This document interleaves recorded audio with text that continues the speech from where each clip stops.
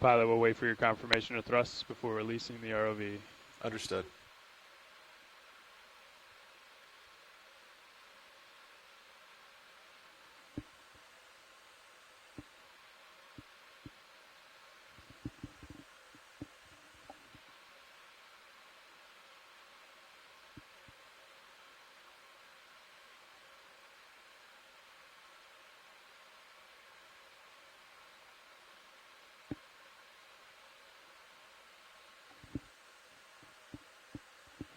Pilot has control. Pull the pin. Stand by for lines, pilot. Okay, lift line's clear. Bring your head around, make your way to center line, please.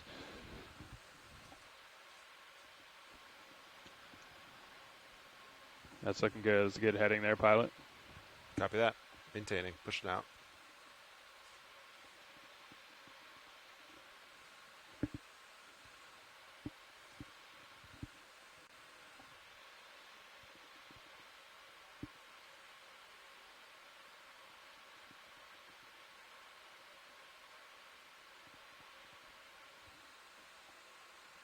All right, lining up. Yeah, it looks good, pilot.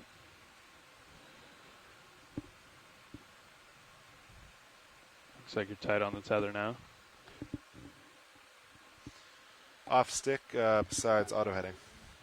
Copy that, auto head in. Stand by for streaming.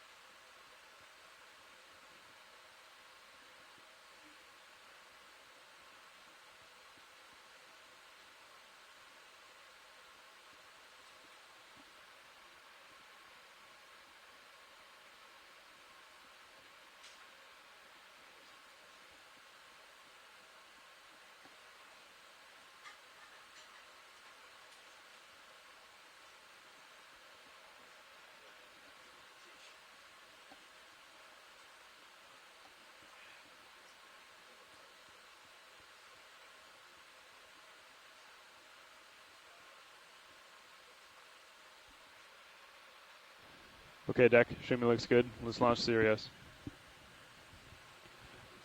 Pilot, if you could start to provide some slack in the tether, please. Copy that.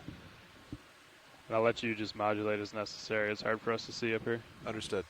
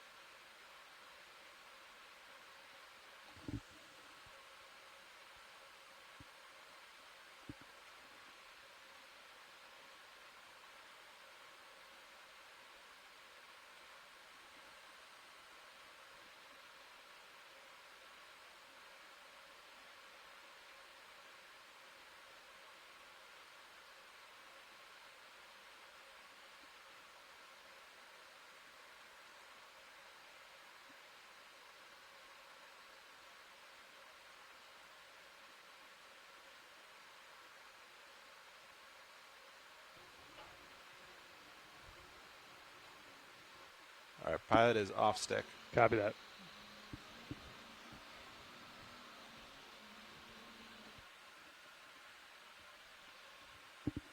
Turns are reset.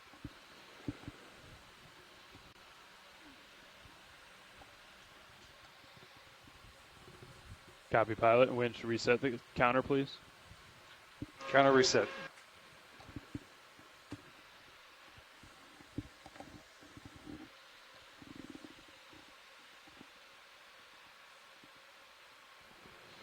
Deck disable A-frame, please.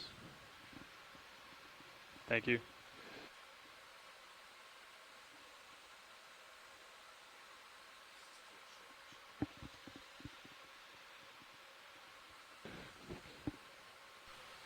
Pilot, is the control room ready to continue with descent?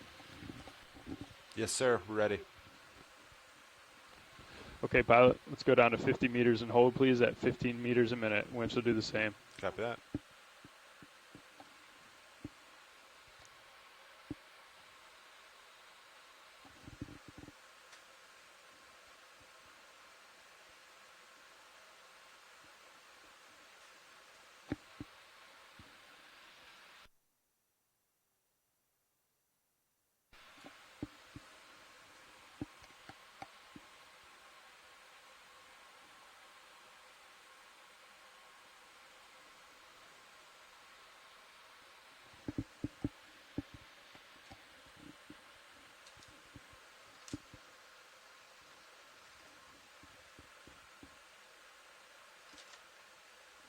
One 0 meters, wire out.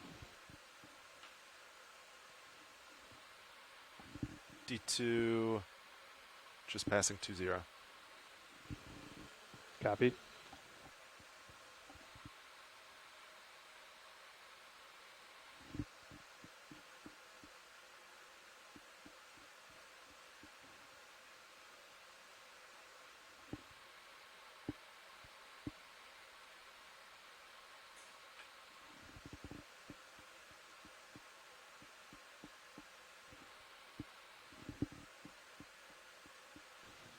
Two 0 meters, wire out. D2 just past 2.5 meters.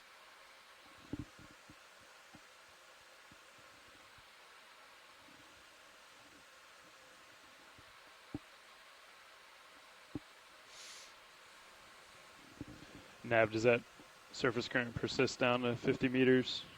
You want us to bump our forward speed up a little bit? Standby 1. Roger.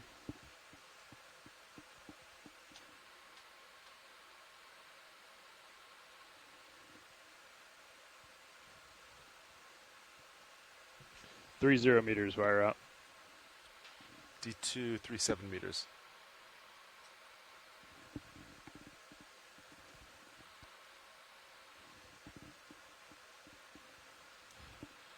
Dive soup nav. It does persist a little bit. It clocks a little bit to the east as we descend. Also, we have good tracking both vehicles. Copy, good tracking. We'll keep it as we have it then. Copy.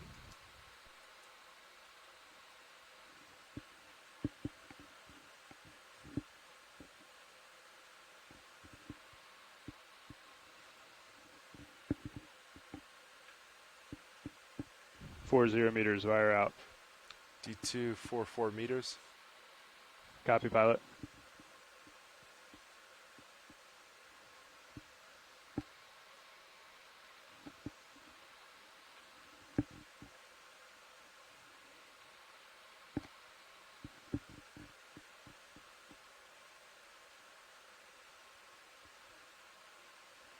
Stopping just below 50 meters.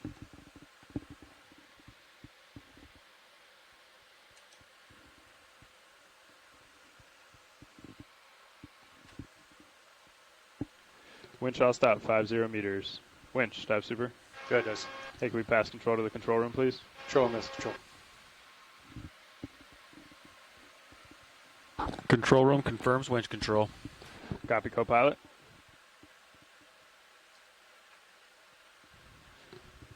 Pilot, dive super. Go dive super. Hey, you guys are free to continue descent at your discretion. Understood. Thank you. Nav, dive super. Go ahead, dive super. Hey, how's our approach to waypoint 1 We're approximately 355 meters from waypoint 1. And at that rate, should take us less than 40 minutes or so to arrive if we go decimal 3. Okay, understood. I'm thinking we pass control back up to the bridge as we have it here. Is that okay with you? That works for us. Great. Thanks.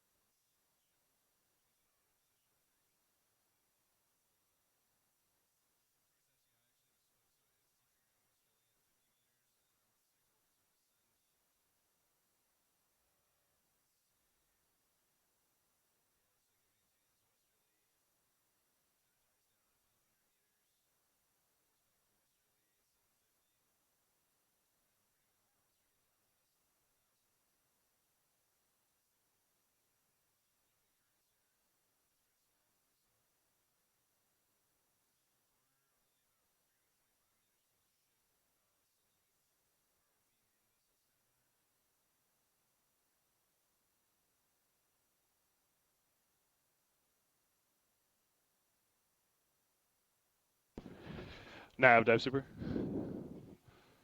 Go ahead, Dive Soup. Hey, we have pass control back up to the bridge, so why don't you work with them to get to waypoint 1, and I'll pass comms back to you. Roger that. Nav has comms. Thanks. Roger. Roger, Nav has comms. Dive soup off comms.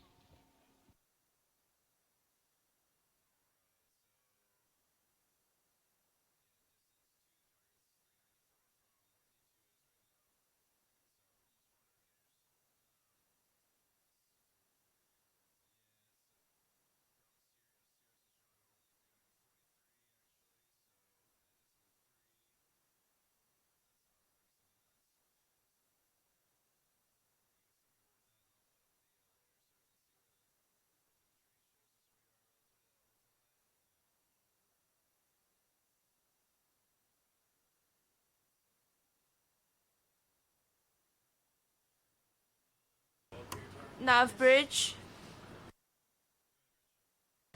I'll just we can get into auto position whenever you are ready. Would you like to do that right now, or like steaming ahead a little until we get to the point that you want?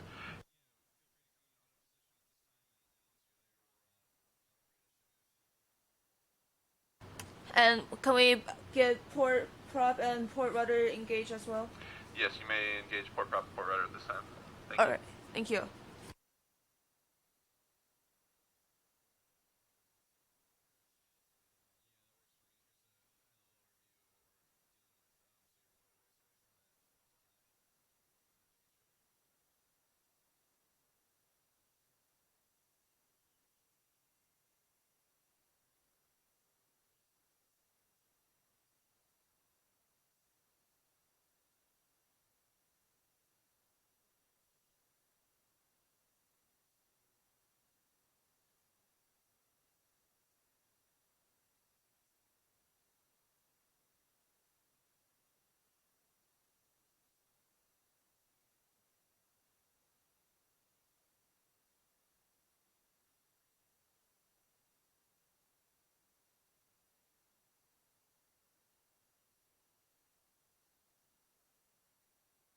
ROV Nav, winch.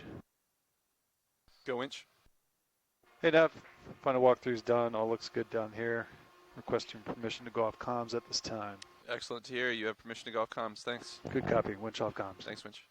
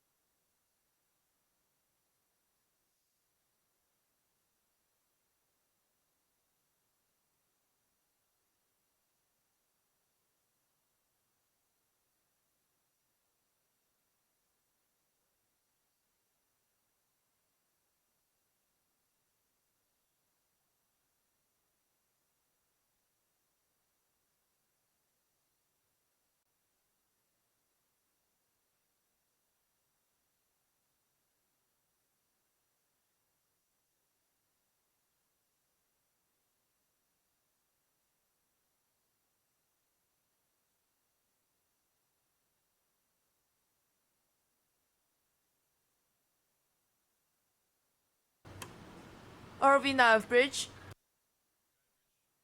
We're in full auto position now. We can make ship moves if you all want. Good copy.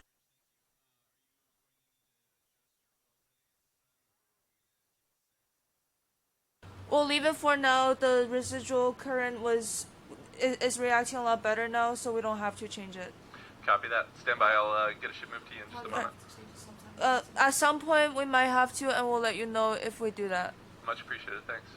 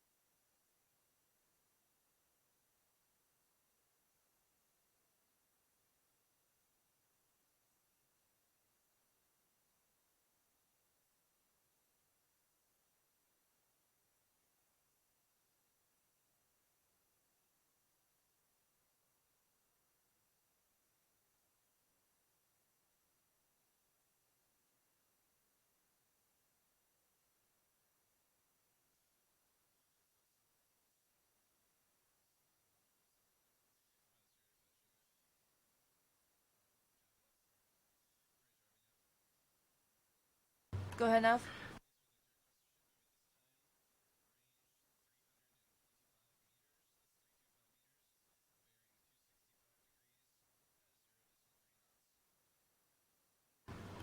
Ship move. Range 325 meters, bearing 265 degrees, speed decimal 3 knots. Good copy. Thank you. Thank you.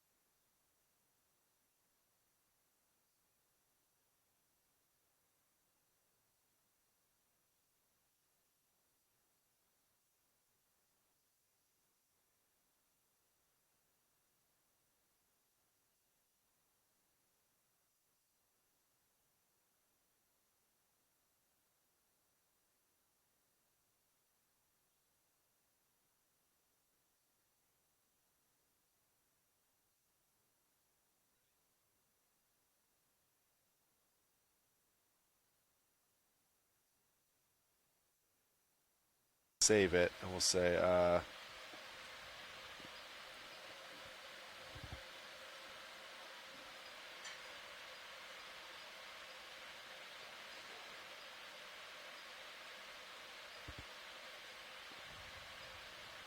let's call it test, right?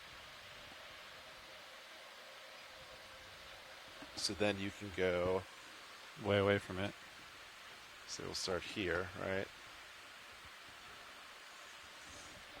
Oh, I want a white balance. So then go into play, test, Align manipulator. and you can see all the red. Yeah, find all the pots. And once you find it, it locks It locks it, so that you can't. right? Shoulder azimuth, yep. And then, So oh, okay, so once you, yep, boom. so then boom. So now I can no longer move it Oh, unless you could. I think how do you get out of this now? just exit. And now, so What do you mean? you've done white balancing. Now how do you get to normal mode? Just to drive it around. Oh, so I think if you just index, well, just press exit, and then just index. Okay, So now you're normal, Roger. right? Got it. So exit index. Okay. So essentially, it like indexes in every joint. You can exit out of that mode and then index back in. 5, streaming looks good. Comps look pretty good.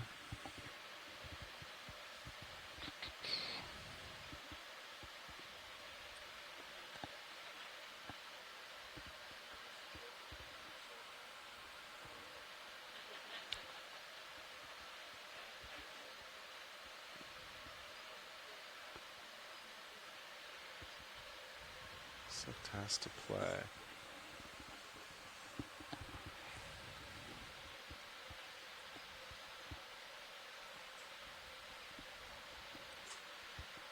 Yeah, I don't know how to look about it, how to delete. You want to delete routines? Delete all these tests. Yeah. Delete all these, Yeah. and then just do freshies. So at the beginning of every cruise, because they drift, Mm-hmm. you could. What if you push and hold? Is there? An I option tried for that; it didn't work. Oh, I know. It seems like there should be. There's got to be like a menu that you type the code in. You know what I mean? The 4-digit code to delete. So this is the play menu. Did you see if there was? I haven't dug Haven't through. explored like setup or anything I like have that. not. Okay. Mind if I Sure. task utilities? That's probably not it. Delete task. Delete. I guess it's a task. Yeah. There we Oh go. yeah. All right. So delete all those now. All of them, Yeah. one at a time, deleting. Well, that must feel good, huh? It does. Clear the board. I'm not gonna lie. Nice. There you are, pilot. Wow. Thank you, Nav. Delta 3. I'm gonna increase C bias a little. Let's see. We're starting to stream back to the east. Looks good. So then, let's see. Hey, Roland, we're not going to white bounce right now, but I'm just setting up the positioning. Could you zoom in for me so I can center up? Thank you, sir.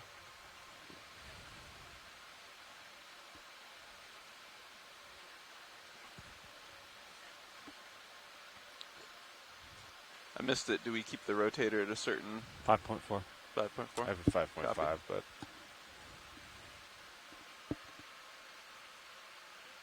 Is that the newly determined value after our modifications to everything? that's actually the old value. That's the old value. Copy that. If you wanna-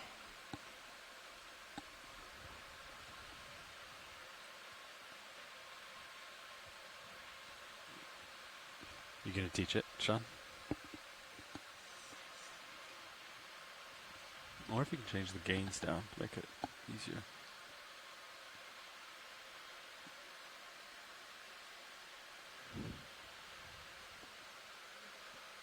So what I did last time was that I I would lock in my joints, so there's less movement. Oh, look at this. Here we go. So joint lock. So let's see. Say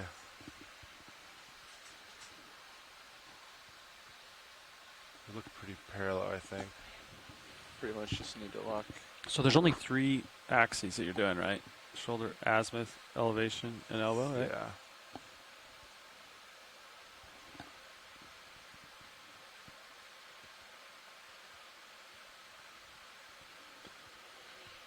Yep, all 3 on the right.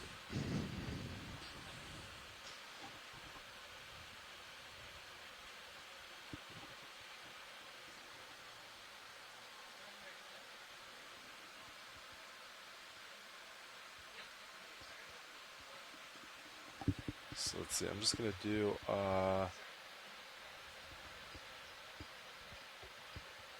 Say I locked everything besides shoulder azimuth.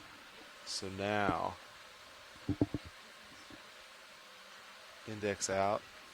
And see how much smoother that is.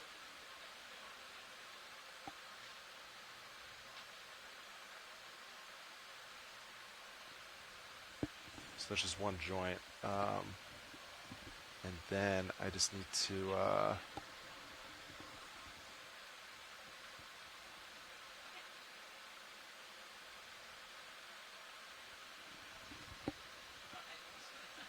and then if I just come down a hair, so I'll lock that and I'll do shoulder.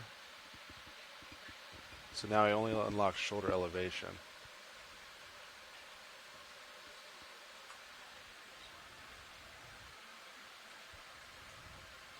Roger.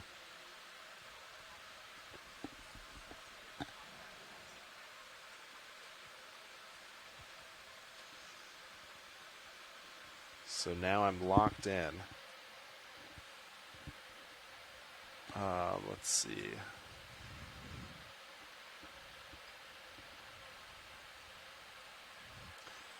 Azimuth. So then, so we say we call this center. Oh, delta 10. I'm going to back off some. Roger.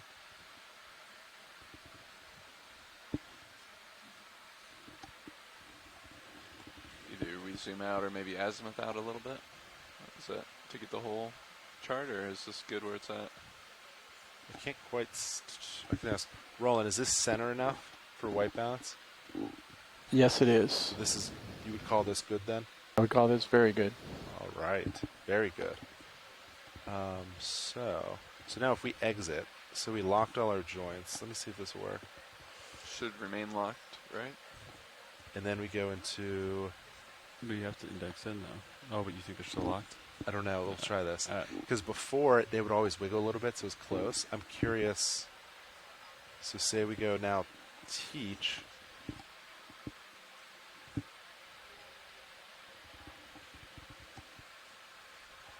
So John, when I index in, can you press start and exit?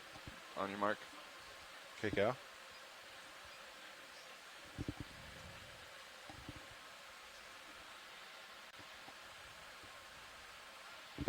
All right, so now save that. Size is 0. Save as new task. Save white balance 1. WB1. SK.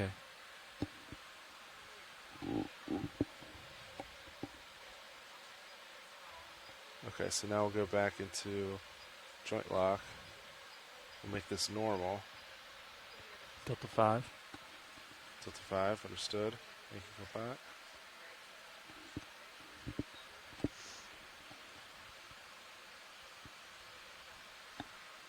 So I'll put it back. And now we'll do, let's see. We'll go into teach, play, white balance 1. And we'll see what we got.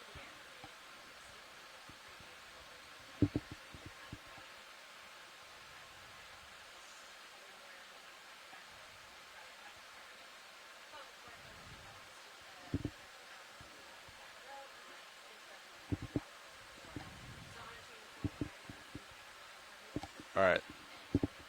So now, Roland, if you zoom back in, how close do we got? Ooh, it's still off. So I think there's a little. It's not perfect. Shoulder. Yeah, shoulder azimuth.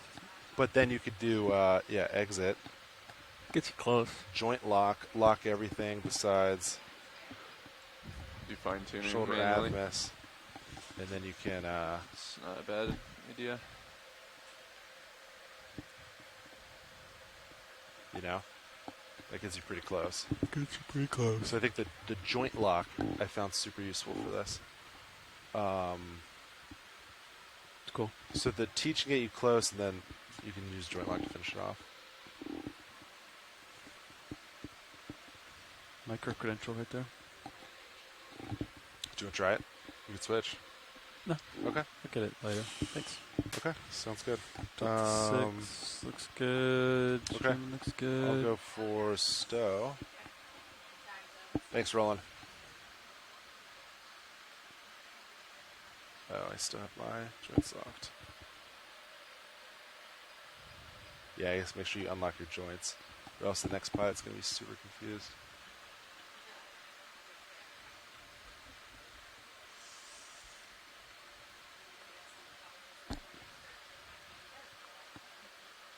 Nice.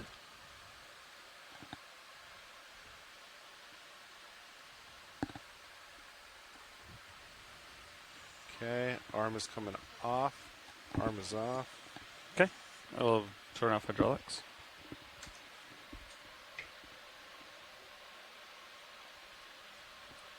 Thank you, co-pilot.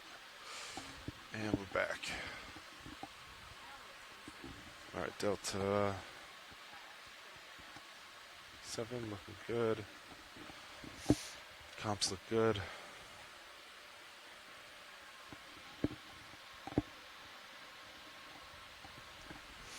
Fibers look good. They do look pretty good. Winch looks good. Comps look pretty good, eh? I sure do.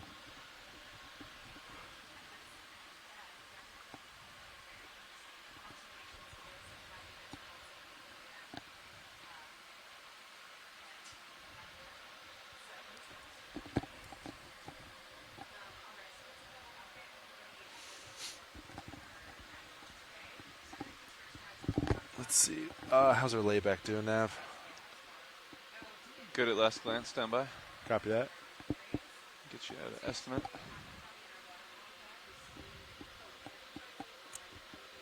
I can come off forward way a little bit maybe this time. Just had an erroneous ping here. Stand by. Oh yeah, Sirius is on a little.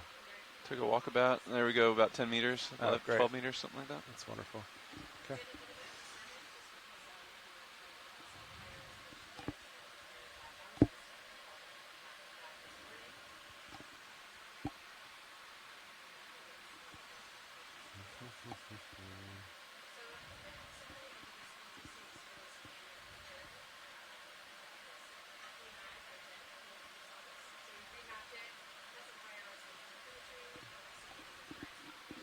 Came out of hair on Ford Way, down to 19. Delta 6, good.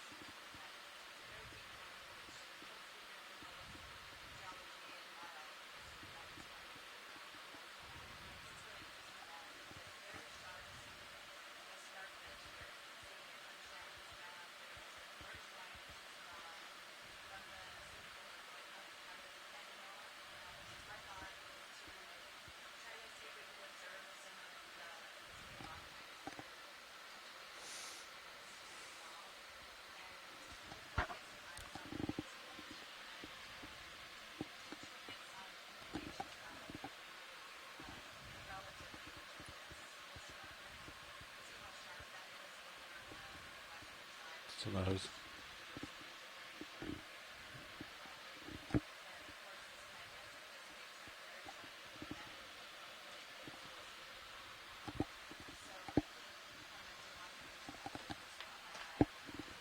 Dive 2? Dive 2. July 16? Affirmative. Comps look good.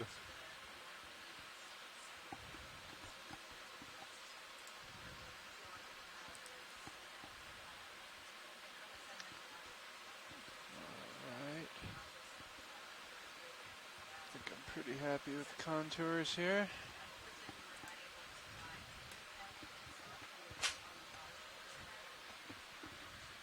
Delta 6. Stream's looking good. And bottoms, what again? 23? 2334. 2334. Just about to pass 1,000 meters, heading down. Looking good. All is well. Wouldn't that be nice to get altitude lock at 300 meters out? We can dream. Really would be. It's not a bad dream.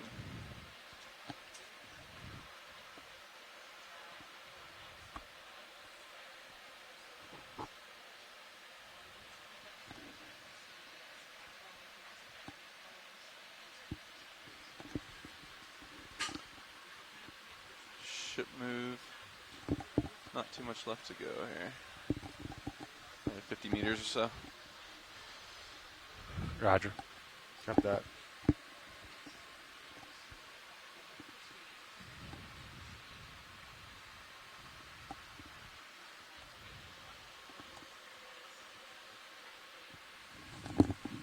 Oh, there it goes.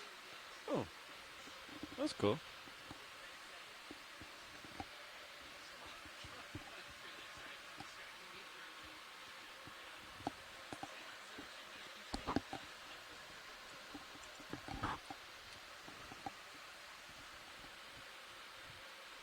Alright, I moved your minis this. I'll move it back. Sorry. Thank you, Dad. RV nav bridge. Go ahead, Bridge. 50 meters to the end of our move. Good copy, thanks. No worries. That looks good, Nav. That looks really good. Thank you, pilot. What is this? Oh, sorry. My co-pilot. They do it on purpose. Thank you. I am good. No, I was just talking about the Oh, the mini Zeus. Oh. Not you personally. Oh.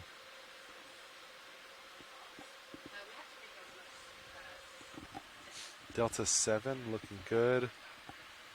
Streaming's good.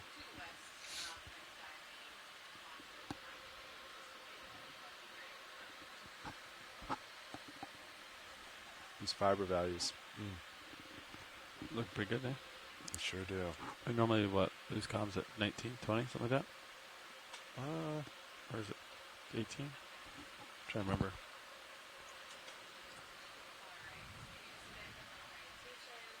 Like Maisy starts flickering at like 18, 19.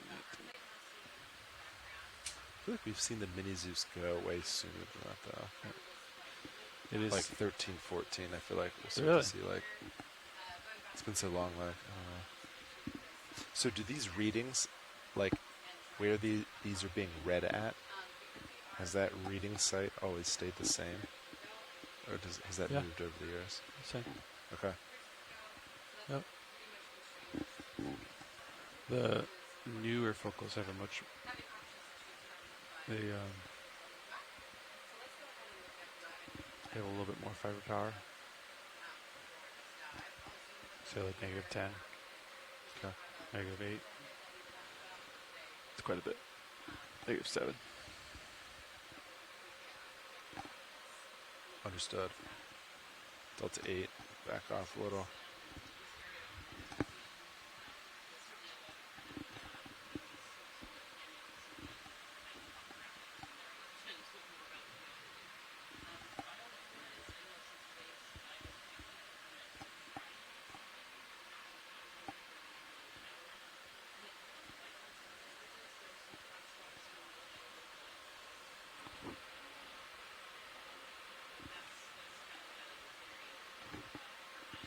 Push out a little more, just to keep the string a little straighter.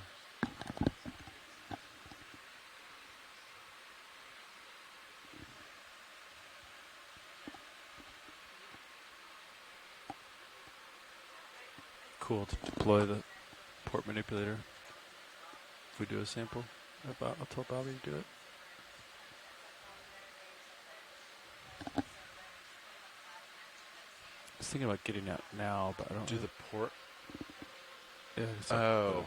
the tactical Yeah. program. Ox One. Yeah, Ox One program, but I don't want to do it now because like I feel like I don't want to snag anything on it, right? So Yeah. safety, keep it tucked in for Makes safety. sense. And then once we're at the bottom, then we can do that, right? Yeah. That seem reasonable? That'd be nice if we could just, if the shilling had the capabilities to be taught.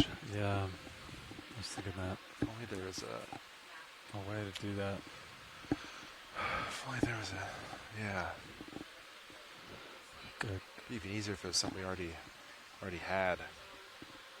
You know, access to. Yeah. All the mounting parts and stuff like that. Yeah. Bottles, cables. Pilots, here's a little overview of our dive site, if you'd like to see it. This is the Big Bend Canyon feature that we mapped last night. What's the name of it? It's called Big Bend Canyon. Big Bend. And originally we were potentially looking at an ascension up this face here, but we determined currents might be a little too strong in the canyon. Yeah. Also with the surface conditions today, coming from a southerly perspective works a lot better, more safe. So Understood. we found a nice little ridge here with 4 waypoints. We're going to try to make our way up it. Sounds good. I think Back Row Science is presently discussing this whole kind of face. Almost looks like it could be, forget what they called it. We'll have to work with them. Looks like it kind of sheared off though.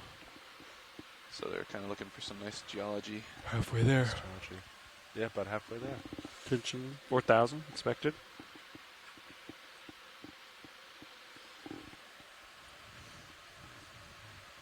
Fish. Streaming looks good. Push that a little bit more. Go a little straighter. Copy. Delta 5, looking good. 5-6. Comps still look good.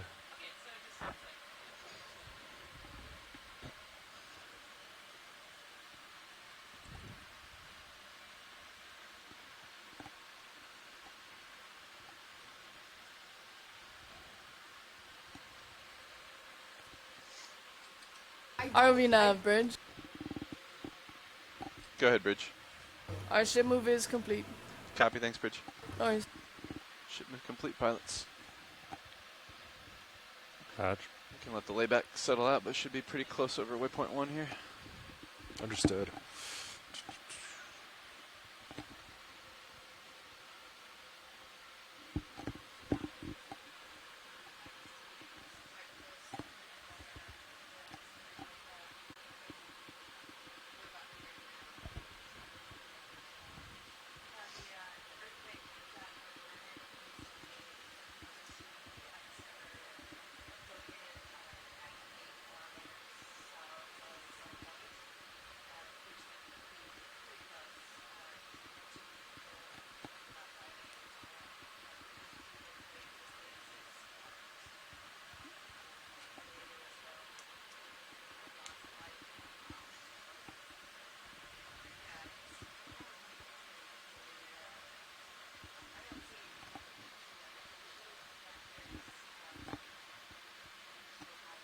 Increasing Z-bias a little bit. Delta 4. 5-6.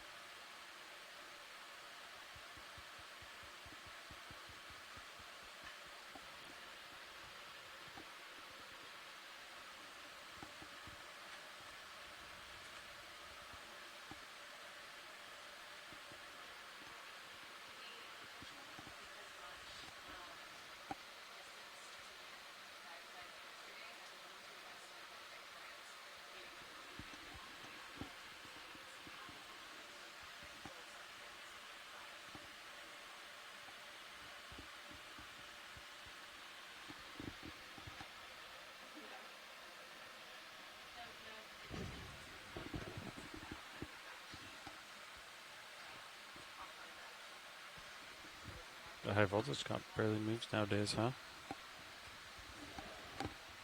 So big. Mm-hmm. Same with J-Box. It's like cozy, you know? It's like putting a sweater, warm sweater on winter, having all that volume.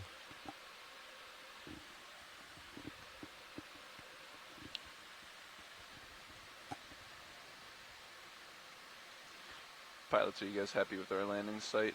We don't want to adjust it at all, do we? I think it looks good to me. Okay. So Bobby says, but Yeah, it looks nice and flat. that's great. Those are 10-meter contours, so Yep.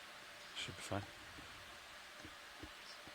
It's about 80 meters between those two, 60 meters between these, 70 meters rather. Understood.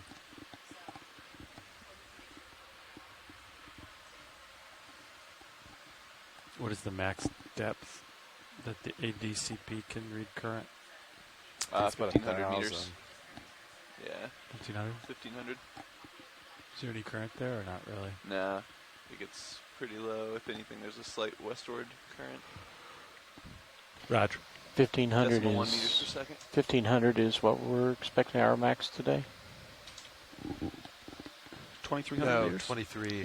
23. We're talking about Just the current. how deep current. the ADCP can view Okay. current. We're going past that. Going into the unknown. Davy Jones locker. How deep do orcas go? Deep is number 1.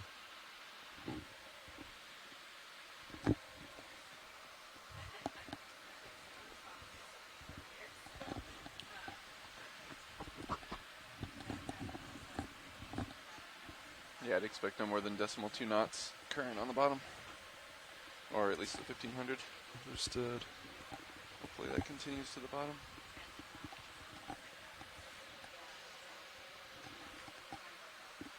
I'm going to back down forward way a little bit. See if that works.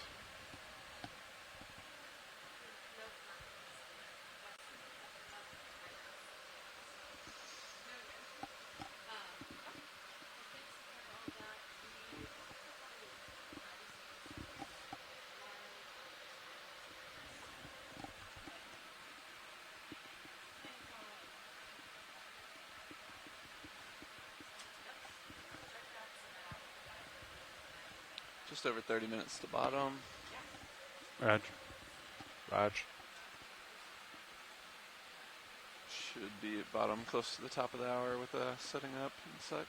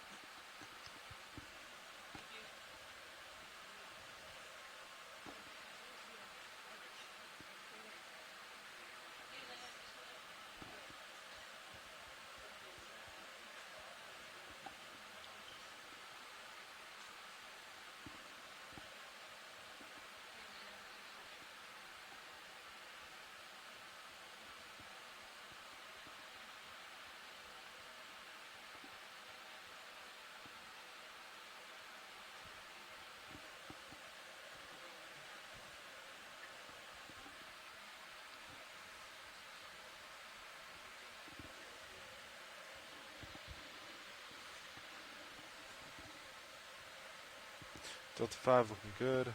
Streamer looking good. Comps look good. Fiber values look good. Roger. Everything's looking good.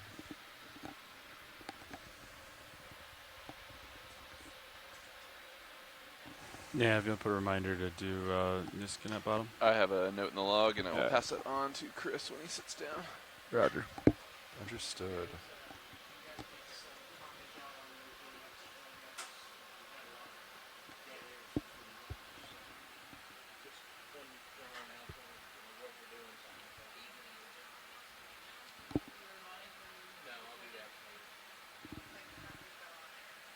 Three. Delta 4, Delta 5 looking good.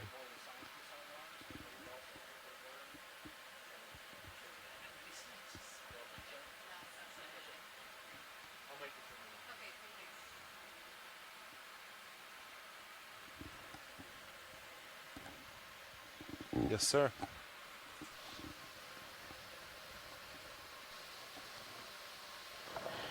This is Okeanos video engineer Roland Bryan making a general announcement to all those on the ship and the shore. This is a notification that all audio associated with this dive will be recorded with our archive video, as well as being streamed to shore via the satellite in the internet. Keep that in mind as we proceed with the dive today, and enjoy the dive. Thank you.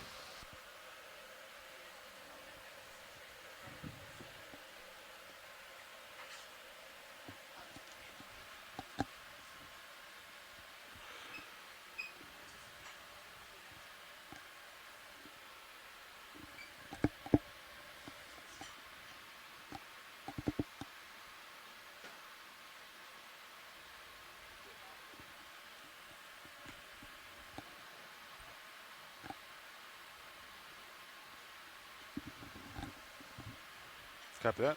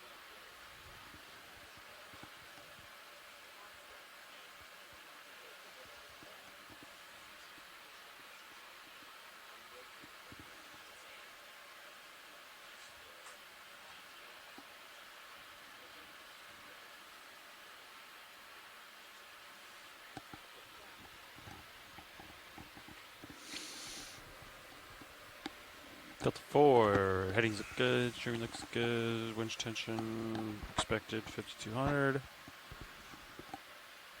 Comps look pretty good.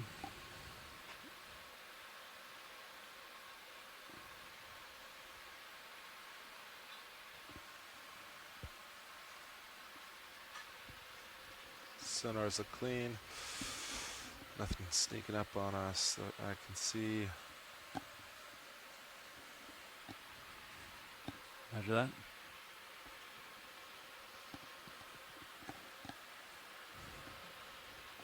Bringing the Tasman a little deeper today. How deep did we get yesterday? Well, 2,000? 2. Yeah. So yeah, 500, 300. Get some change deeper. Roger.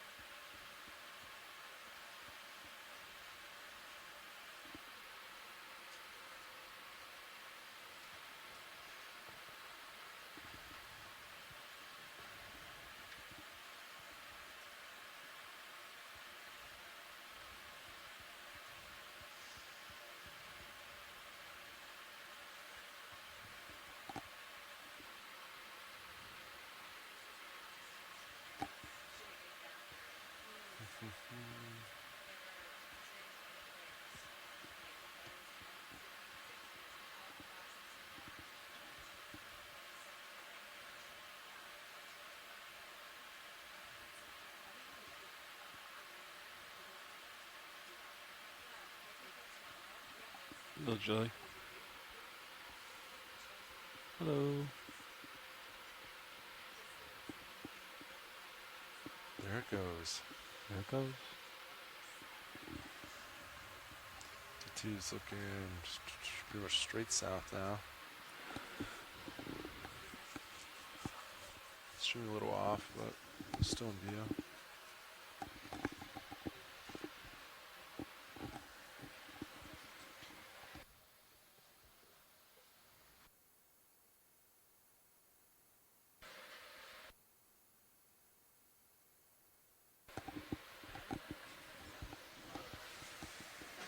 You know what monitor number this is?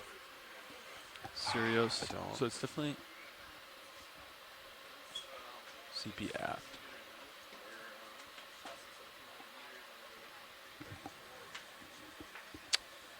We don't have it.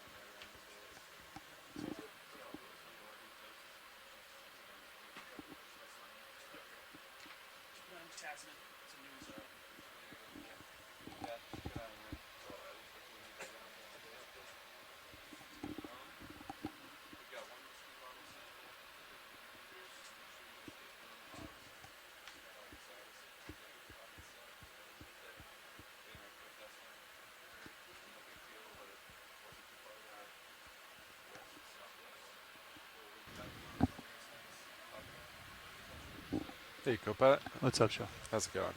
Good, man. Good. Delta looks good. What's expected bottom? 2323 and some change. 2330. Copy. Stream in. Looking south now. We're a little more to the east. Now we're pretty much straight south. These are all chanked up. Yeah, I just moved mine up a little bit. Some hand room. Comps have been looking good. Everything looks good from what we can see. Yep. Stream's looking Serious pretty mode good. comps a little low, right? 53, 52. That's what we were seeing on Shakedown. It drops the quickest, then it just levels out. Yep. Okay. It's a low volume, so I don't know why, but it seems pretty repeatable. 30 meters a minute. Good.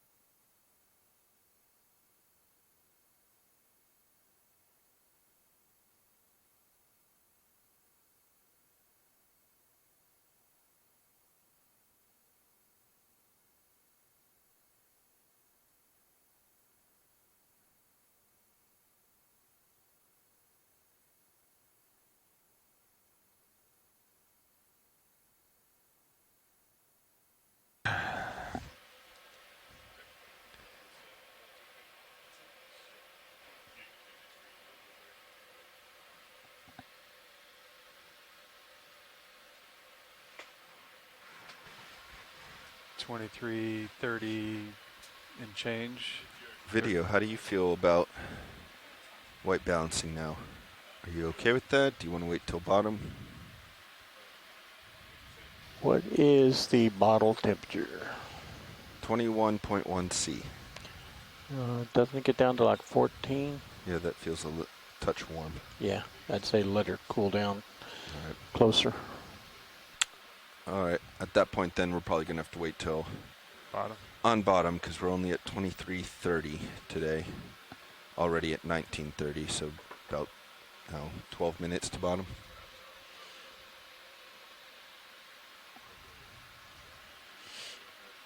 Sounds good. We'll do white balance on bottom.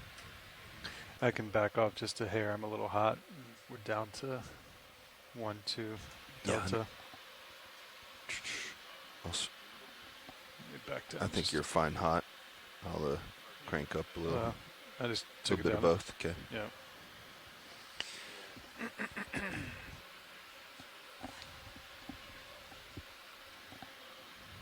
$29.30 feels better.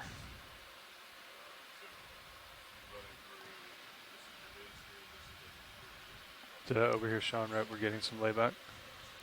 I think he was saying that when he had more forward way on D2, that he was starting to pull Sirius away from the tail Copy. of the ship. So he backed off his axial forward.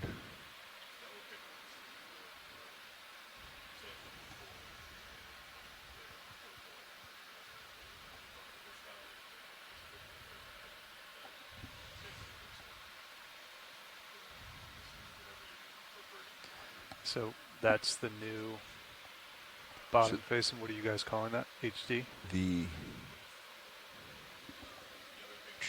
HQ, so Which one of those two is it? FlexLink cam test is the new aft one, which is your top right camera. Copy. So this is the HD cam. No, you don't see HD cam right now. That's not that guy? So top right is monitor 7. No, the one next to it. Yeah. No, that's Usually the fish guy. That right now is just a duplicate of your Zeus. Oh. So you could change it to CP test 2, which is there. So it's right next to the Cyclops camera. Right. Top right. Look top right at your view now. Oh, gotcha. Thank you. So that is That's the new. That's the HD cam. it's one of the small cams that we're hoping to replace. That's this guy. Yes. Okay. Should be. That's what we're hoping to replace the analog Cyclops cam with, is that top right view. So we're missing the fisheye right now. The fisheye is the Cyclops. Yeah, that's not currently up on the screen. Right. Why? I think it's usually up top right. Slid down. There you go. No, we normally don't have our down-facing cam duped though. I think we always do, because this one's changing for sampling and stuff, and we always keep Zeus Plus up there. I don't think so. We can go back to the other one. What is it? Test 2? Test 1. So it's usually the two tails next to each other, Zeus, and then down, from my memory. Because when we're sampling, Copilot can still look up there to see vehicle positions. Yeah, I don't recall that being the position. What would you think that's down? Then what would the top right one be? Pilot, I guess. Well, yeah. we've got 1, 2, 3, 4. Yeah, I guess it would be pilot or Yeah. comp.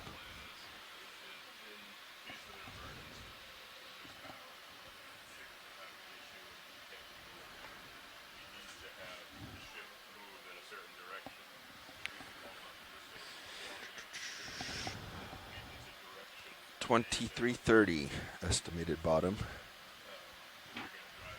120 from that. It's 22.10.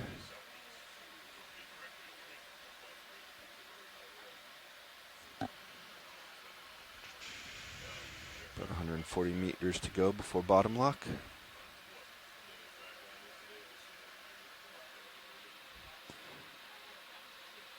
Are we trying to get the shilling out in front? I think once we're on bottom and set up and moving, if that's something you would like to play with, you can. Well, I didn't know if we were trying to get that for... Not today, not for bottom acquisition. No, not for bottom, just to get it out like you guys had it the last couple of weeks out in front. I think that's up to you if you feel comfortable doing that. There's no directive. Okay. I mean, I'll get it out if that's what we want to do. Doesn't matter. It's not an official product yet, so Yep. up to you. Pilots, if you have a second, I'll go over our dive plan for the day. Sure. We're going to be landing at waypoint 1, which is down here, and we'll be making our way to the northwest up to waypoint 4. We have a significantly large feature over to our northwest here. Around this corner, we're diving on the southeast side of it. Bailout will be set to southeast today. We'll land right around here, waypoint 1, acquire the local high, and then make our way up to waypoint 2. It's going to be roughly like 30-degree slope according to HiPAC, so that could be pretty steep in some cases, or in some places. Any questions, comments, concerns? Feel comfortable? Copy. We're doing Niskin at bottom, right, Lars? Yes, they've already done 1, so we'll be firing Niskin bottle number 2 at bottom. Copy. And we'll make sure that Science and Clippers are aware of it.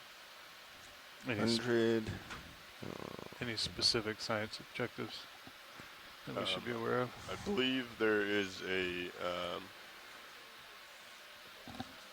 theory that there's going to be quite a few geological samples down here of interest, as well as biological. But I think a lot of it's Squire bottom, follow the local high, try and get some good views as we see them. Copy.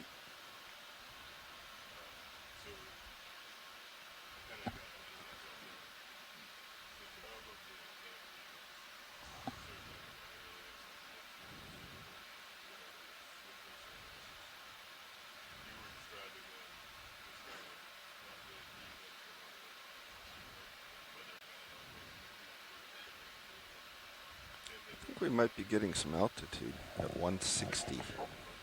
Yeah, I was just checking DVL. Okay, good morning, everybody, and welcome to dive number 2 of the And Seascape it's Alaska 3 slowly counting expedition. down every time it flashes. It's We're going not. to give you a little dive well, brief today, it's at just to say 158 where we're and going jump and back to what we hopefully 160. might be seeing. Yeah, but I mean, So my that's- name is Rian Waller. I'm a at this deep sea far range, biologist I'd say from that's the kind of University of in the Gothenburg in noise, but Sweden. it's generally trending Yeah. down. It was 170. And I'm Jennifer Ashoff. I'm a moved geology to professor from the 160s. University of Alaska at Anchorage. My background is in sedimentology and stratigraphy. Yeah. It's 150, Okay, and 148. just before we begin, that we'd like to matches acknowledge where we're 2170. working today. So as we proceed to explore the deep waters off the Aleutian Islands, we respectfully acknowledge that we are working within and around the traditional Alaskan native homelands of the Sugpiaq, Alutiiq, and It's pretty Unonga. nice if it's We acknowledge the native homelands and That's honor the the new norm. indigenous knowledge and heritage of these coastal communities and their relationship with 140, the ocean. We will work with 135. care This is not to supposed to be disturb flat, the right? Alaska native Yeah. uses of the ocean Where environment. do you want- Relatively. And we look Where do you forward wanna to building stop? upon this indigenous knowledge to add to our collective understanding of our oceans. 2360. And with that, we'd like to give you a little bit of an introduction on where we're diving stop today at and where we're going to be. And I'm going to hand that 30 over to Jen meters. to give us some geological context. Yeah, we can get 30 meters. That's fine.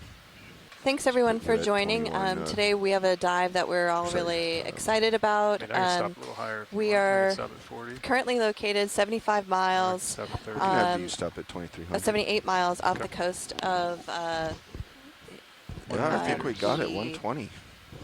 DVL. Shimmigan Islands. And our dive Solid. depth is going to be down to Lars, for your note. 2,335 meters today. I think we We saw expect our altitude at transect 170 length to be today. 720 meters from that, Really? from the Altitude? bottom going not up. super locked in. The feature that we're but going to be it hit a looking at 170, and there were a is couple jumps, a 150, submarine. We're looking at a submarine 170, canyon, and it started the edge of a trending submarine down. canyon that has a I really think we got some initial interesting pings there. That is bend much in more it, locked in and now. there Feel seems to confident be say a like that 130 there seems to be number a is pretty spot on? promontory About on the 130 it really western kinda edge locks of in. this particular You'll canyon. start seeing If the we could could zoom in drops. on that, that would Copy be that. fantastic. And so Prior to that, it kind great. of jumps all over the place. but So this you see it. canyon is about 2 kilometers wide and around 1,600, actually 2,600 meters deep. And Altitude 90 we're not meters. able to dive in the middle of the canyon, but we were able Nothing to multibeam to yet. get operational conditions 90 to meters puts dive us on the at margin of this canyon, which 23, is going to be on the 25? western opening of this canyon. matches. The canyon is a very good place for 80 a meters, yeah. wide range of organisms, so I think Rianne will be excited about some of the animals that we'll encounter today. From a geologic perspective, this is a pretty interesting location because of the very sharp break and slope that is observed near the bottom of the dive site. Yeah, it puts us about and, 2320. I'm sorry, I there's don't want a to come down right on the bottom, disturbance so here let's in the, I'll do a little so shy.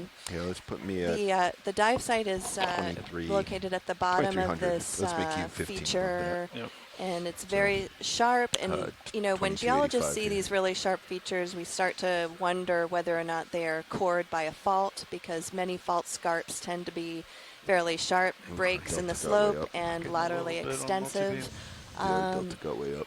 And so Just the backed up a geologic bunch. context Copy. for this dive is really interesting in You the want me to keep terms going, or of you want me to wait? a convergent you're plate fine. margin. Just So as you backed up. know, the Well, I'm getting ready to stop, so I just Aleutian wanted to make Trench sure you were is just down towards the south happy of with our that. dive site, and the Aleutian Trench forms a very Yeah, I'm ramping important down. convergent Okay. plate boundary on where the Pacific plate is obliquely subducting below North America.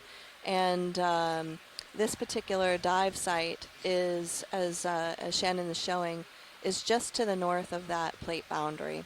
And so this subduction is giving rise to the Aleutian Island arc towards the north, and some of the volcanic activity as you subduct the oceanic have slab nothing over beneath, here. in this particular place, beneath continental crust.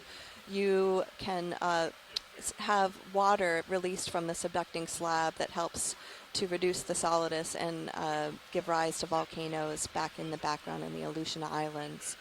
So geologically, the context of this dive is very Does that important. match? And you 40 can also meters? see that the dive site is located Alright, I'm just rolling off of off. the edge of the continental Coming to an easy shelf. stop here, And during the 2385. last glacial maximum, the glaciers would have migrated out to that edge where Shannon is showing there, very close to that edge. And so on the shelf itself, the water depths are only about 100 to 200 meters deep. And at the last glacial maximum, the sea level would Alright. have come I'm all stop on about to winch, that level there. 2285, So the wire up. glaciers Okay, let's go extended ahead, all the get way auto across heads the in. continental shelf. The sea level ahead, was much gauge. lower. And so some of the features we might see below that region could have been influenced, first of all, by the structural geology related to the subduction of the oceanic slab at this trench, but also by the glaciers that may have brought sediment to the continental shelf margin and could have helped carve this very interesting canyon feature that we're going to be investigating today.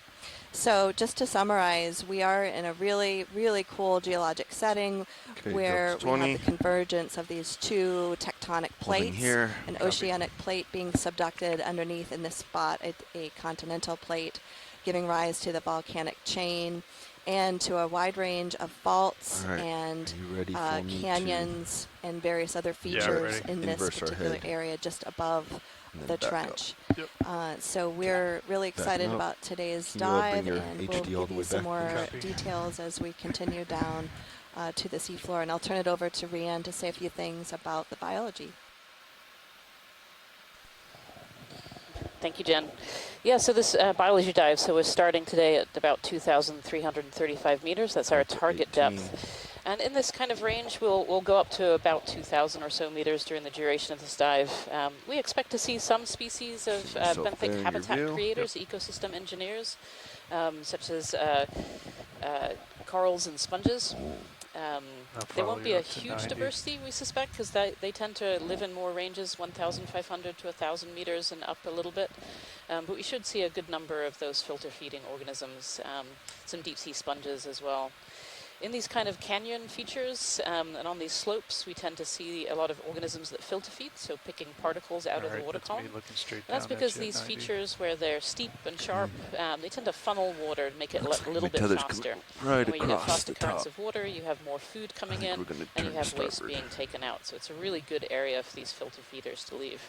So super excited to see what we see today. There's a fair amount of information on the biology in shallower depths in the Aleutian chain, but not so much in these depths. Come So starboard. it's a super exciting dive today. Nothing on sonars. So with that, I'd like to welcome you again to dive number 2 of the Seascape Alaska 3 expedition. And That's myself not and Jen are the 2 right. scientists on board the Okeanos I'm gonna come Explorer back right to now, but we port. have a whole team of scientists Let's have behind you us as change well. your So we heading. have a Yeah. science Get chat room underneath. that you might hear us mention, Yeah, where that scientists was from my all over the mistake. globe can chat with us and help us to identify organisms, identify geologic features. So I'm gonna We also have some scientists on forward the again, line as kinda well. center up So the if you're on the screen. phone line, if you don't mind taking just a moment to introduce yourself, that would be great.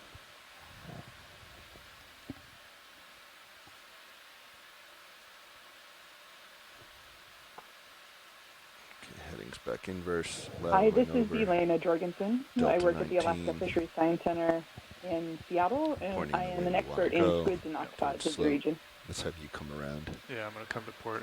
You want morning, to center? Elena. Are you happy with that? I'm happy here. Okay, coming to port.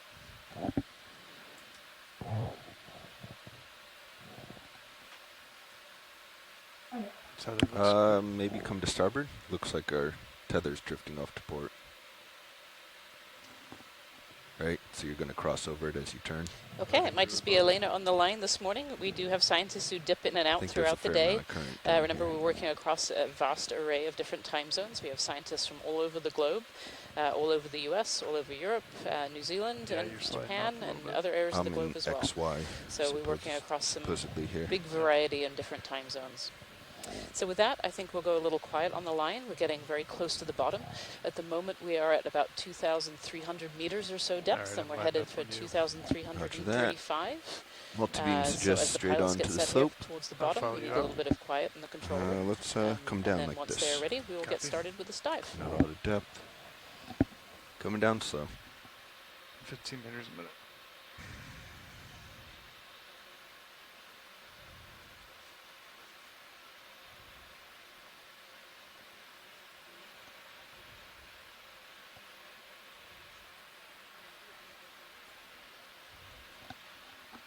Altitude 15. Delta 20, all's well. Gonna center up a little bit in yours. Do you want me to range in your sonar? Yes, please. Altitude 10, Delta 18, all's well. Let's range into 35. We have bottom in sight.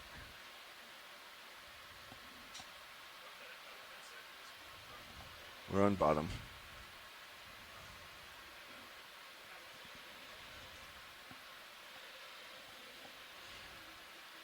Nice job, co-pilot. Nice and slow. Altitude 5. Delta 17.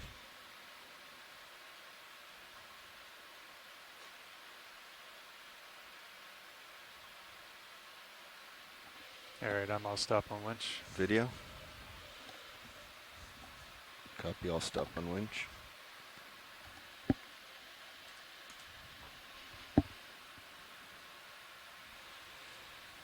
Hi everyone, we're seeing a view of the bottom at this point in time. If you take a look at your screen.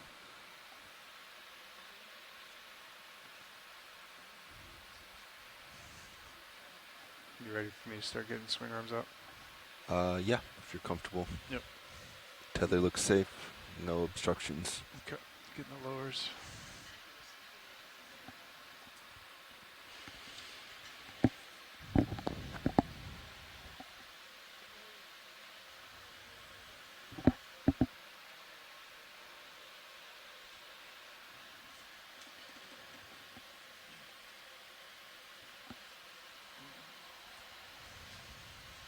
Bridge, this is ROV Navigator. Just Just wanted to call and let you know that the vehicles are on bottom at this time, and when you're available, if we could discuss a brief bailout plan, please.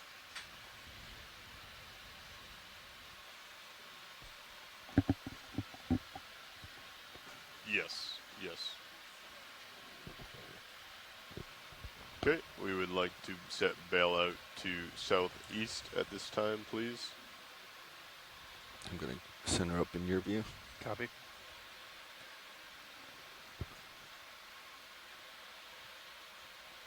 Yes, and also if I could verify that the center of rotation is set about the You want A-frame 'em- at this time, please. Directly 90, or do you like them 45 lowers? What you have is fine. I'll bring the starport side up a little. Yeah, that works. Good copy, thank you. Can you hit the bridge?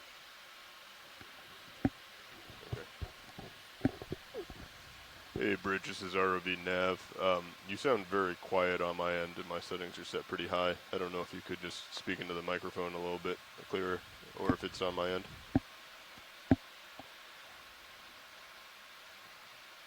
Yes, that's perfect. Thank you very much. Thank you.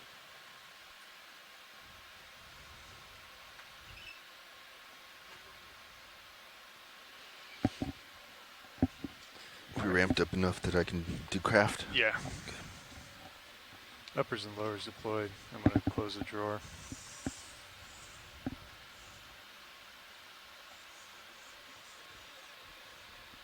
Okay. want me Craft to- arm coming on. Do you Sorry. want me to bring up the... Yes, please.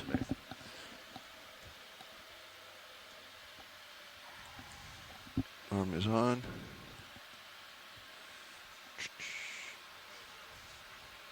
Coming out.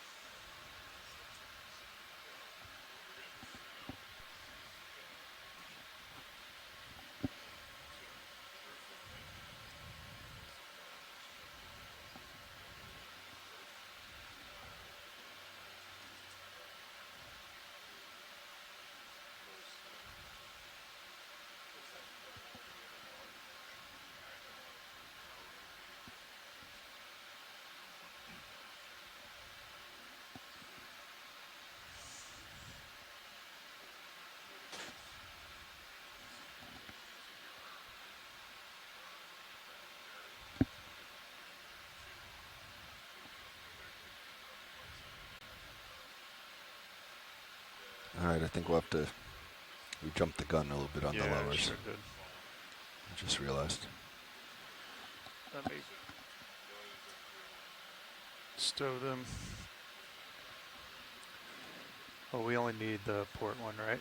And Yeah, I think port should be sufficient. okay, let me stow the port.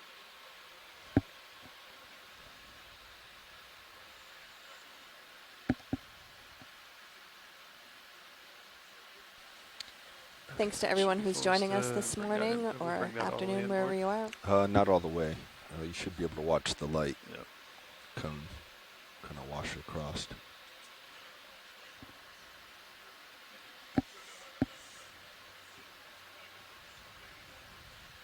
Let me get my view back because I can't see.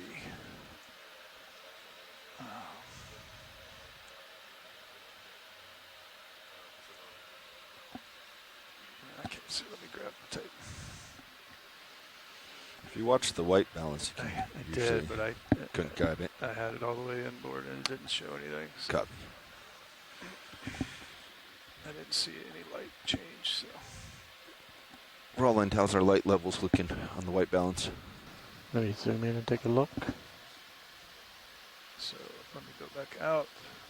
I've got enough light.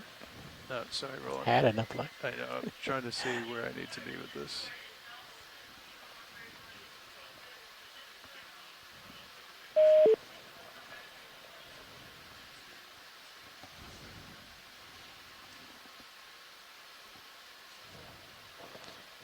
That's not responding the way I would anticipate it would be.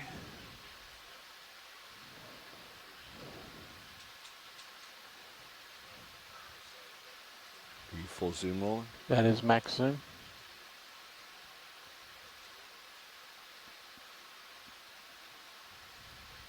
How was that rolling? It's much better.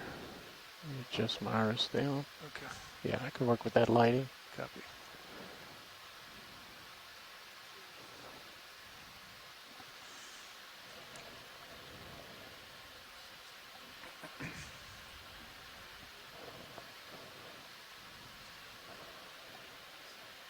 How's that for framing?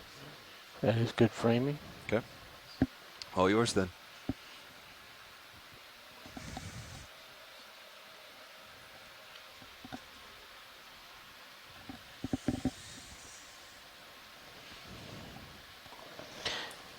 While we're doing this white balance, I'm going to also broadcast my audio on there for a test ashore.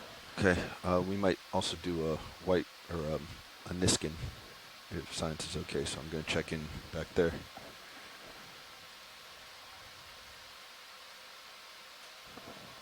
Looks like things are fairly close on the camera. Don't need to go into the advanced menus. So this will be a very quick white Watch balance. lead, pilot.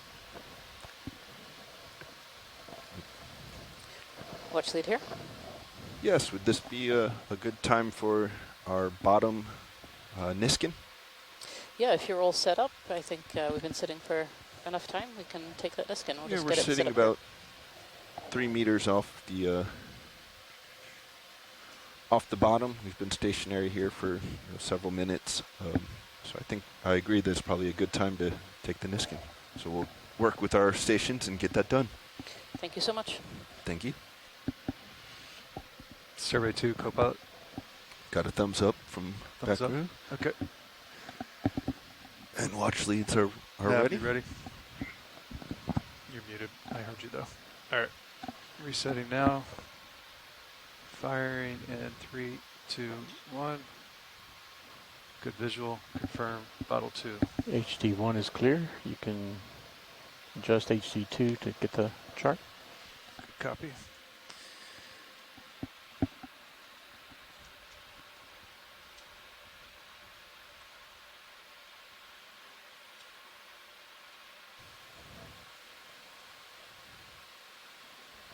I'll now open my mic up to both the left and the right channels for audio tests back on shore.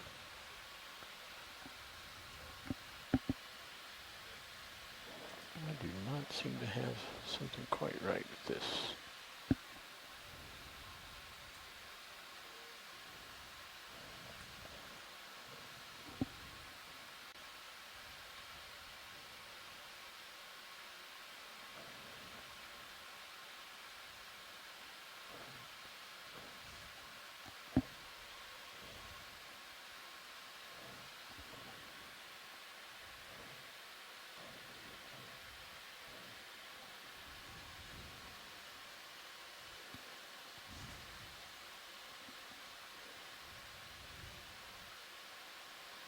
Got a kick for some reason. I got to gain up to +6 on this camera. It's pretty light, huh? Should be the same lighting as the other one, so I'm not 33. sure. Let's the IR filter on.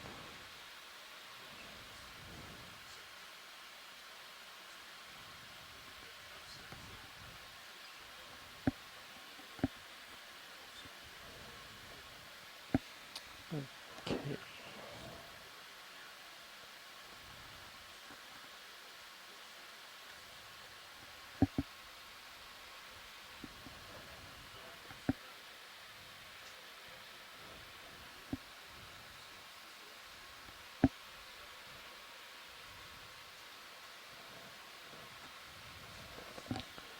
All right, I'm happy with that. If we want a position for still camera chip chart.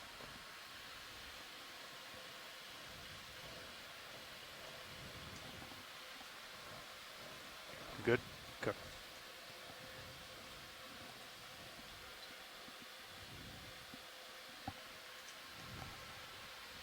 We still need the light for still cam. Copy. Coming back inboard. You haven't changed the lighting. You haven't changed the lighting, have you? I did. I started to pull the lower port. I'm getting it back now. Let's come full wide on HD1. An HD1. Okay, I get thumbs up from Clipper. So Roger that. arms Restoring the clear. arm. Okay.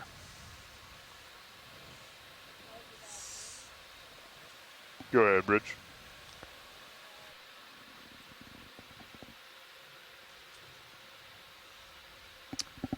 Standby 1, let me double check with the pilots here real quick. Pilots, ship wants to make a heading change of 10 degrees. You comfortable with that? Yep. Copy. Bridge, ROV nav. We are ready for that 10-degree heading change. Craft Thank secured. you. Copy.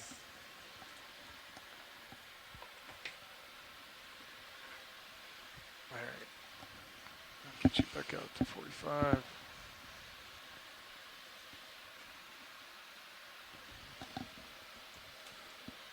Watch lead, pilot. Watch lead here. Yeah, thanks. Thank you for the patience getting on bottom.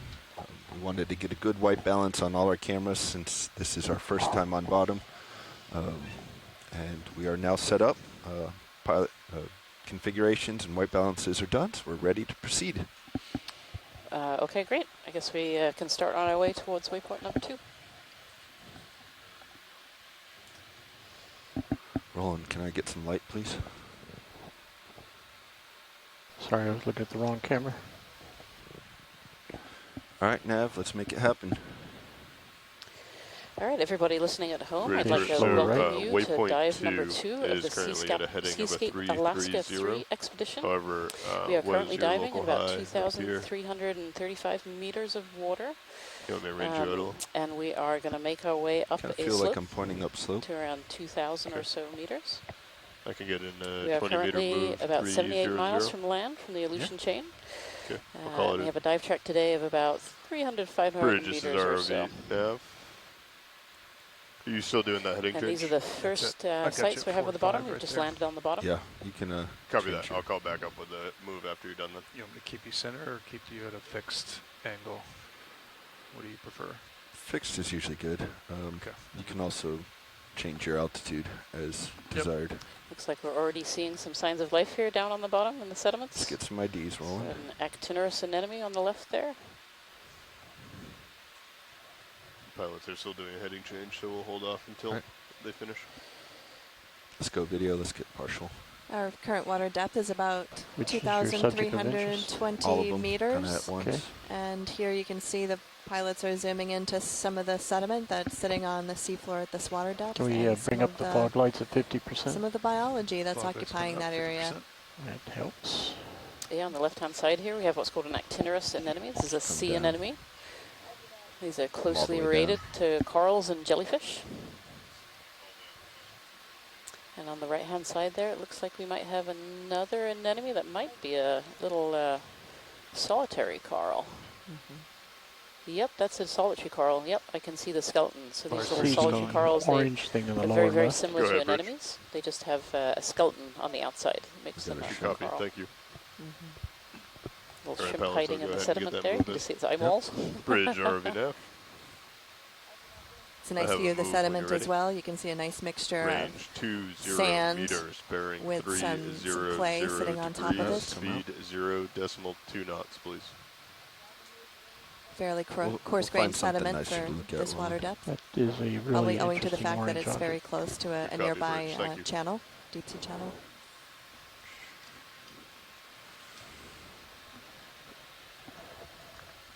Chris, why don't you come down a few meters? Copy. If you don't mind.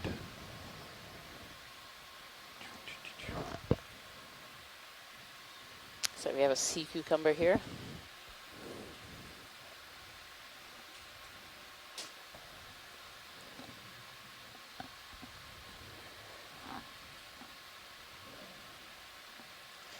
Pilots, if we could have a zoom in on the sea cucumber. Of course. Thank you. These sea cucumbers in the phylum Echinodermata, Lose the so fog they're lights. closely related to starfish and sea urchins, and they are sediment eaters, so they're a type of organism that's frequently found in sediments like we're seeing here. So they pick up sediments, Go ahead, roll. and they ingest them, Got some and then their dust gut coming, system sorry. picks out all the useful nutrient particles that they can see. And then out the other end comes very clean sediment. So they're really important for turnover of sediments in these sediment areas. You can see the head end of the sea cucumber. And they have feeding tentacles, which are those short little tentacles kind of tucked underneath there. They move around on the seafloor by tube feet. They have what's called a water vascular system, which means they actually move water in and out of different parts of their body to be able to move.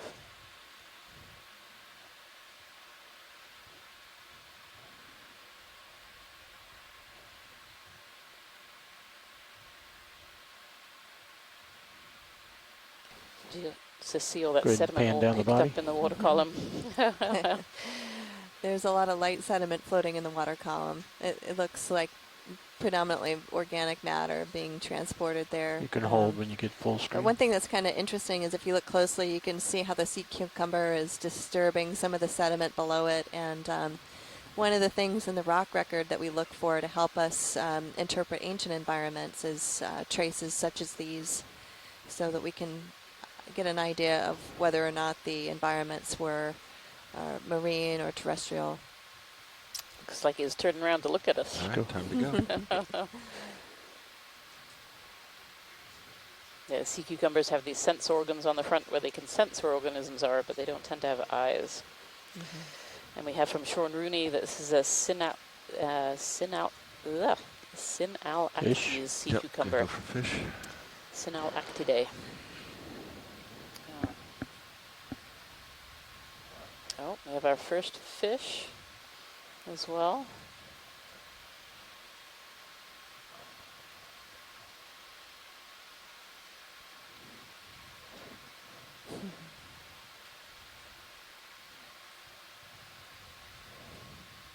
If you look at the sea floor, you'll see some pock marks on the surface of the sea floor, and these are most likely resting traces from previous organisms that were moving around on the sediment water interface. And in the background, you can see some faint ripples on the sediment surface. So this is a rat tail fish. It's a fairly common deep sea fish in most areas of the globe, particularly at these depths. Laser's clear.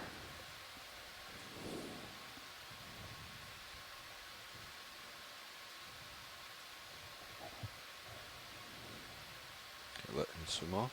They're aptly named for their long tail, like a little rat tail. Oh, just scared it away. Full screen. Go ahead, Bridge. Good copy. Thank you.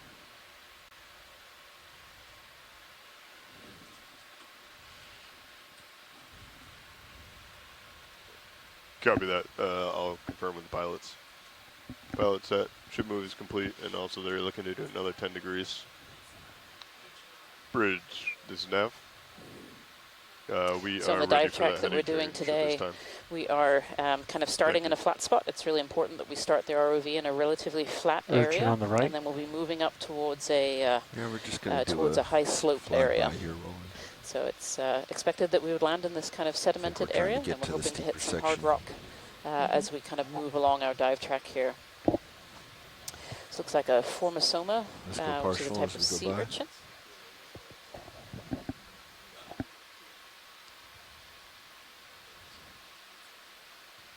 Oh, it's a wonderful shot. Yeah. So these sea urchins are covered in spines. They have spines all over their surface, but on the bottom area you can see their spines almost have like these little white booties on for locomotion. All right. Continuing on. And these sea urchins too, I believe, are sediment eaters as well. So they will also leave kind of trails and traces in the sediment as they eat all the good particles out and poop out all of the clean sediment at the other end. They do actually, Rianne. That's a really good point. We find not only traces of echinoderms in the rock record, but we also find their echinoderm spines preserved in the rock record. Some very good ones are present in Alaska in some of the Jurassic strata. Oh, a little snail. That was a good spot, pilot. Yeah. You can actually see as we have this close-up here that the ground is quite covered in little brittle stars as well, little tiny brittle stars. You can see our lasers there at the top. Those are 10 centimeters apart, so you can see just how small this this little molluscas, this gastropod. Right. And also with the scale bar, you could see how coarse-grained the sediment is in this spot. Even though this is quite deep, we're still at about 2,300 meters water depth. There's some fairly coarse sediment here. Now you might be wondering how that sediment gets there. Right. A lot of the coarse-grained sediment is transported to these areas Long stalk in the background. by deep-sea Right over there. canyons. I And don't know these if you deep-sea noticed, but canyons your can get their DVL was sediment acting, from the shelf, where pretty variable when you deltas get close to the bottom provide like that. sediment So just keep into that in the mind, canyons, and that's if you then do have transported autos to deep water areas by turbidity I have a currents. video and recorded in the notes. And for this evening. some of the Snap sediment here. might have actually been transported here many years ago, Oh, there perhaps is by coral. glaciers Get that a were bringing closer very look. coarse-grained sediment to this region. Go ahead, Bridge. And you can see some granules and pebbles Good Come copy. around New to present heading on the here, seafloor here. 295. So this little rock that's sticking up from the seafloor, where we see these rocks set you up sticking wide up while from you sit sediment down? plains, they're often covered in different Almost biology. there. They provide a hard substrate for larvae to be able to settle on. And they're also good because they get them up into the water column where they might get a little bit more food. And so on this little rock structure here, we're seeing, go ahead. so there's brittle stars mostly around the base there. And then we have little, Up slow. what are these? These look like a little encrusting coral of some kind. Yeah. Yeah, and the rock that it's growing on looks to be a basalt or some other kind of volcanic rock, and you can You tell like it that that high? because it has some vesicles that are observable, little tiny Not holes. usually, no. Just at the Is the top of current one of that those little corals, you see this tiny No, little that's just amphipod. You see the copy. bright orange This eyes that landing are sticking out. was bad. And yeah, even these, Or so do a this full encrusting screen with the coral, I rock. think, is Go grown ahead. on top of maybe a hydroid, which is the kind of fluffy stuff underneath. And they provide this habitat for lots of other organisms. And so where they stick up in the water column, that's a great area to be able to feed because they can pick out a lot of particles on the way. And so this little amphipod sitting right on top of that little coral Video's clear. branch Okay. Let's move on. is making use of its situation, making use of being up in the water column there. And we have confirmation from Sean Rooney that that's a little species of coral. So that's our first coral on this dive. Not bad for the first 5 minutes. So it appears Brienne that long really item loves was her maybe the corals, in crab. case you haven't So let's go noticed. to the big She stalk. loves them.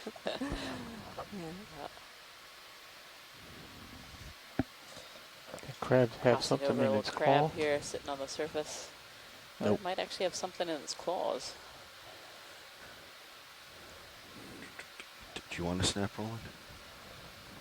Should show it since it's an Go ahead. important species. Oh, yep, there we go.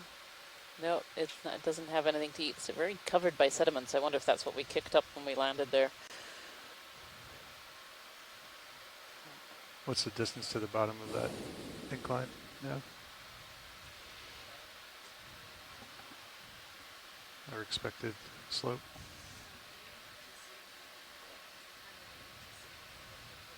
All right. Let's move on. 70 meters. Looks like, yeah, roughly 75 meters. And then to actually get into the steeper stuff, Copy. maybe 150. We could get some longer moves in if there's interest. For those of you that might be popping in and joining the dive Who's got just the now, It's quiet. we are located No, I'll at defer to pilot on about that. 78 It looks pretty miles flat. offshore If he wants of the to- nearest we haven't made a ton of- landmass in the Aleutian Trench. We are Copy. starting at a dive depth of about Yeah. 2,335 to meters, 75. and we're cruising along the seafloor at this water depth right now, observing some of the sedimentary structures that are at the seafloor and some of these interesting organisms. What's this, Rian? Yeah, if we could have a zoom in, that would be really helpful on this one. Let's If go that's ahead. possible, pilot. Let's do the fog lights. Copy. Fogs, 50.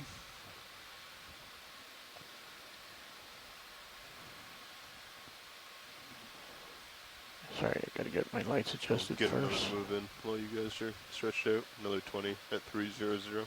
Yeah, sounds Oh, good. looks like Lars, this thank is you. probably a sponge. Bridge ROV now. I'd like to call on a move if you're Little ready. snails sitting on the sponge here. Range 20 meters, bearing 300 degrees, speed 0.2 knots, please. So this is probably what we call a glass sponge. So it actually has a skeleton made of silica. And they can Good copy, form Bridge. Thank lots you. of different forms, but Partial. sometimes you see them in these big long sticks. It's quite long. And very similar to corals, they can get other organisms up off of the seafloor and up into the water column where they can feed. And so we do often see other organisms living on top. Never seen a sponge quite like this one.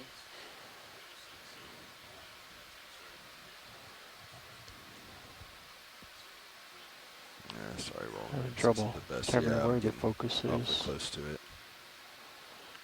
Let's just come out a little bit. Yep.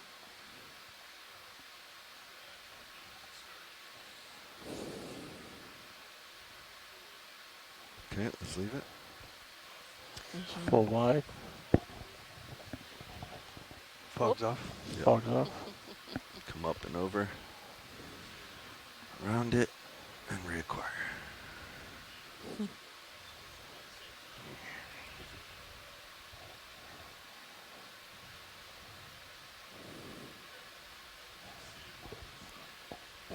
Yeah, that fine sediment definitely being kicked up as we're moving around here. Ah, sea star.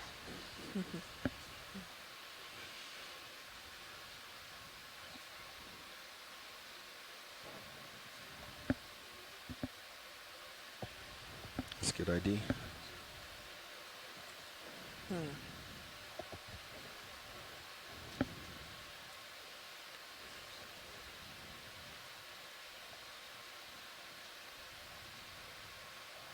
That's a great view of that sea star. Oh, that's beautiful.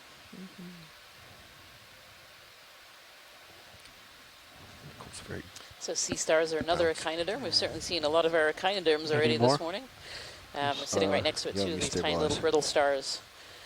So these sea stars also have that water vascular system. So they actually they don't have bones on the inside. They do have ossicles made of calcium carbonate.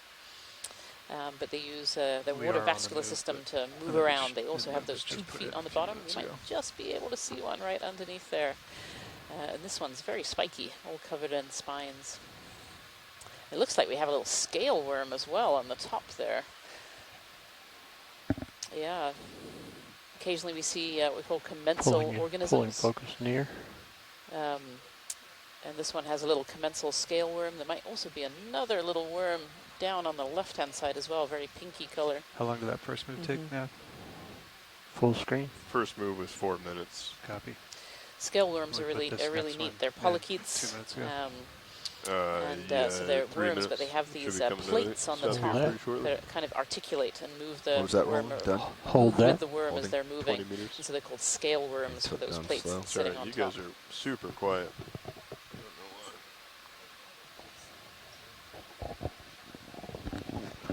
And video's clear. See something Copy, again, clear. Okay, much better.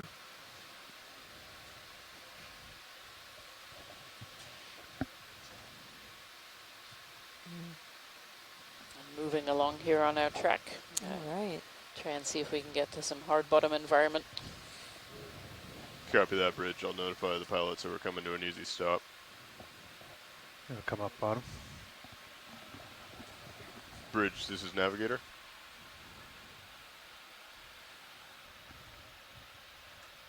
Bridge, ROV Nav. Did we lose a generator, or were we on 2 to begin with?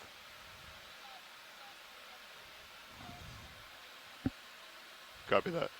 Yeah, pilots, we lost 1 generator. If we want to just come up maybe to 50 meters. Are they seeing any changes on DP? Are we moving? We do not seem to be moving. They just came to an easy stop. We're on a nice flat bottom though, so we're relatively safe, but just in case. I don't think we need to come up yet. Go ahead, Bridge.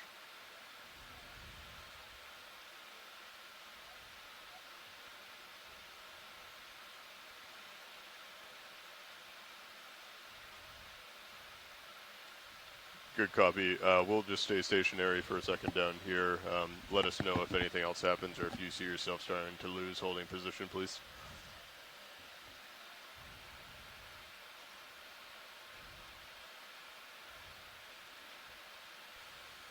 Good copy. Thank you. Go ahead, Watchley.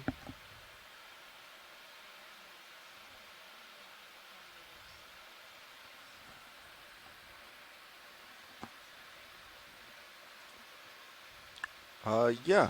Do you see any in view? We're looking for the white ones, the white stalks. Maybe straight ahead here? Oh, there's a couple in the distance. Never mind. Of course. You don't have a ton of leash there.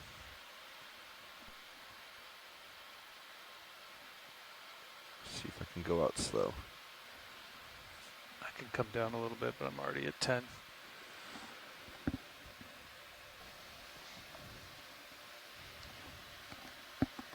Yeah, you're 20 feet, 20 meters off the bottom, aren't you?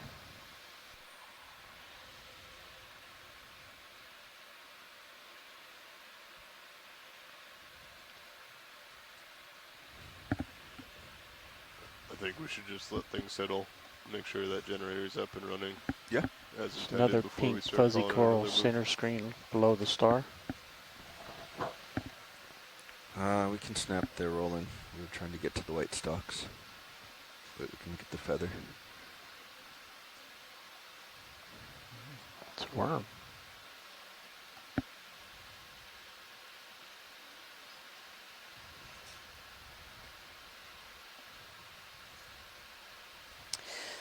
This looks like a feather worm. So this is a type of polychaete that actually builds a little tube house and is digging down into the sediment. And they stick up their long tentacles to pick out particles.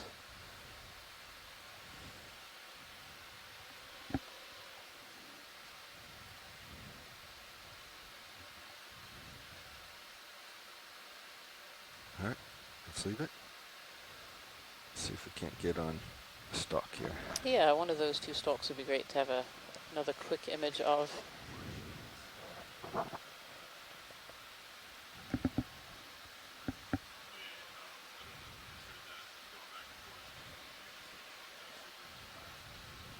Maybe some little cup corals in the sediment in front too.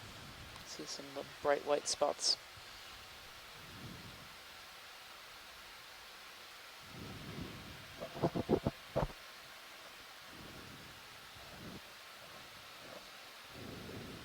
Sean, pilot.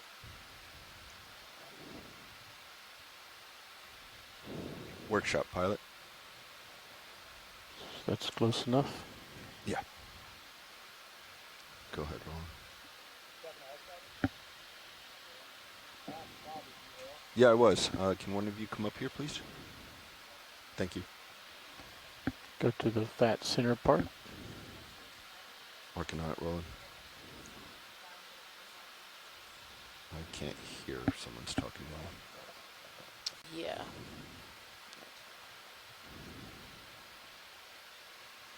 All right, go ahead, video. A little center to the right. Yeah, working on it.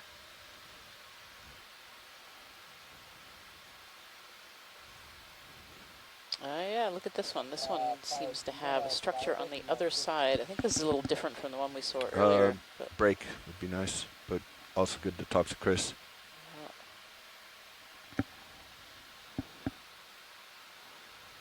Max in.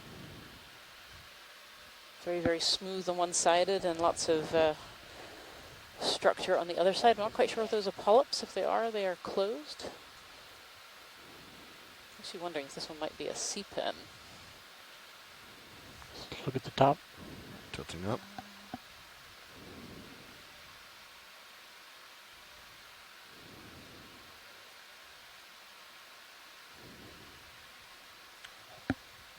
Now, if you want to go ahead and get another move in. Yeah, I'll call it for an update, and then Chris is coming up. Let's talk with Oh, him. amphipod sitting on the top again. A Let's couple go to little the bottom. critters sitting on the top. A couple of crustaceans.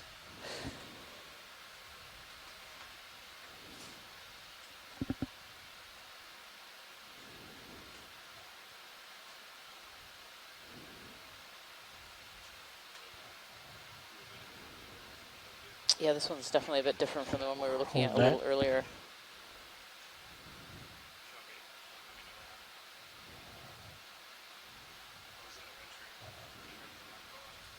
go ahead. Yeah, I think this one might be a sea pen. Oh, it's coming right out of that tube. Something's built a tube around the base there. Good copy, Bridge. 3 You generators can see all these little online. polycute Everything worms. These looks are well. polycute tubes that are going around the base here, or that We'll the base discuss is down sitting here on and then top call of. up a move here in a second. Waiting to see if anyone in the science chat has a good idea of what this particular critter is. Go full screen. But at the base there is really interesting. You can see lots of other species living around the base. Lots of tube worms and brittle stars, amphipods. Yeah. I'll also mention the sediment around it is really interesting. You can see quite a few rounded Can we cobbles. tilt up for full screen? Some of these might even be up to a boulder in size. And the thing that's interesting about the roundedness of these is that it indicates that you had sediment-to-sediment interaction during its transport. And so, like river cobbles, for example, tend to have this rounded appearance. And yet here we are at 2,300 meters on the seafloor.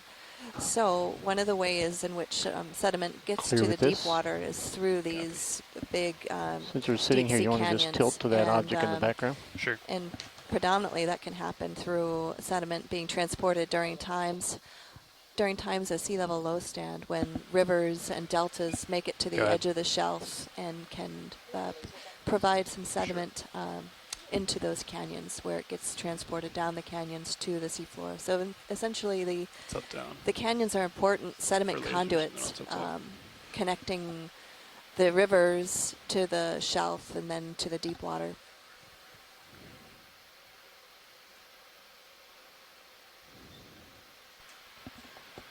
Bridge, this is ROV Nav. I'd like to call on another move when you're ready. Okay, let's full Same down. as the last 20 meters, bearing 300 degrees.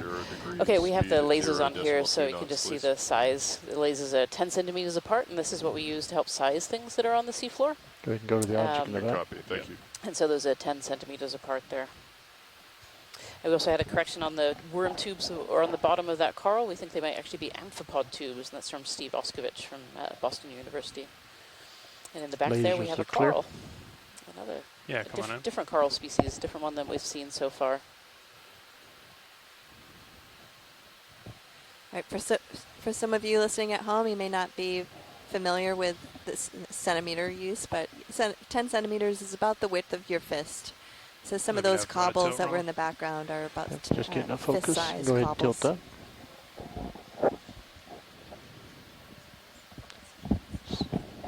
Not the prettiest species, so I think we'll go for just a full screen. Copy that.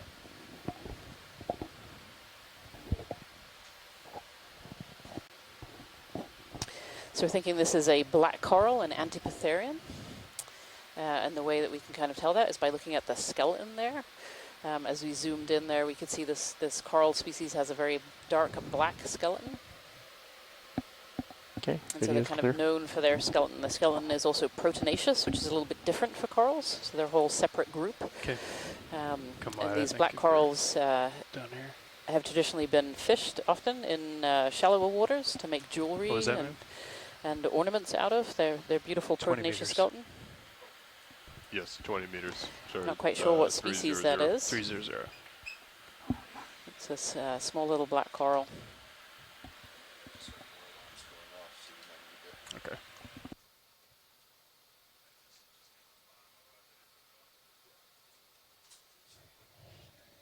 Looks like we've got a few small rocks in the area.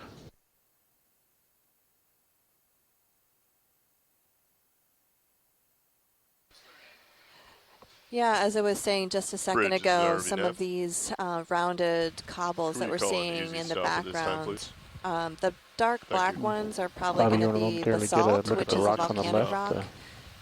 They're likely derived from the Aleutian Arc. Yep, we just viewed it. However, what's curious about them is that a lot of them tend to be rounded. And some of the cobbles are very well rounded, in fact, which would suggest that they might have been, like this orange cobble here, you can see it's rounded, and it suggests that it has been transported in a sedimentary environment where it's experienced impact with other cobbles. So we can use that as an indirect indicator of how this cobble has been transported. Let's see what else we can find in our view here. I think A we're lot of clear people with this assume spot. that the deep water is just clay and mud within, and serious fine-grained sediment, but that's actually not always some other true. We stuff. can see some coarse and grained sediment, especially in the vicinity of deep water canyons like the one that we're exploring today.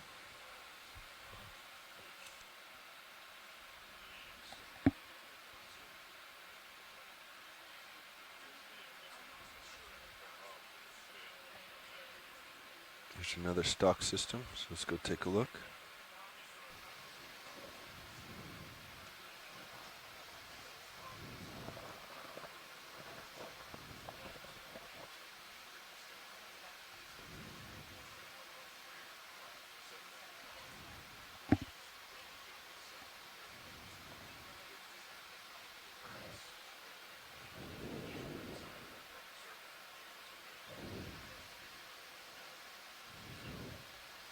It's got the same similar structure as the previous.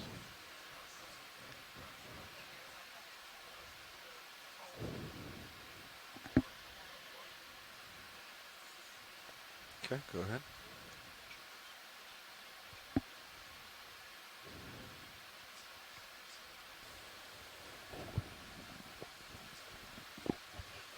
So this looks a little bit like another one of those sea pens, but in not quite such a good way. It has something all wrapped around it. Sometimes these sea pens get other organisms that come and live on parts of them and actually damages the tissue a little bit. Tilting down. So this one definitely looks a bit damaged at the top there. Go ahead all the way to the base. Watch lead pilot.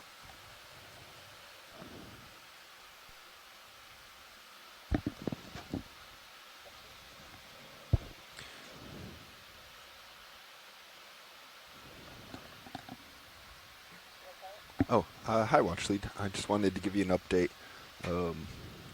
We have our dive super up on the bridge, investigating what's happening with the generators in the ship. And we're just going to kind of stay in this area until we get the okay from him to proceed with our track line today.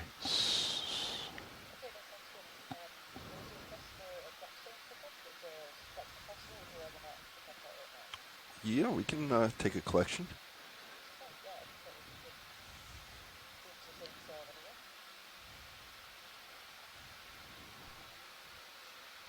Video, when you're done, I think we can come wide. Watch Lead, was there a stone in particular? Maybe that last one we looked at? Yep. Yeah, hi pilot, this is Watch Lead 2. We're looking for a black rounded rock that you think would be easy to pick up. Lasers on. Do you see any in the vicinity that look like candidates for what you're looking for? Probably in the upper left of the field of view. Okay, Yeah, go take a look. just up and left of the two dots there. Kind of these ones? Bingo, that's it.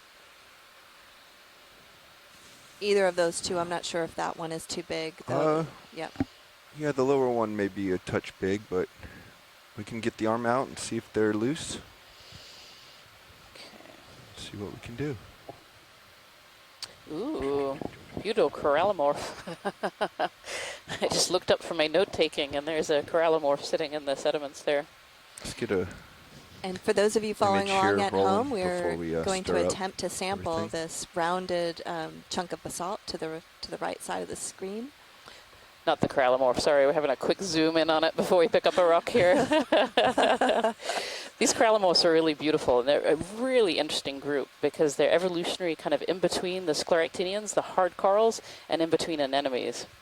So they have a lot of features that are really, really similar to corals, but they have no skeleton, they have no hard parts. Go full when you want it. And one of the ways that we can tell Get a few these seconds of corallimorphs this. from other anemones or corals is they have these little bulbs on the end of their tentacles, which are really quite beautiful.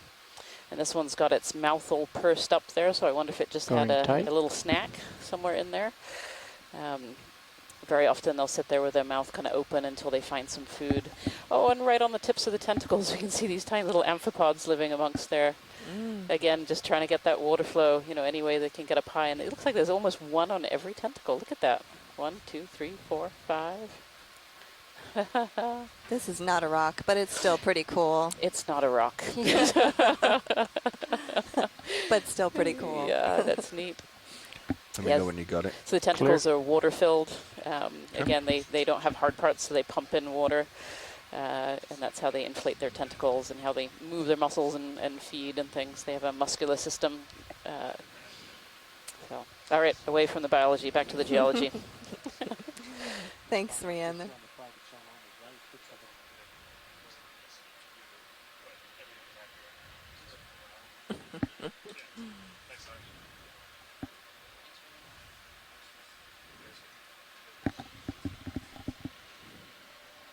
Ramped up on hydraulics. Yep. Okay. Arm coming on. Arm is on.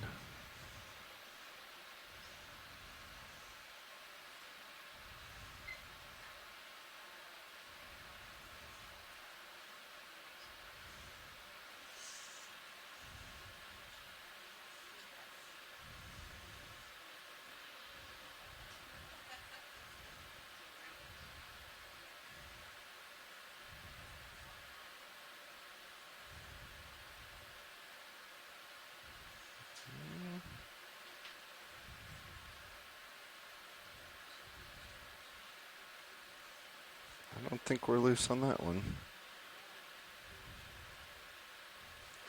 That one's loose. Watch lead pilot. Watch lead. Yeah, as you probably saw there, the rounder one forward doesn't seem to be loose.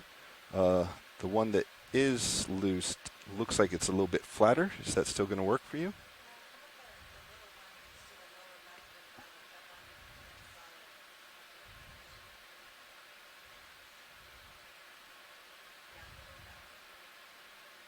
It's going to be a little harder to pick up. We can. Looks like some of it's buried.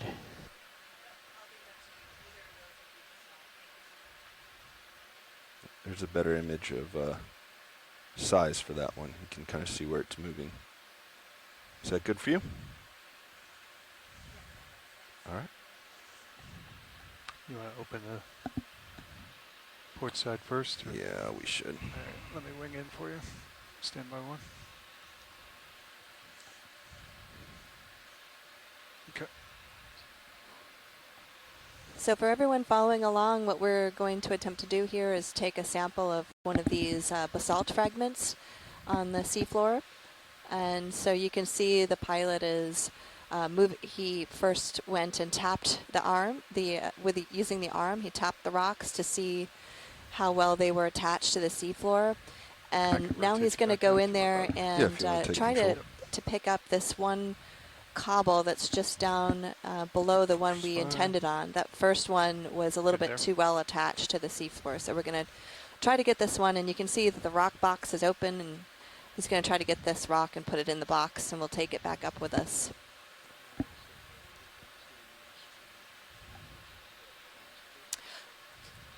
And also you can look at Stream 3 that has multiple cameras if you want to get different viewpoints of this process, which is also, it's very interesting. And we're very lucky to have some very, very talented pilots who can manipulate this ROV to take samples like this. And that one might be difficult to collect. They went right through the fingers. So yeah, we're going to do our came off. We're going to do our best here. It might be too small. Darn it.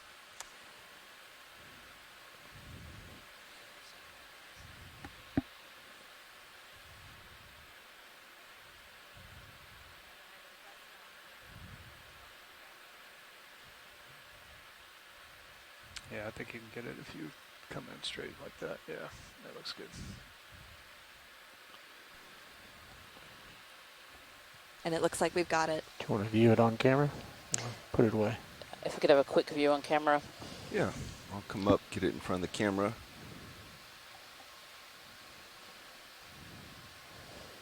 So when we get these rocks up, it's very difficult to give a proper identification of them until we bring them on board, and sometimes we need to actually break them open. But one of the reasons why I'm interested in this particular sample is that it could give us some idea about provenance of some of these rounded cobbles that are down here on the seafloor. Rotate. This is most likely volcanic because it does have some square-shaped minerals in a, which are probably feldspars in a matrix that's that dark black matrix, which would be more likely to be a volcanic matrix. Looks like there's a couple of hydrozoan associates up on Look top at the there as well. opposite side. Oh, the hydrozoans, yes. He's going right to the other corner. I think we want to get it in the bucket, Roland. Yep. Yeah, I was saying that's a great view. I think that's good for Thanks, characterizing. pilots. Good job.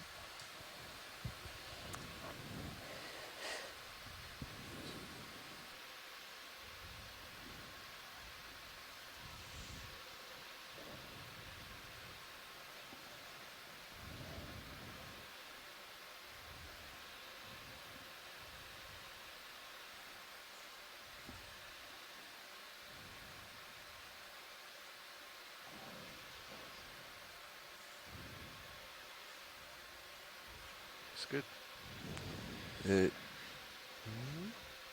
Yeah, it just rolled down. It's in there. Okay, it's still in piece. My jaws kind of moved when I took off jaw lock. Yep, solid piece. All right. There we go. Oh, I need to close it. Let's do that first.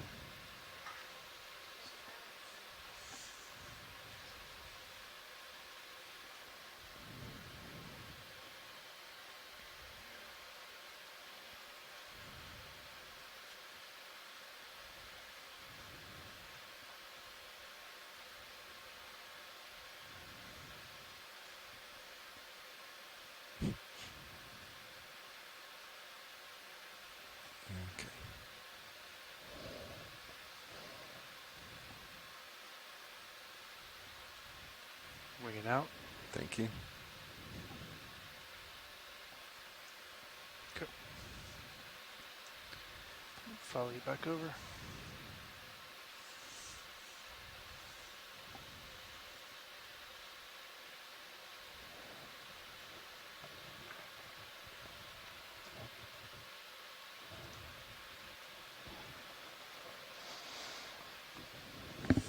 It's good.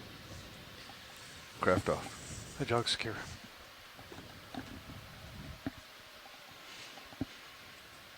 I give you a rotator back. Sure. You want to wait a little bit? Okay, for those of you that are joining from home, do it. and to the scientists on shore, thank you so much for joining and helping us narrate this dive. The name of this dive we're calling Big Bend Canyon because we're located on the margin of a deep water canyon that is adjacent to the Aleutian Trench here in the Aleutian Islands. We're located about 78 miles off the nearest island at a water depth of 2,335 feet. Copy now.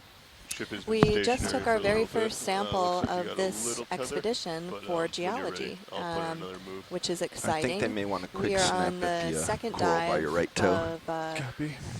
You happy with this of sea? our Is this expedition? neutral? I was pretty happy And with it, yeah. Maybe slightly we're very down. excited to see this on board. Chunky. All right. This coral right here? No, it was down off screen now. Oh, gotcha. Looked like a orange-black coral. I'm going to slide over so I don't crush that little guy we were looking at earlier.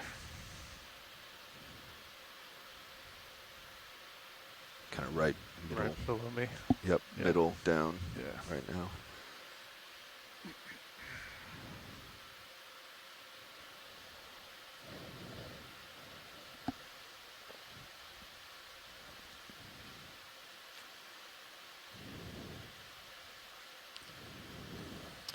Can we zoom in center? All right, well, you can take that. There's a corally looking thing right there. My camera's Might be at the same one that we 55. saw earlier. It's another black coral, I believe. Well. Oh, yeah. This is another black coral, so it's another cnidarian. It's characterized by its black skeleton, which you can actually see quite clearly in this one. We're actually around the back of it. And it's really interesting. If we could do a closer zoom of the polyps, I think there might be It's eggs max in those zoom. polyps. Oh, it's the max zoom, of course. I can get a little closer if you want. It's Yeah, pretty let's small. get closer. Yeah. It's pretty small. So these black corals have a really interesting morphology. They have 2 longer tentacles than the rest of the tentacles, so they kind of almost look Copilot. drippy looking As sometimes. soon as he's done with this, I think we can get that moving. Yeah, I'm going to have you turn your head a little bit as well. Direction to waypoint 2 is going to be a 335. 335. We got some grounded. Making, makeup.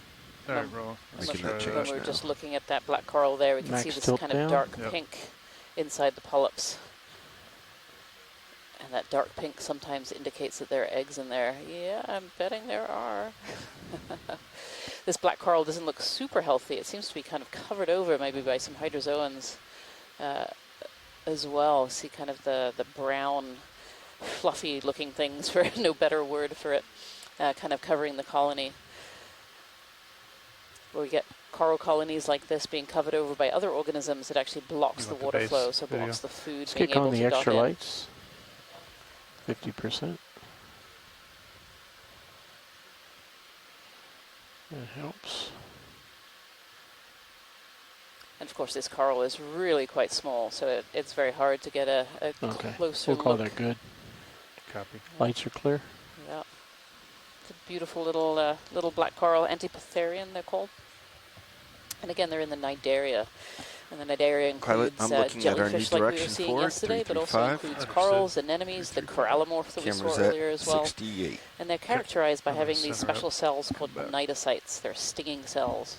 They have almost like little barbs inside the cells We that just put in a shoot move, out when right? they've been Not touched yet. or when the Copy. coral or And anemone I'd like or to if you're larvae senses comfortable. that it Yeah, I wants think to we're ready. stick onto Let's do it. something. Oh, you're good. All right. There's This some will be species a that are 30 even poisonous. They meter have some move, poison 30 associated with that at barb a as well. 335. Copy. Calling it in now. Bridge. From is the already shore now. here we have right. Tina Moltsover You says gotta this move might be a 50 degrees. Dendrobathopathes species of black 30 coral. She's the meters expert bearing in black coral 335 taxonomy. degrees. Speed Thank you, Tina. 0.2 knots. Fish upper left. Copy. You can take. We have another center, we'll do a fish snap. here Good copy. Thank in you. the background. I wonder if this is Snap another that rat roll. tail. It's still in the darkness. Okay.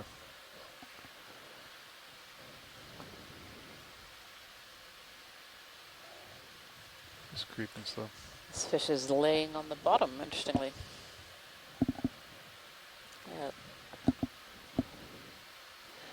I can get it from here now. Understood. Take it. Okay. yeah, this looks like another rat tail. Lasers on.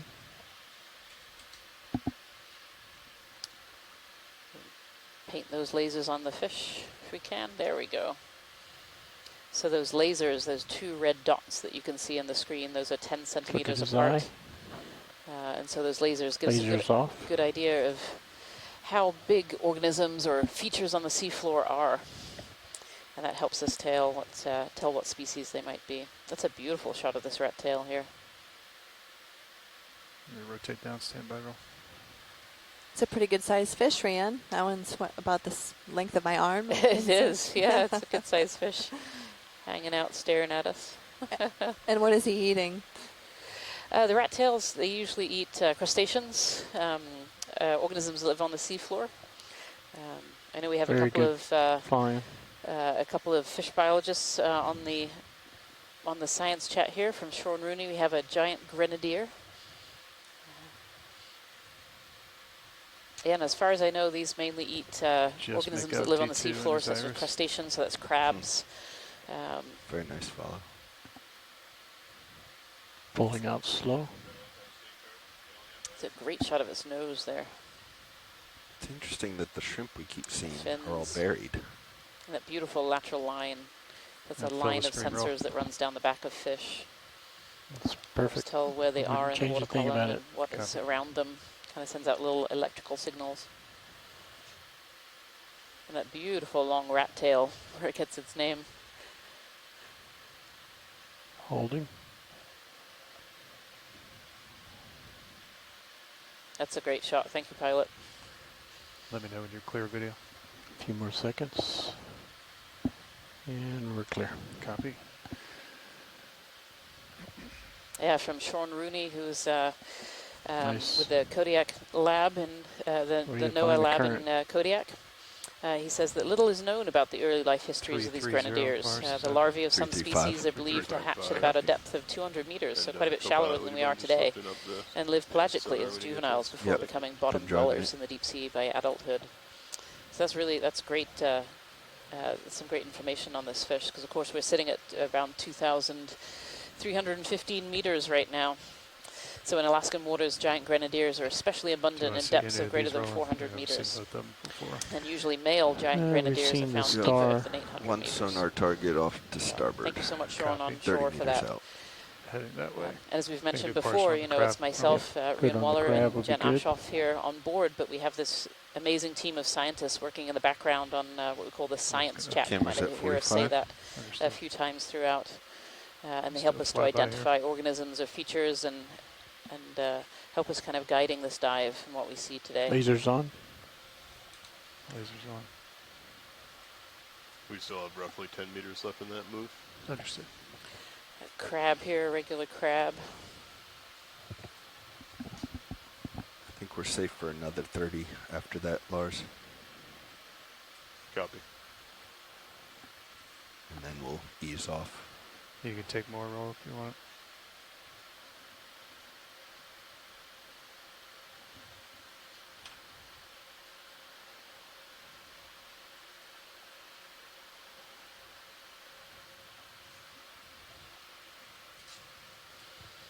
You take whatever you want. Yep, I'm just giving a few seconds before I go tight. Copy. You want the head? Start off with this. You also have a large A fish beautiful coming in close-up from shot port. of this crab here, Copy. showing all the bumps on the carapace. That's that hardened outer shell on the top there. Let's go to the head. And you can see all the Eyes. jointed appendages, the legs that stick out. Not quite sure what that is stuck on the top of the crab there is. Ooh, somebody's floating by. Big fish right above us. Tilt up. And Is it it is different from the Kionocetes? Oh, we grenadier see that something was big. I bet next this to is you a that you were rat looking at tail. It's before. got in our lights here. Yeah, there it is. They cast a big shadow on the seafloor. Okay, All right. clear. That grenadier came to check us out. Good job. Is that full wide? That is full wide. Copy. Yeah, and so scientists on shore think Dead this ahead. that little brown Bobby. thing on the back of the carapace of the crab there might have been Your a target? parasite, Yeah. probably a I mean, leech, they're minor sucking scatters. the blood Gotcha. from the crab. A lot of organisms that live in the Yeah, ocean more do of the same indeed have kind of parasites stuff. living on them. Some are harmful, some See are not. what these They guys can are. live there Thank you. throughout the life cycle. That's all stopped now. We think this Right, crab balance that moves species from complete. Kelly You ready for Monkello 30? might be a Yeah. Kionocetes. Just keep rolling them. Apologies Brilliant. for my ROV pronunciation there if I didn't quite get that right. We'll put in another move when you're ready. Same as the last. Range 30 meters. partial Bearing roll. 335 See if there's degrees. anything there. Speed 0 decimal. Well, coming 2 into knots, view are a please. couple more fragments of rock with probably made up of basalt with some critters on them. Little cup corals, copy, these French, ones. thank you. Yeah, we've got 3 little cup corals. Nav, could you zoom out a few clicks? Just Looking at for, how circular they are, they few potentially could be a seconds. species of Lower Cariophilia. left, white. curious There's, how close we a are few to our species of base. cup corals that live Yeah, like the in, two uh, 2290 that marker live or in the something deep you had waters right around there. Alaska. That guy right there in 75? video. Okay. Yeah. Thank I'm you. sorry. So that guy at the And what's bottom of this the rock. accordion-like thing on the Yeah, side? I was just looking at that. I think they're going to zoom in a little bit here. Scale wire. Looks like maybe a chitin. A chitin on the Yeah. left, yeah. Max zoom. A chitin. Copy. Yeah, Steve Oskowicz confirms that he thinks that is a chitin. Yeah. It's kind of Just covered in a rotate bit up of to the schmutz coral there straight on the above. rock. Understood. Technical term, schmutz. Sirius Yeah, camera and a still at beautiful cup coral. 45. You Lots can of see time. they kind of look a little bit like anemones, but they actually have a calcium carbonate skeleton on the outside, and all the soft parts are contained on the inside. Sometimes with a thin layer on the outside, sometimes not. And how big do those things get, Rianne? These cup corals, so Cariophilia as a genus, they tend to be quite small. Clear. maybe Copy. 2 to 5 centimeters. Those ones are probably Pull quite out, not small. let them go. Okay. It'd actually be great to have a quick splash of the lasers on that rock, so we could size those Lasers cup on. corals if that's Lasers on. possible. There they Okay. are. Yep. Dead on. Yeah, a couple of centimeters. Yeah. There are some species of cup corals that can grow much Get the bigger. They shrimp can be since kind of it's the in your size of your view. hand sometimes, Shrimp. but Go ahead. these ones tend to be a little bit smaller. Little shrimp up in the water column. A little mysid, I think. Nice shot. A big long tail.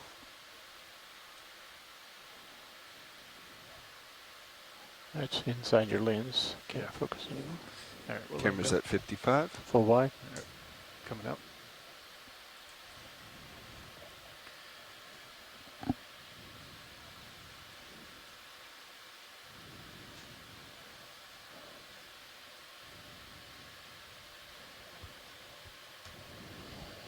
Partial on that roll.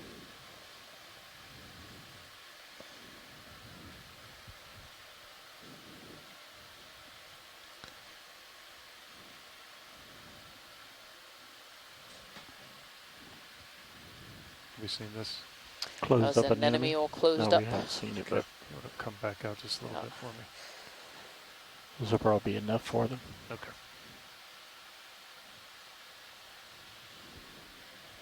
Yeah, so these anemones, you can see there's a rock at the base. There are some species of anemones that you find solely in the sediment fields, All right. but when we'll you let look it at them closely, they actually almost always have a rock either fully engulfed by the tissue or sometimes just sitting on top like this one is today. And they can be closed up like that for a variety of reasons. It might have just eaten something, it might have been scared by something. Looks like there's another anemone coming up on this rock as well. Need partial on that guy. Going to pirouette around it. Yeah. Come around from the side.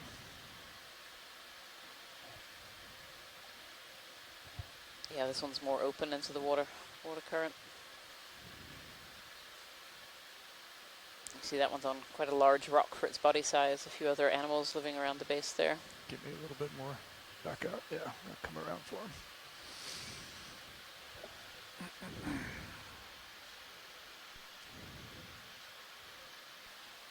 In the background here, you can see some faint ripples on the surface of the sediment here.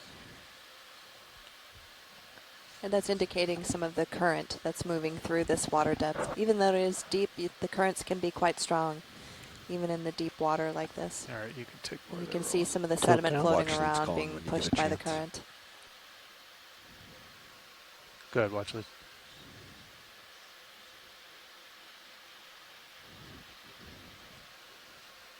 I'm sorry, watch it. You were really soft. Can you say again? No, we've been putting in moves. We can make more haste if you would like to get to the bottom of that slope. Okay. Understood. We'll do a quick one here.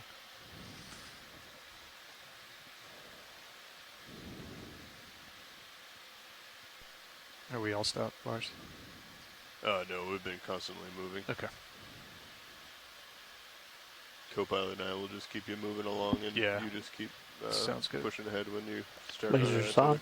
All right, for those of you that might be just popping in for a Lasers quick on. moment to see It's what's above me. happening, Camera we now are at 65. in the second dive Look at the of tentacles with the the third expedition in this spots. series. We're currently located about 160 kilometers southeast of the Simiti Islands, near the Aleutian Trench, offshore of the Aleutian Islands. Feel like current's Ooh, picking up a ooh, little let me bit. interrupt, sorry. Okay, please do. You There should are be eggs in those interested tentacles. Look at that. Yeah, so when a lot of anemones reproduce, they will actually almost store eggs in the tentacles for sometimes a short period of time, sometimes a long period of time. Some species actually store larvae in the Rich. tentacles as well. So this anemone Copy, here thank is you. just about Let's to get a reproduce. full screen before we have to zip So it's off. got Copy. the eggs there in the tentacles. Beautiful. Not all of them either, just those top ones. I'll wait a Yeah. few seconds. Copilot. So very will put often in with the anemones, you can have males and females. And sometimes move they're like that, Rob. hermaphrodites. So they spawn eggs and sperm up into the Unless water you want column more. to make larvae that then travel and settle. Okay, video's clear. Follows whatever the prevailing water direction is. All right. That was a Get great turned shot. around I don't here. think we've ever seen eggs in an enemy like that on the seafloor. I certainly haven't. I thought you'd appreciate that shot. All right, Bobby, pushing out. Excellent. Thanks, everybody. And so my colleague here, who is annotating the biology, is Dr. Rian Waller, and I'm Dr. Jennifer Ashoff. I'm from the University of Alaska at Anchorage, and I'm the geology science lead, and Rian is our biology lead. You're off to starboard. Yep, coming over. Copy. And we're down here at a water depth of 2,335 meters, roughly. And we're slowly going to start to make our way up towards the edge of a steep escarpment that is right outside of this very interesting deep water canyon, which we affectionately call Big Bend Canyon, because in map view it makes a very sharp, large bend.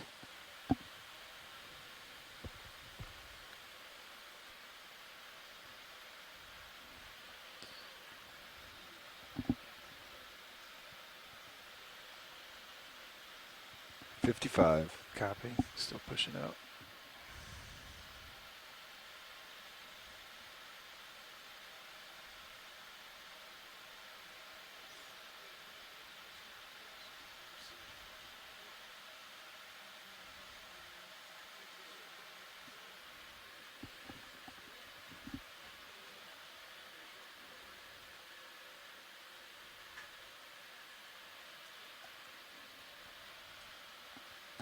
All right, pilots, I'll continue.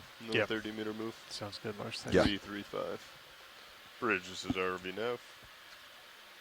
Got another move when you're ready. Range 30 meters, bearing 335 degrees, speed 0.2 knots, please.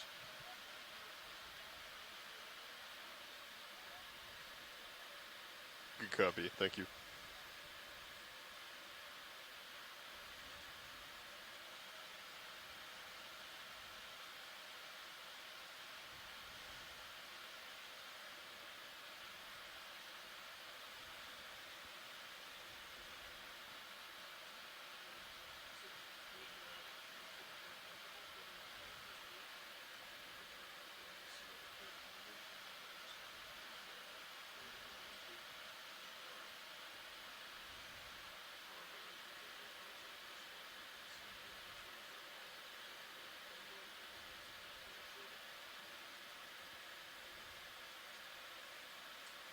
I'm partial on this guy video.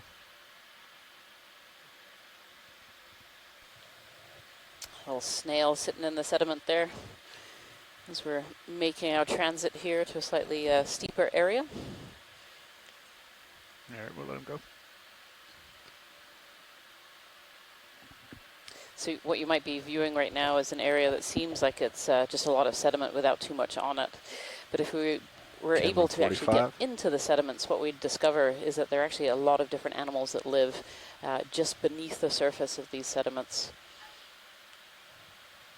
And we had some zoom-ins earlier. You could see things like brittle stars. There's little, look like little tiny starfish, but with a very circular disc in the middle. Those are often found living kind of just below the surface, covered over with the mud to hide them from predators. We see a lot of other polychaetes and a lot of crustaceans that also live in the sediments as well. And then on the surface there, we just saw this this gastropod, this snail, trucking along. You're partial on this guy, center. It's another snail there. On the right-hand side, wide, there was kind of a long thing lying on the sediment there as well. We'll let him go. Let's see. If we can have a snap zoom over there. Oh, it's a sea star. Yep. It was looking like one long thin stick earlier, but now it's definitely a sea star laying on the sediment there. Another one of those snails. Those gastropods.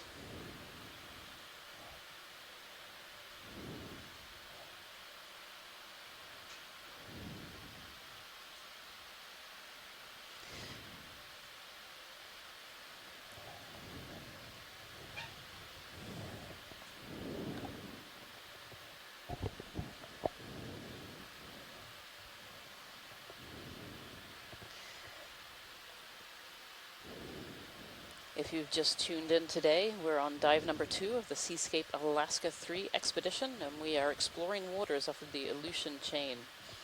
Today we're exploring an area relatively new that's been mapped relatively recently. We started our dive today at about 2,335 meters water depth, and we're kind of making our way relatively swiftly along this sediment plain towards an area which should show a little bit more relief, a little bit more topography. So far in this dive, we've collected one rock sample, a smooth basalt, and we've also collected a couple of eDNA samples. These are water samples that we take with the ROV D2, and these water samples are filtered down, and the DNA, bulk DNA, is extracted from lots of different organisms, and this is a relatively new way, a new technique of being able to see what kind of animals live in different areas without necessarily visually seeing them. We've also seen a couple of fish, a couple of grenadier fish as well. Shrimp. Oh, a few more of these snails as well. Oh yeah, a little shrimp up in the water column there. Fair amount of sediment in the water here, as to be expected. It's really fine-grained sediments that we're diving on. A lot would be kind of lifted up by bottom currents.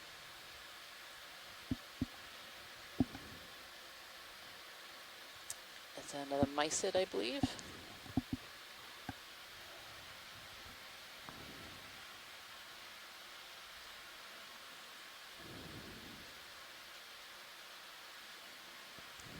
Legs Very swimming smooth away flying in the again. current. Video's clear. Copy. Let it go. Looks like another fish up here. Starting All to right, get to another the end of fish. your tether. Copy. Can snap from here. That'll be sufficient. So potentially like another one of these grenadier fish. Yeah, go ahead, roll. I think we're going to have to wait Rat a second tails. anyway. Yeah, you're tight. Come down a Lasers. little. Lasers on. Yeah. And some interesting information from Ken Sulak is that these large macurids, these grenadier fish from the continental rise and upper abyssal depths, are Think that's opportunistic sufficient, predators and unless we'll look at the, scavengers. They feed on live growing on invertebrates, fishes, squids, and scavenge upon dead fish on the bottom, and even ingest human garbage. Some have been found with items like paintbrushes and tin cans in the stomach contents. Really I'll put interesting. another 30. Yeah. If you're comfortable. Sounds Looks like good. we're clear. Go ahead, Rich. Good copy. Thank you. Right, pilots, I'll put that in now. Sounds good now. Thank you. Copy. Bridge, ROV nav. We got to move when you're ready. Range 30 meters, bearing 335. Another piece of information about those fish as well from Ken Sulak is they have very large eyes despite living down in these deep depths where of course there is no natural sunlight down here. And the reason that we think that they have these large eyes, or at least a benefit of having these large eyes, is that they can see bioluminescence, and so any bioluminescent organisms that are coming down to the bottom, these fish are able to see and then are able to be eaten as prey by these fish. Another 30 meters. Copy. And then a heading change. You know, get this stalk here rolling. It's a question that we often get, I think, as deep sea biologists, is why do animals on the deep sea floor have eyes if there is no light down there? And bioluminescence can be one of these reasons, that they're able to then see the bioluminescence. A little snap zoom on this coral here, if that's possible. Yep. Take what you want, Ro. This looks like another, maybe a black, oh no. This is a crinoid, I think. No, it's a coral. Black coral. Is it a no, it's a black coral. That's interesting. Very, very weedy looking black coral. You can see those big, large, drippy tentacles. So these black corals have a really interesting morphology. They have two large, long tentacles that make them look a little bit drippy. But again, very similar to the other one we saw a little bit earlier. This one is kind of covered over in this fuzz of hydrozoans, these other animals that are living on top of them.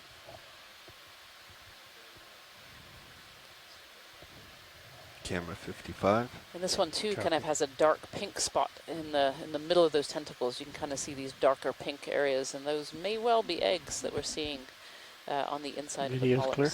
All right, we'll let him go. Come wide. Another weedy little black coral that we're seeing, an Antipitherian.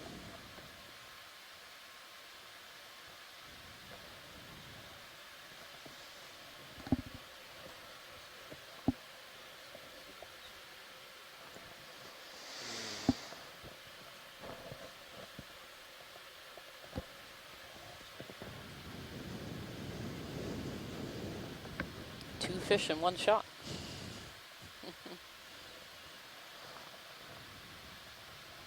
I begin to wonder if these fish are following us.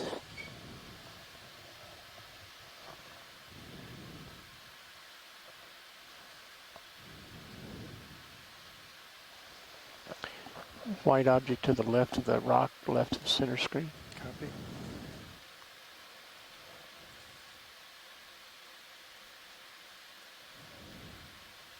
Camera 70. Is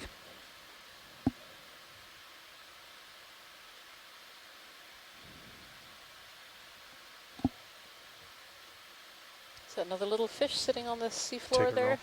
Tilt down. Kind of just right of center. Yep,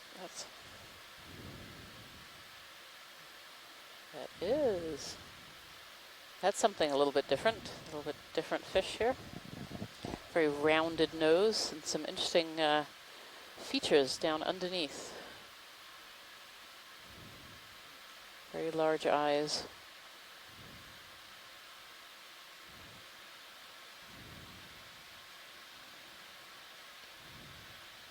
It's trying to escape us, I think.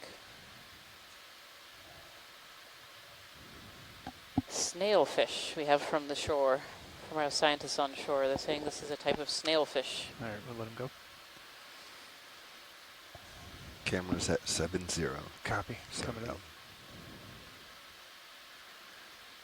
And nav will hold off after this move is complete. Yeah, they're doing a heading change. Yeah, we've strung together a few moves. Yep. Let's let them settle. Copy. We also might want to start dropping them down a little bit lower, 20 meters at max. Yep. Yeah, we're getting a little bit of slope here.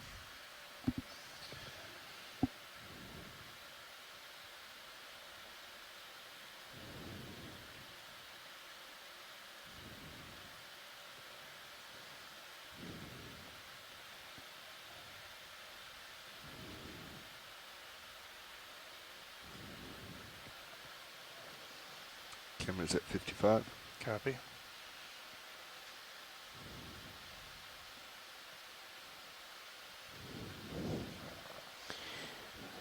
White object center screen. It's like a little ball on a stick. Copy.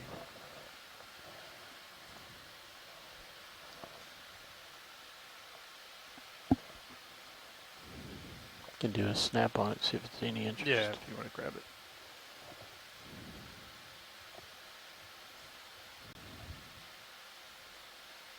Oh, this might be a little sponge.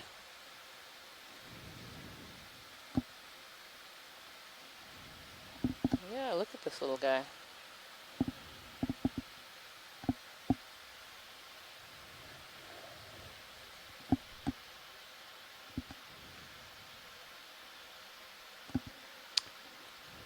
No, we're all stopped with the ship, so we can sample this. It's of interest. Are we all stopped? We're not all stopped. Let's come easy stop then. Yep, copy.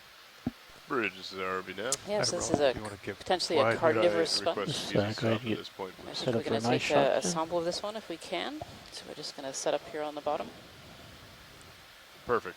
And if These you guys carnivorous wanna go ahead and sponges do that are 10 degree a heading little bit change, if unusual you're for a still sponge. So sponges thinking about usually that, filter we are in water. a good spot to do that now. They have special cells which have little flagella, little tails that move water through them to be Copy able to that, thank feed. you. But these carnivorous sponge have specialized spicules, Right. so Ship specialized is hard stopping. parts that are almost They're like doing little their heading hooks. change. We have time. And they can hang on to other organisms, often little amphipods, little crustaceans, and then actually digest them on the outside.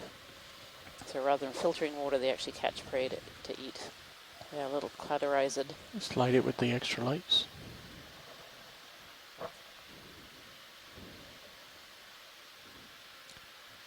Now I'm going to keep swinging above you so we don't have a tremendous amount of time. Copy. Ready for tight? Yeah, go ahead, roll. HPU's up. 1000 RPM. Suction this guy. Camera's looking all the way back. How much time do you think we have? Got enough to take the sample. Okay. You have time to position it for a steel shot. Negative rolling. I think we need to If we're going to take it, we need to take it. All right, go ahead and bring me up on the mazes. Coming over. Arms on. Okay. Coming live now? Yep. Yep.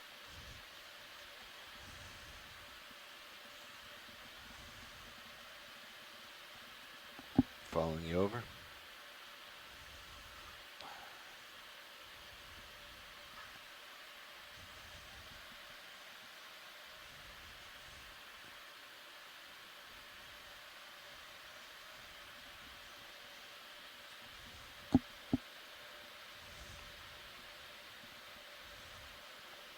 You center that mini Zeus.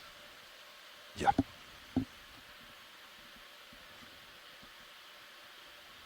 Yeah, thank you. All right, let's go ahead and get the drawer out. Okay. Drawer coming out. Drawer retracting.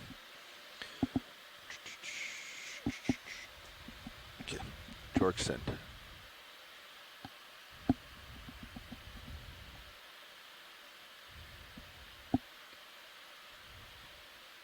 Oh. Thought it was high enough.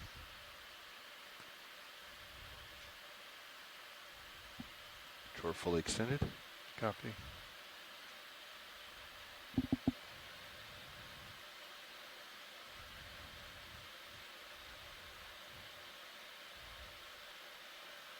Go ahead, pull that. Ready for drawer back in? Yep. Drawer retract.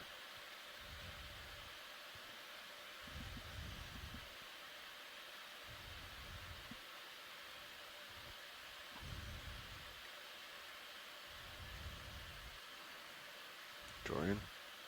Copy. Let's suction on.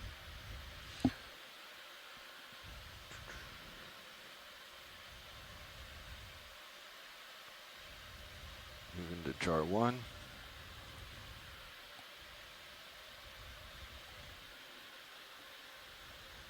We are on jar 1. Ready for suction? Ready.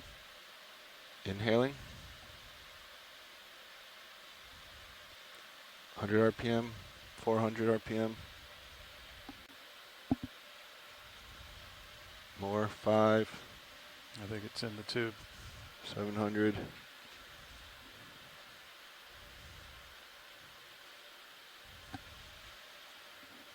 600. Is that in, Lars? I have not seen the sphere. It's There in. we go. It's in now. Disabled. Yep, it's in. Okay.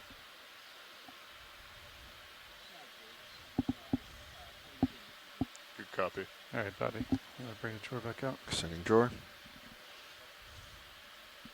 Oh, stand by. Bring that down a little bit. Okay, collection pilots, thank you. Just need to bring it up a little bit, actually, pilot. Oh, thank you. There you go. Yeah, hold there. Hold there.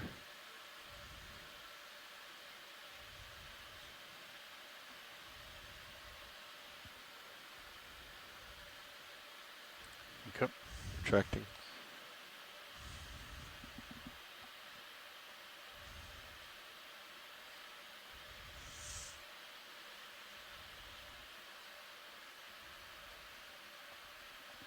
Coming over with mini Zeus. Thank you.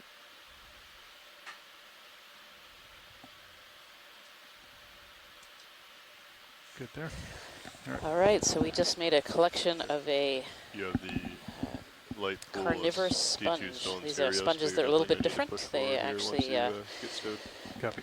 All right. prey on larger organisms that get caught in their spines for food rather than most sponges actually filter water and pick small tiny particles out of the water to feed on, but these larger sponges eat larger prey.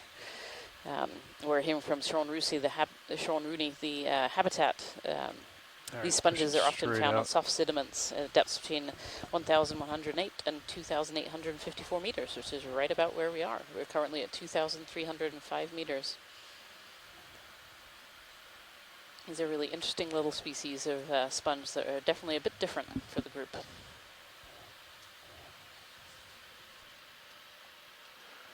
All right.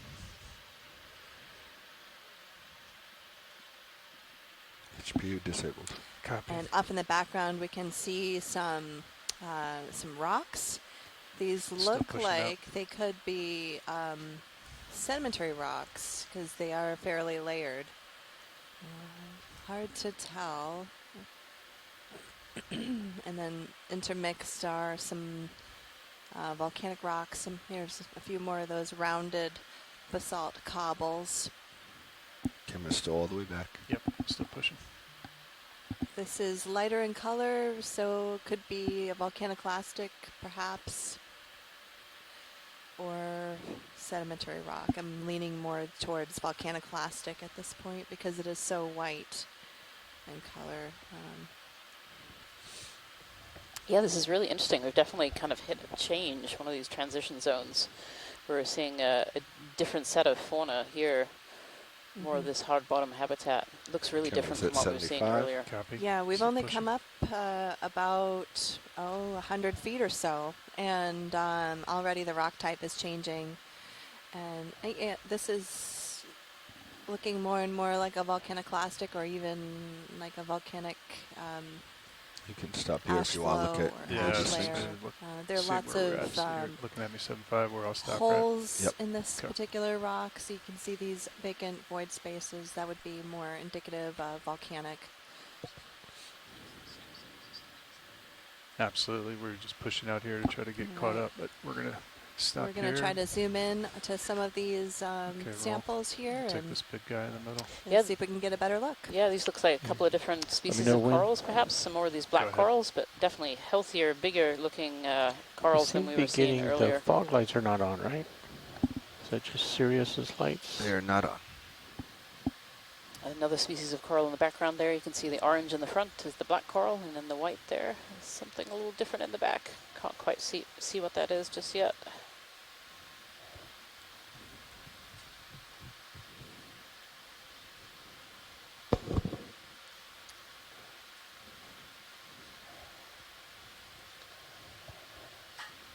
I'm slowly creeping on it.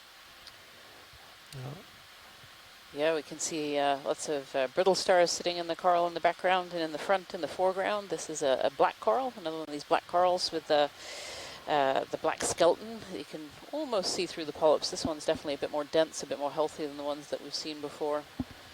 In the background, too, I'm not quite sure what species. This is another octocoral. Can I tilt my camera down for a second? So a different group All from the right. black corals. I'm all stable there, roll. Can I see a Let's primnoid? tilt down and look at the near one.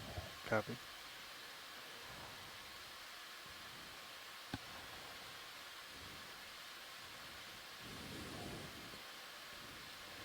Yep, we have confirmation from Asako Matsumoto, who's over in Japan, and Look she's at identified this. this as a primnoid of some kind.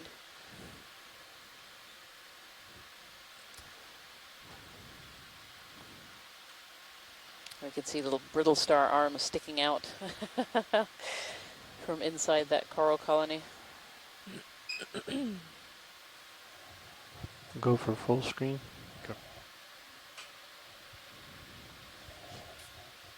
Oh, there's another one in the back there too. Yeah, a few. Tilt down.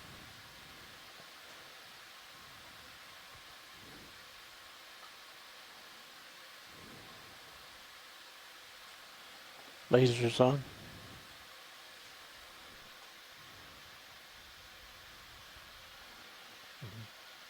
Tilt the camera down on the black.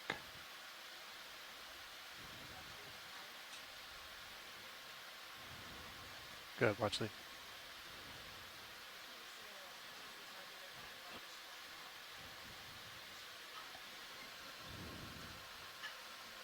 I'm sorry, watch Lee, can you repeat?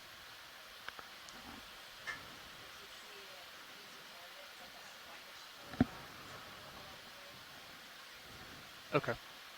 Sounds good. Yeah, if you just want to point out something that looks like you would like to collect, we'll happily. The whiter, the better. Well, we'll check and see if it's loose. That's sort of step one, and then we can go from there. You're full wide. Sounds good. Thank you, Watchley. Okay. We'll go ahead and let that go rolling. We'll keep climbing up, get caught up here.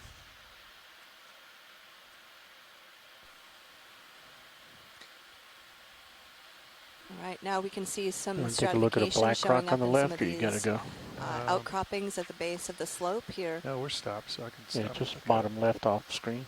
Behind me. So Yeah. that the horizontal layering We'll let that it you go. see in the rock there could indicate different phases of deposition of this particular volcaniclastic rock that we're looking at.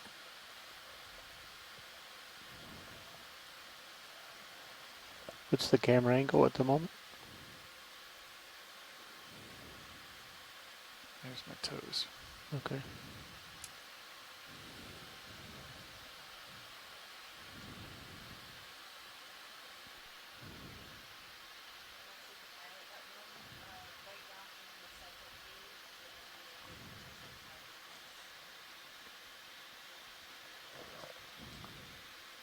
Understood, Watchley. I'm just going to put lasers on here.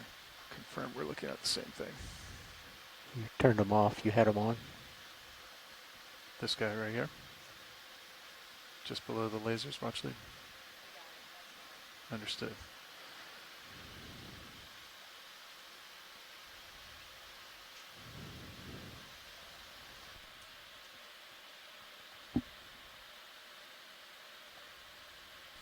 And those of you who are following along at home, we are zooming in on a different kind of rock here. This one is in situ, unlike the basalt that we picked up earlier.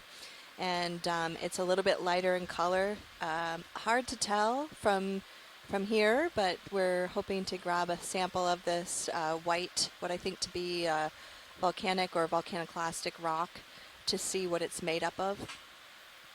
This could be significant because it is a nice outcropping of rock at the base of this very steep escarpment. These steep escarpments can be significant because they're areas where the bedrock can be exposed, and All right, that looks pretty stable there. this particular outcrop is interesting from that perspective. You ready, Bobby? Ready. Okay. Can you bring So up the minis pilots for are me? going to attempt to pick up this this bit of volcaniclastic rock. We'll see. It might disintegrate when we touch it. I'm not sure. Hydraulics on. Hydraulics on. Arm is live.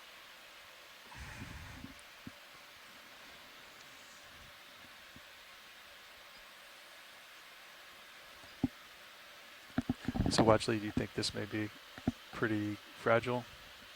Is that right? Sorry, Watchley, I think you're a little quiet for me. Oh, sorry, I was muted. It may break up, and that's fine. If it does, it's no big deal. Understood.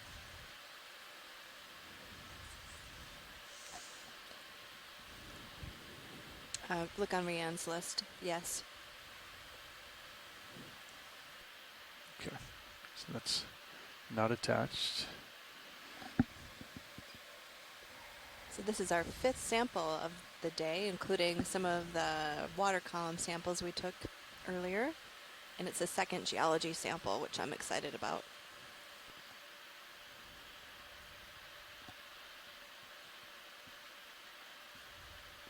Do you have a preference of where you'd like to go put it, store it? Well, we only have one side left, right? We've already done port side. I think we're going to have to go starboard, right?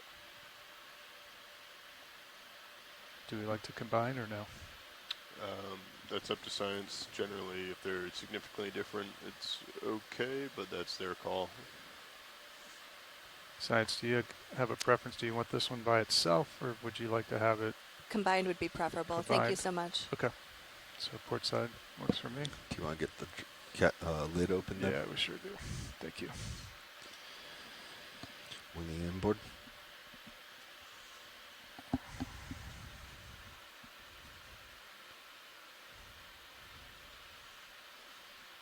In. Copy.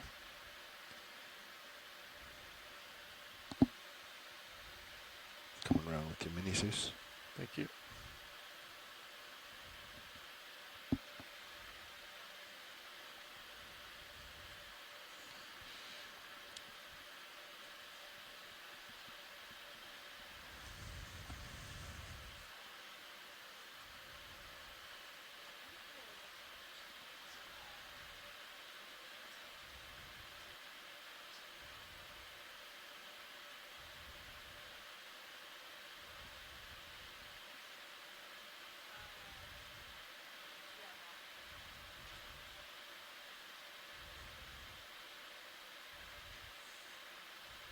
Ah, that is just It's just mud. mud. Consolidated mud. Yeah. There's some in the jaws, but I don't know if that's going to give you guys anything. I think we might lose that on the way up unless it gets put into a... Yeah, understood. We can try again for sure. I don't think that was going to survive. We may just have to feather the next sample. No, no, no. That's okay.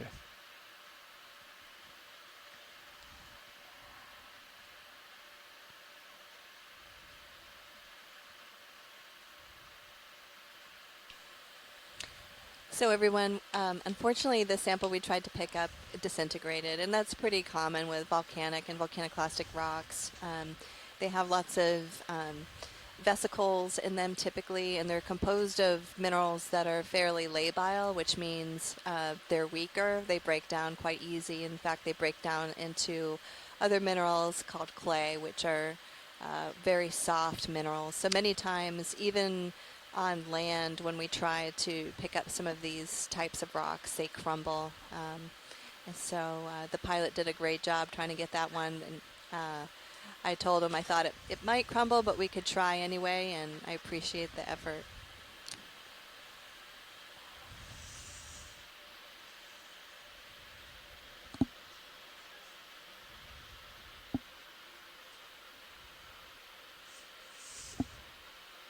All right. Hydraulic secure. Arm secure.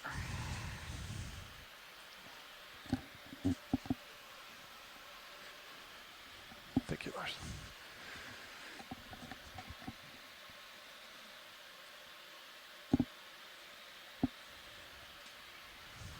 Yeah, it looked like it had some sort of support to it. You might be able to get away with feathering it in the future if you find another one. Yeah, I mean... Which is significantly more difficult, but I think it is doable. We'll give it a try for sure. All right, Bobby, I'll catch up to you finally.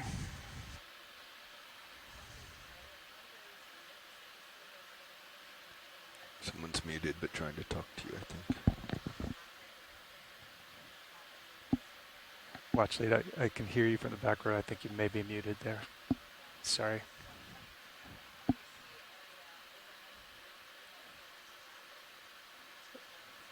Okay.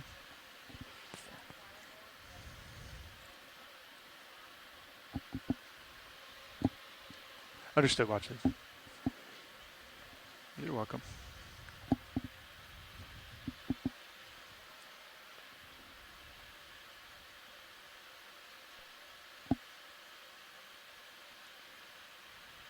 So Watch Lead, what do you think these black rocks we are seeing that's randomly in this area? Yeah, so I just received a question about the black rocks similar to the ones that we picked up a little while ago. Those are basalt. And so those black rocks are not in place. They've been transported on top of this outcrop here of whitish colored volcaniclastic or volcanic rock. So even though those black rocks are useful in terms of understanding modern processes and more modern, I should say, sediment transport, they're not as useful for understanding the deeper geologic history. So these layered rocks that you see in the background are in situ.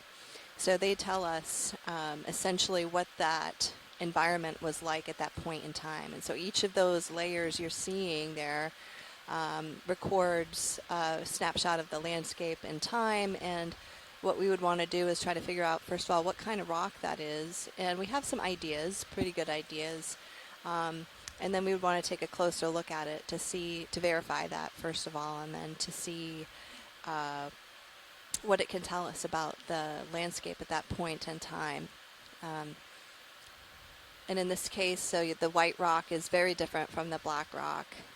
This whiter rock is, I'm guessing, volcanic, as I mentioned earlier, just because it has lots of open spaces, and when we zoomed in on it, it had some square-shaped minerals, which typically are feldspars.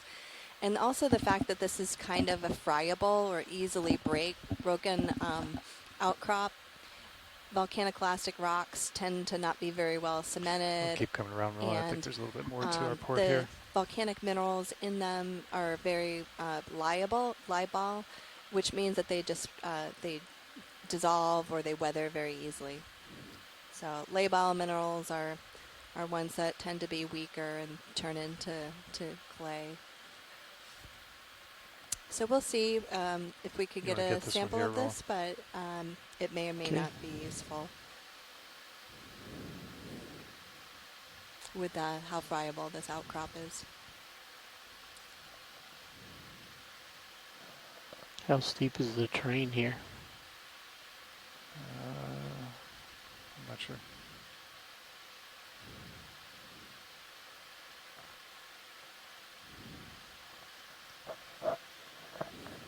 Okay, take that.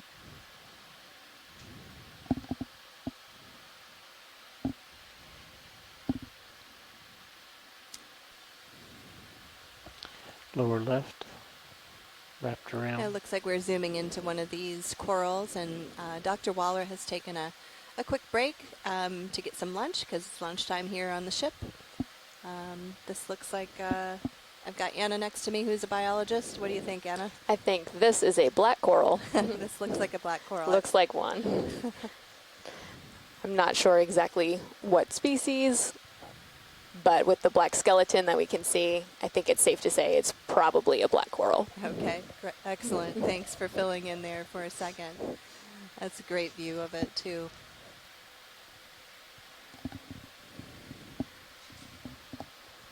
It looks like we've got a bunch of little brittle stars attached to it as well.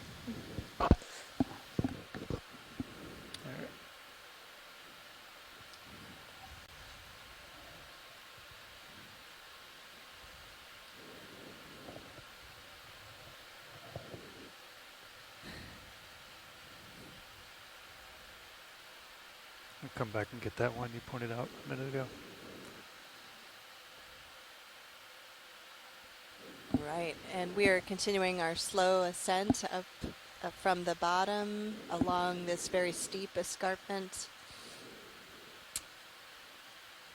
One of the things that caught my eye in this particular area was based on the bathymetry data. There was a very sharp break in the bathymetry from the flat seafloor to this steep escarpment adjacent to this deep water Also, from canyon. my eye, So that white rock we're looking at that's the just rock to the right outcroppings that are at the base solid. of that Just at 2 o'clock from escarpment. that. Yep. Yeah. And these steep escarpments can be useful to geologists who study geohazards because they are oftentimes associated with faults.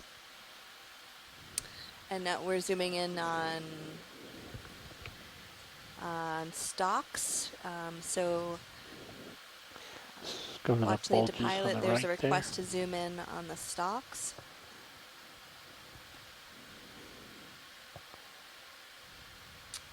Awesome. Great view of those. Laura Beckman contributed that these are possibly stalks of sponges. And there's a fan worm to the left, background of the cladozoid. That's geologist speak for, can you decipher that one, Anna? Sponges. Some kind of sponge. And Rian Waller, even from her lunch break, has agreed that it looks like a sponge. Oh, that's great. All right, video's clear. Looks like a cladorised sponge, which is carnivorous. And that, Oh, that carnivorous movement is actually sponges. from the current, not the prop wash. Okay, watch the video just pointed out this one that's in center here. Lasers. Lasers on, just load. Is that, it's pretty small. Is that something you guys are happy with there? Or do you?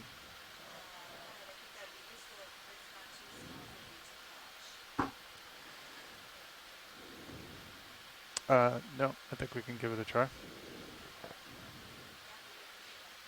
Okay. Try to be a little bit more delicate. We're taking than the a last time. quick break from the carnivorous sponge to see if we can grab this little chunk of volcanic rock that's sitting in the center of the view. Just going to give that a second, and Bobby. Make sure it's there's stable. the possibility that this one will also disintegrate, but if it doesn't, then it's still Okay. useful information for us. You bring up minis for me. So Jen, in collecting a sample like this, Hydraulics. what is the best way to collect something so fragile? I don't know if there is a best way. I mean, what the pilot typically does is he'll tap it to see how well attached it is. In this case, you can kind of see that that sample is sitting by itself. It's not attached.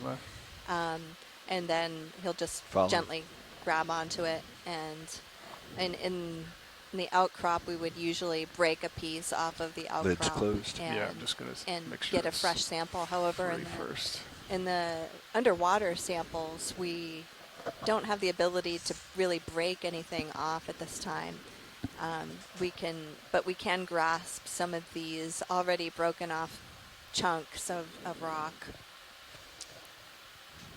And if it did start to disintegrate, would it be worth attempting to suction up the pieces? Probably not. Okay. I would guess because I think we'll just put it we in would starboard. Not worry ideally about we'd want to have something that's intact enough we could tell what kind of rock it was, and then if there is any kind of datable material in it, that could be useful. This is a really small sample, so I think in this case we might just get rock type.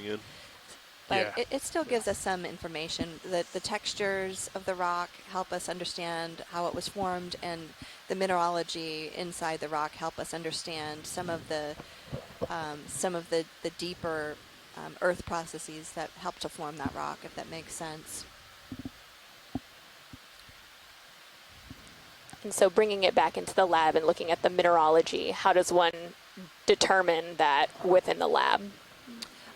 We would use, initially, we would use a hand lens, and we would inspect each of those minerals to see what they are. And then we could potentially make a thin section of it, which is a 30-micron thick slide that we can put under a microscope, and we can inspect further to further verify the composition. Yeah. I don't know if we got anything.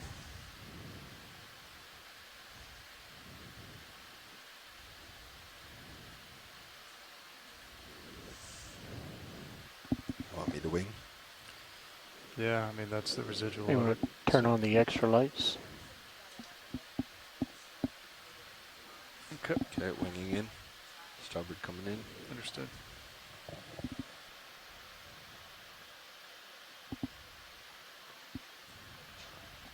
I think we're going to lose a lot of it through the holes in the bottom. Yeah, I agree. Come around with minis.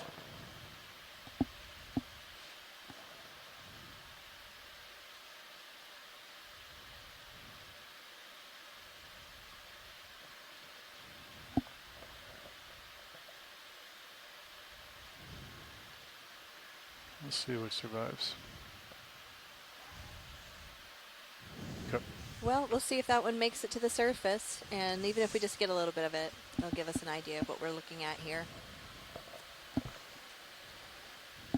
But you are still calling watch this an these, official I will call sample? that sample 05 geology for your reference. Copy. There, arm secure.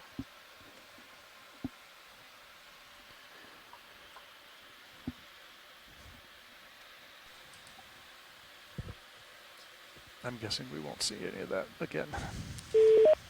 Great. Thanks a lot, pilots. Look Great at job. that pink object. So I'd like to do a tether check before you come off here. Understood. Stand by 1 real. And did we just have somebody join us on the line? Oops. Yeah, this is Elena. I was kicked out, and so I had to dial back in. All right, welcome back. Thanks, Elena. Before That you move happens too to me much, all the I'd like to time, check. too. Yeah, I Sometimes. was just going to get set it back up for this pink for rolling. Okay. Excellent.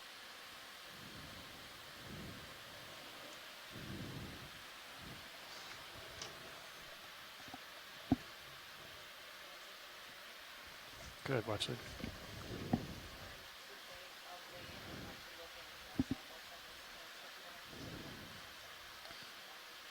Understood. We're just going to take a look at this pink object in the center here.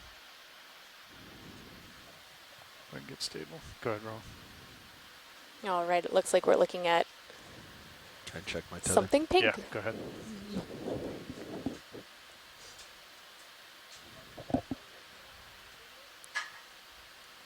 It looks like it might be another sea. It's a potential nudibranch. Okay, guys, we got a tether issue that we're going to have to deal with. Understood. Wow.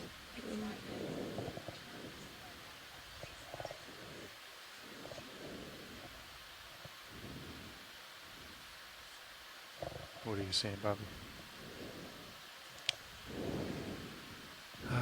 It's getting tighter when I tried to get it in view, but you could see it up there and down cam, right behind the sonar. Let me come to port a little bit. Video's clear. Got to turn. Copy. Okay, you want me to come off? Yeah. So I think if you can come up and Yep. work your way to starboard Okay. gently. Yep. I'm going to also come up. Coming up easy. You want me to do a heading change? Nope. Or it's just move? Okay. Just slide lateral. over? You can Very square up with helpful. me if Thanks, you'd like. everybody. So we have a nudibranch there, that pink little guy. He is essentially a shellless gastropod. You want me to come all the way to the side of the screen? Yeah, I think so. I think that would be good. Just nice and slow. Yep. And we have Dr. Waller back, which the geology lead is very excited about. Of course, just when the biology disappears. That was an awesome little nudibranch. That's something we Just really watch your don't rail see cam. very often down in the deep Well, I sea. have They're you so off small my and so camera. hard to find very often. And yeah, Scott France is agreeing. This is very rarely seen in these deep dives. Everyone loves a nudibranch. All right. Yep. Looks like your end crosses over. Yeah, I'm on top. I think maybe if you just keep going that way to starboard. Okay. Yeah, Scott France is just reminding me here. He said maybe it was looking for a coral to consume, that many of these nudibranch species actually prey on corals. They'll eat the soft parts, particularly of the octocorals, the soft corals. Skate off the bottom right. Okay,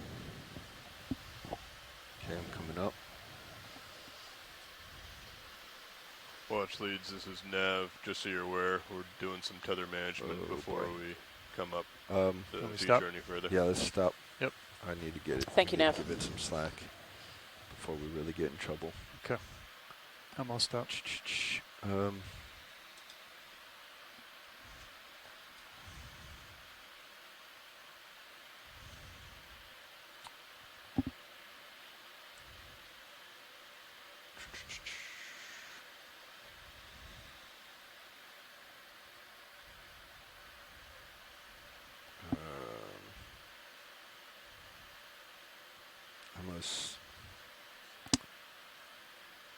I'm not sure. I'm not sure how best to do this. Go ahead, Bridge. Levi's right behind you if you want to ask.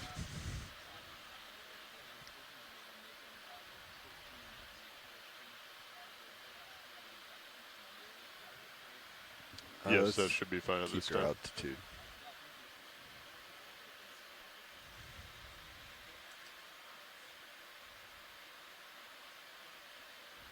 All right, I've got auto altitude in. Just for you of those at home, we're just off the bottom a little bit here where we have some tether management. So there's this long tether, this long wire that leads between the two parts of our ROV system. So D2 is part of a 3-body system. So the bottom part is D2, the ROV system that you're seeing all these beautiful images from front up. And then if you go up the yellow tether, off the back end, you get to Sirius, which is the middle part of this 3-part system.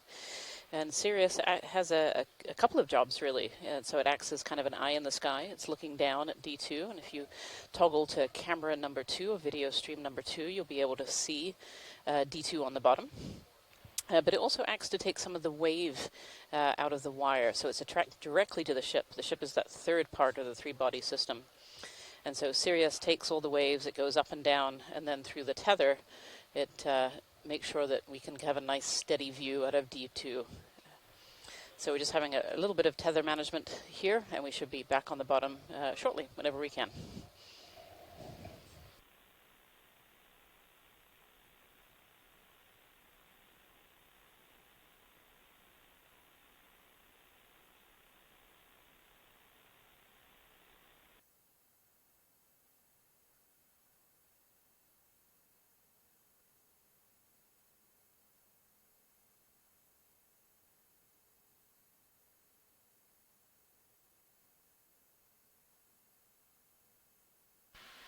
Get you some delta if you want. I came up a little. Okay. Although I don't want too much delta because it tugs. Yep. We're going to lose it. Swing arms coming in. Okay. Uppers, stowing. Get auto XY in as well, if you haven't already. Full autos in. Okay. Okay. Lower swing arms. Outboard. Outboard. Outboard. Outboard. Okay, stowing starboard.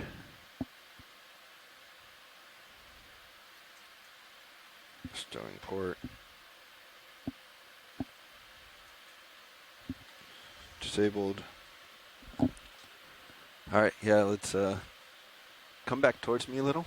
Understood. I'm going to create some delta. Okay.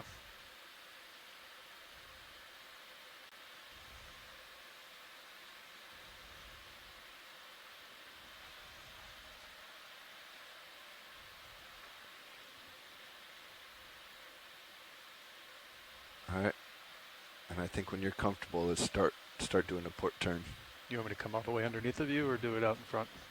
Your tether's on top. I think do it where you are. The football should clear it. Okay. So coming to port? Yep. Nice and easy.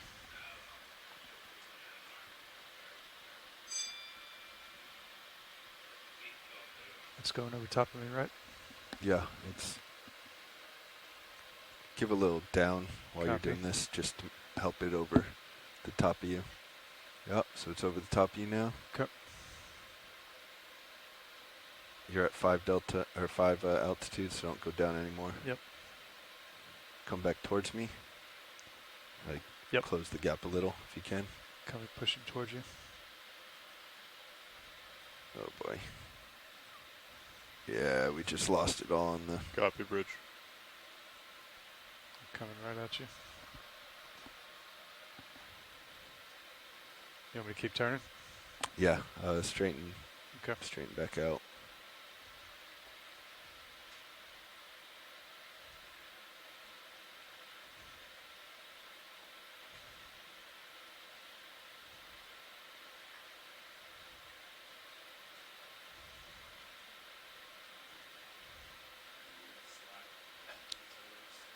All right. That's full Yeah, let's just hold there. 360 to port.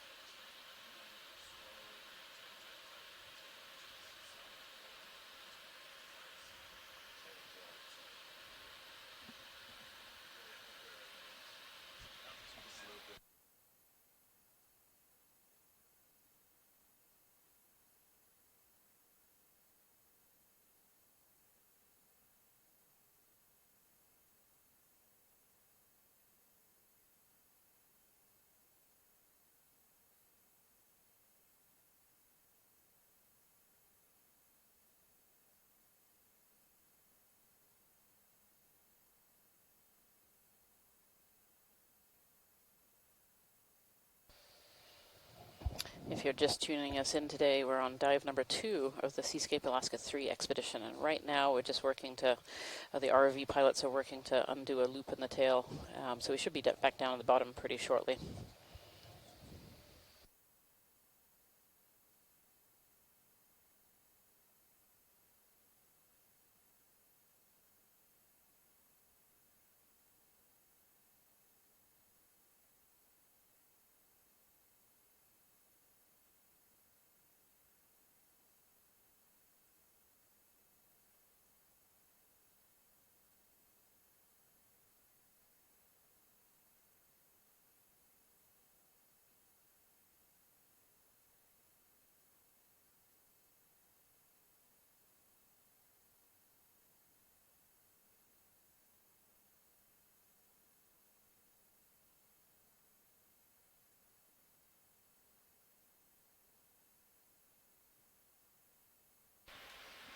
Yeah, I think if you come to starboard, that should take it out.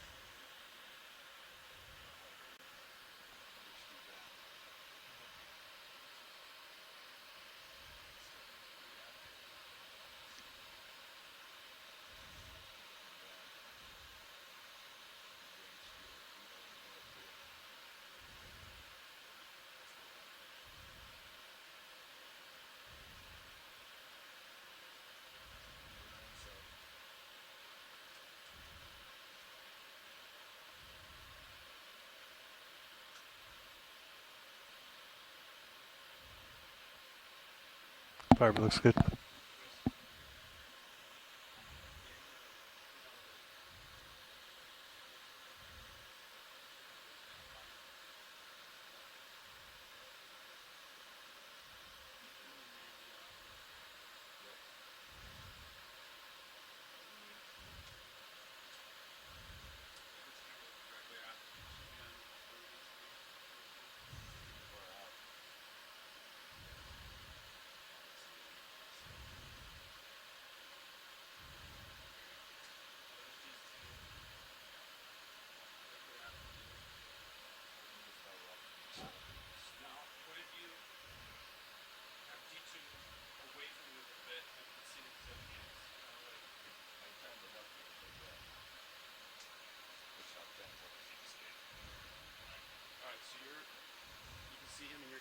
Yep. So maybe just gently push away from D2. Okay. Watch your multi-beam. Yep. On with the grounds in front of you. Yep. And we're going to watch the tether between the two. Okay. All right. Pushing out easy. Stoppy.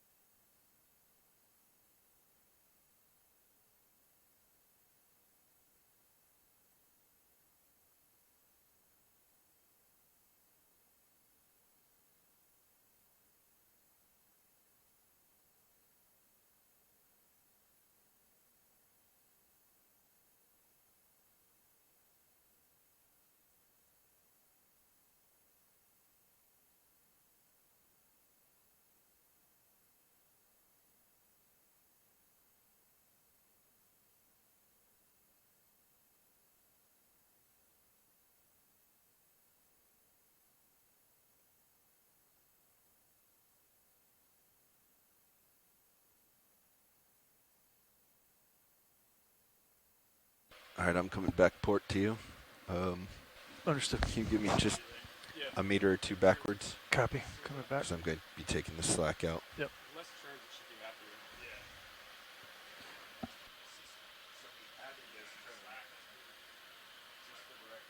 All right. You see me down.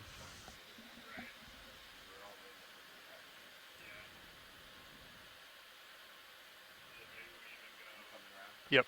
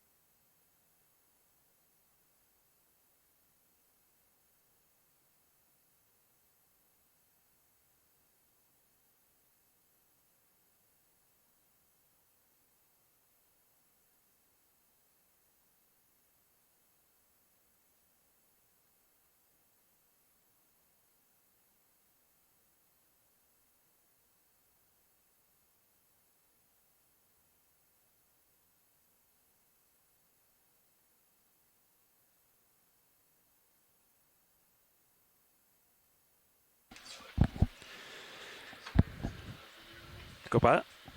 Pilot. All right, so I'm facing uphill, so I'm just going to go down and acquire. Roger. I'll stay here. Stay and put.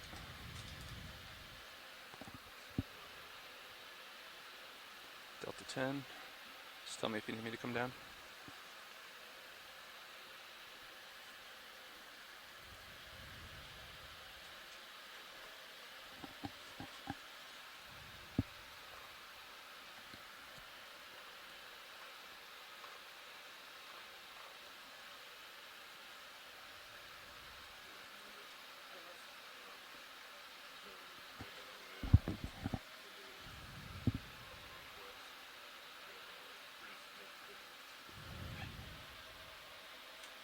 Hey, watch lead pilot. Watch lead here. Okay, so we're going to go back to the bottom, and then we'll deal with the tether at the end of the dive. So we'll continue for us here. Okay, perfect. Thank you so much. Get the swing arms out and get going again. Got eyes on with Titan there, pilot, just for your reference.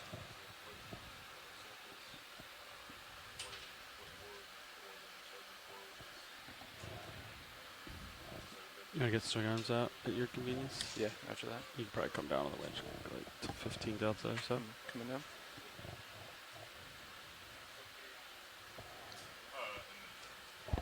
Nice and slow. So this is a different kind of fish than we've seen before. Just as we settle out back on the bottom here. Video if you want to frame it up, feel free. All right. Previously, we've seen quite a few rat tails, Ready for but this one's HPU just a little to bit come different. on. This is a darker color, and you can see the tail. It's not that It's got a long whip-like parasite that we've seen underneath. in Yeah, you can zoom video. the rat tails. Deploying the swing arms uppers first. Roger. Nice and slow. Stalling for time as I'm waiting for somebody, some of our fish experts that are on the science chat here. Can we get Actually, the right underneath it, there might be a little fog lights parasite. on? We're getting swing arms There out. is. We'll get there. So some deep sea fish have been seen with, they're usually copepod parasites that live with their head kind of stuck inside the skin of the fish. You can see it kind of hanging off there.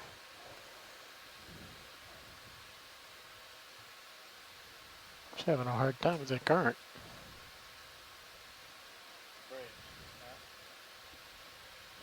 Full wide. Thanks.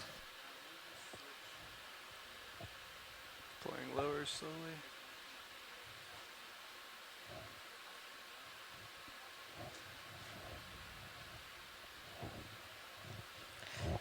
Maybe a cuddling.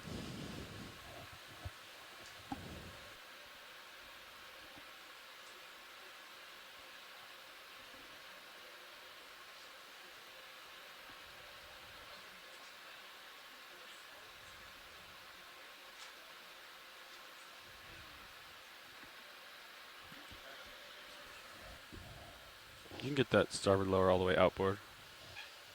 So if you're just joining us today, we're on dive number 2 So it's of the starboard, Escape Alaska lower, 3 outboard. Outboard, expedition. copy. Yeah. And we are currently in about Yeah. 2,280 meters of water, about midway through our dive today. We started down at 2,335 meters.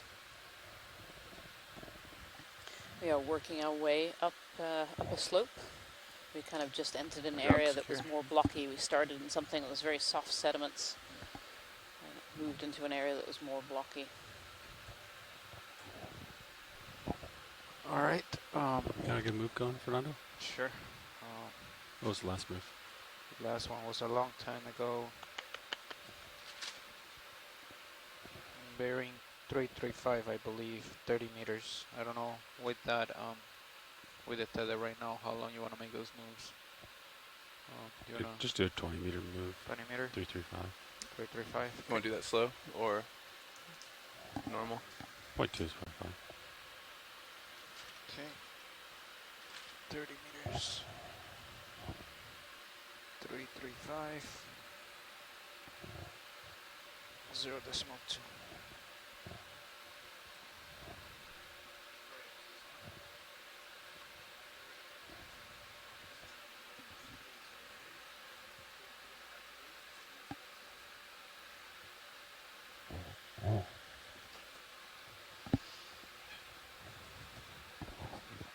Could we have a little snap zoom on this coral here? Yeah, video, snap it. Thank you. This is another of the black corals. Oh, another one of the carnivorous sponges. We got a sample of that earlier today. And this is another one of these black corals.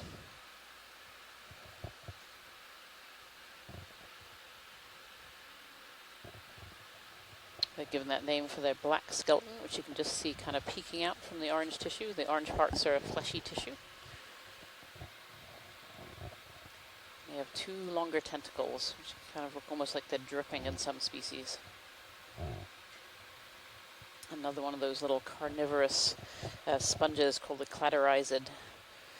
Cladorhiza bathycrinoides is the name of that carnivorous sponge.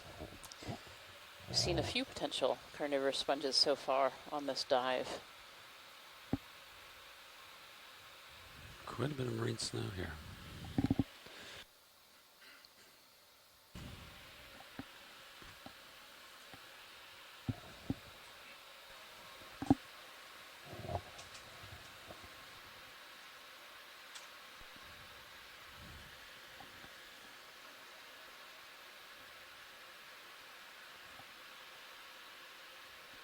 Go ahead. I can't hear you. Rian.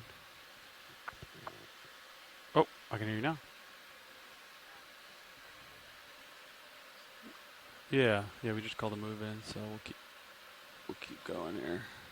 Yep.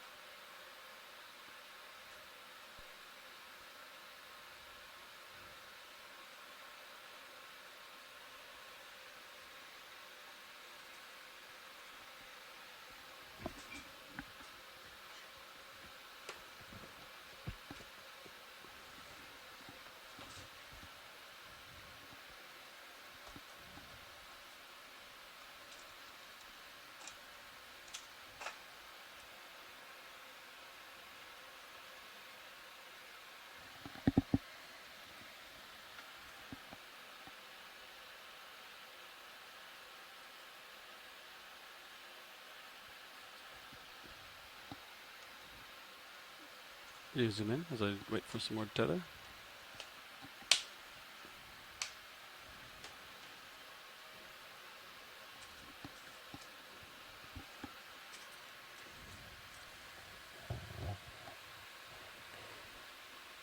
What is the subject of interest? Anything you can find, Rob. Let's look at that rock at the As bottom. we can see in amongst all this kind of blocky material, there's a number of little organisms down there. Most prominent, of course, are the brittle stars. You can see those little star-shaped organisms. All up the ran on the left. I think on the bottom here we have a little sea cucumber, a little tiny one. Very clear, translucent. Wonder if that would be a rock that their geologists would want. Being that clear, translucent color is a great color to be if you're in the deep sea, because it really hides you from predators. There's lots of that. I see worm tubes, maybe some amphipod tubes again, like we saw earlier.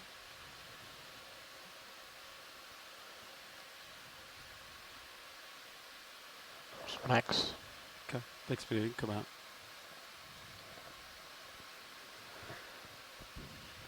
Got a little more tether now. Many years ago, the deep sea was classified as an area that was lifeless, without life living on the bottom.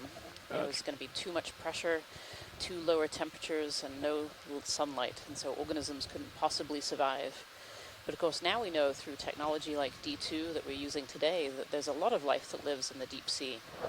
And even in areas that we cross that are sedimented, if we just look inside the sediment, just under that surface layer, we can see lots and lots of animals that do live there. There's actually a really high biodiversity, so a high number of species that live in our deep ocean. And they're also incredibly important for deep ocean health, for whole ocean health, even up on the surface. No zoom in video. Hopefully it blows away. So a little crinoid here. So crinoids are another member of the Echidemata. So we've seen a number of those. So the starfish, the sea cucumbers that we've seen, and the sea urchin as well. We had a sea urchin earlier. Yeah, this is a beautiful crinoid. And yep, scientists on shore are asking for some close-ups, so we're trying to get those right now. Beautiful shots there. Obviously a lot of sediment kicked up in the water column coming across, but so these crinoids have these long arms with what are called pinnules, and those are the little sticky out parts, the little tiny ones on the arms.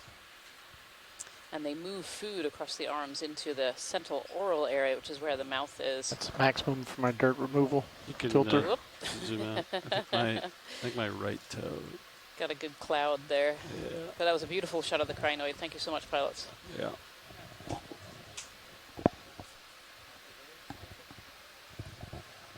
We just stopped moving, co-pilot. Copy that now. You know what the delay is, Fernando? Keep going. What's the delay? Um, How long does it take for us to field moves? At 20. What's the from when the ship moves to when we move? How long has it been taking? oh, I don't know. I said that Like 5 like minutes? 5 minutes ago. I don't Okay. know. I feel like I'm definitely moving What's now. up there in the bottom right? So you how long Are ago we did going, you we might start be it going moving? past it. Let just me yet. I see. called it up 6 minutes ago. Yeah, I didn't Think catch it's a when we rock. started, but I can try to catch when we finish. Come in? I'm no geologist, but I think that might It's be a a rock. shadow of a rock. A shadow of a rock. There we go. Hey, identified a rock. Got tipped over, hold fast. Yeah, something fell over on that rock. But again, as we talked about earlier, lots of life living there on that stalk.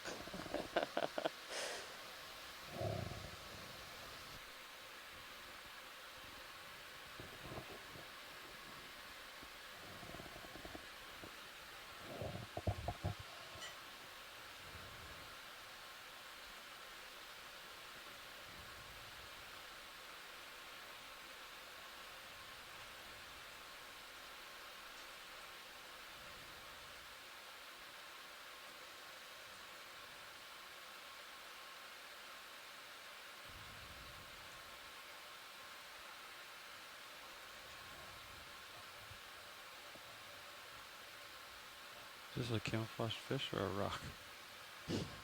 It's a rockfish. Yeah. It's gotta be. Wishful thinking. That was an anemone, possibly. Video snap, right? Coming up just a tad. Yeah. Yeah, is that another crinoid or a... Oh yeah, granite. Oh yeah, another little crinoid. Different color. I don't know if that means different species.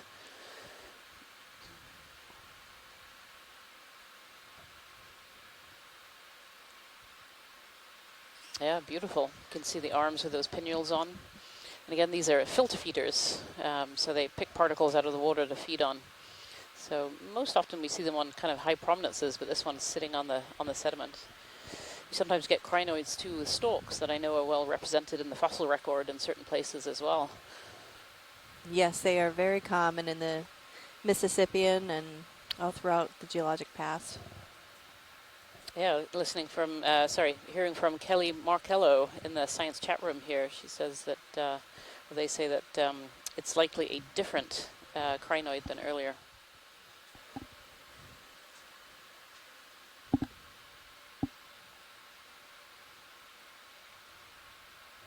Well, that looks like a coral on the edge of that underhang there. You want to try to position so we're down current from it? I tried both left and right, so I'm just gonna stay away from it.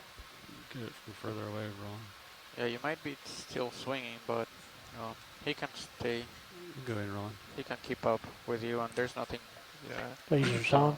I think Sirius is The pretty blue settled. view, right? Maybe another primnoid species, perhaps. Yeah, I don't see anything in blue view right now. Okay, so I can call another one. Would you feel comfortable? Very hard, Yeah, almost you know, impossible to yes. tell until you zoom right in. Lasers clear. Going for the foothold. So the laser's there at 10 centimeters. This is fairly large. It's kind of 20 to 30 centimeters across, maybe 10 See a little centimeters better high. idea. Blue view. Thanks, John. Yep. Yeah. Certainly looks a bit like a primnoid. Lots of different groups and species of octocoral that live in Alaskan waters. You can see that brittle star About the wrapped Delta around. 10 on you. Just let me know if you want Oh, different. it's a beautiful shot of the holdfast. Do you feel comfortable with another 30? Under the rock there. Okay, what the pilot is. This is 20. 20, copy. Thanks. Thank you, pilots. Video. Just go full clear. screen. Okay. Okay.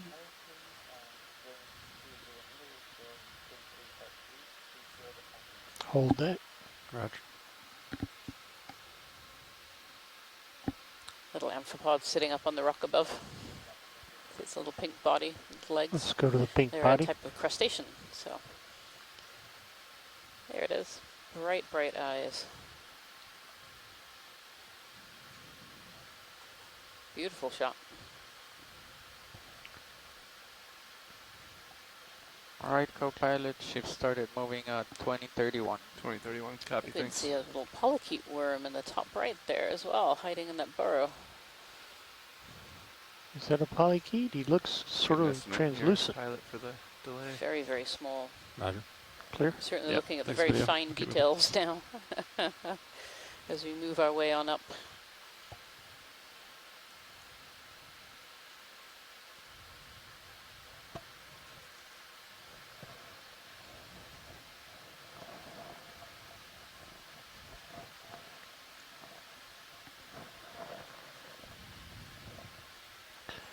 No, she's been looking for white rocks, and those don't come any whiter.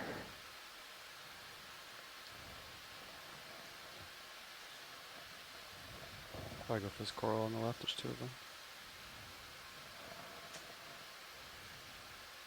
So we definitely entered the zone where we're seeing more corals, more hard bottom environments and more areas for the larvae to be able to settle and grow. So quite a number of these black corals. I'm going to go for the one on the left. So I have a little bit more of a dark background. Alright, right toes down, go in. Check quite a few of these. It's very pinky, very pink at the base. Yeah. Yeah, so this is another black coral.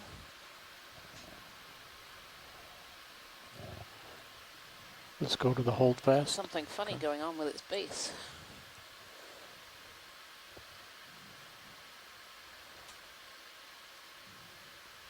That's really interesting. Excellent. Looks like it's kind of overgrown there with something. Very interesting. Yeah, when you're clear, I'm clear. We keep moving up. We gotta move in. Full wide. Geologically, we're looking at a similar rock type as we saw earlier. Coming up, John. Copy. It's sort of this lightish gray, probably volcanic or volcaniclastic rock. You can see it looks like it has quite a few of these open pores in it called vesicles. And it's also very friable. And in some places when they zoom in, you can see some of the I think we're probably starting some to of feel a the move. feldspar About crystals in some 2 minutes, areas. 45 seconds or so. And we're going to take a look at one of these corals here. Yeah, this pink one here is a little different. That's one we haven't seen yet before. Get as close to it as you can. So you Okay, can take a about quick snap Those polyps zoom. are very 3 small. minutes and 30 seconds, 4 minutes. Yeah, somewhere Still delay. just over 3 minutes. Yeah, this is definitely not a Probably species 3 that we've minutes and a seen half. yet. Alright. We'll keep Potentially checking another primnoid. That Come in. It's a bubble gum. Oh yeah, no, this is a little shrimp there sitting in the middle. Yeah, this is not a primnoid. Copy bridge, move complete. Is this the bubblegum coral? I don't think so, though. Oh, maybe. It's good. It doesn't look the color is, but. Yeah. Zoom out a little bit, Roland, and see if there's other, after you get the shot you want, and see if there's other associates that are. This is a corallid interest. coral from Steve Oskovich. Sort of get a full screen of it. Roger. A couple of enemies. Wasn't sure if it's a little Then we'll bubble go gum back coral into looking at those, some of those edges, but it's not quite Go the by right kill morphology. lasers. No, Tilt it's been down. knocked over. No, maybe a hemicorallium.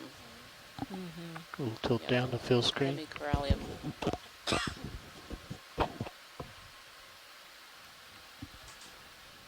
Nice. All right, Roland, I'm gonna keep moving. Once you get your shot. Okay, I think this might be a bolosoma, but I'm not 100%. See that one? This was my favorite. Okay, in the background you can see some of those basalt clasts, CLASTS. Those are transported chunks of basalt. sitting on top of a light gray colored Bring camera down, volcanoclastic coming up or seven. Yeah. perhaps some kind of tufaceous volcanic rock.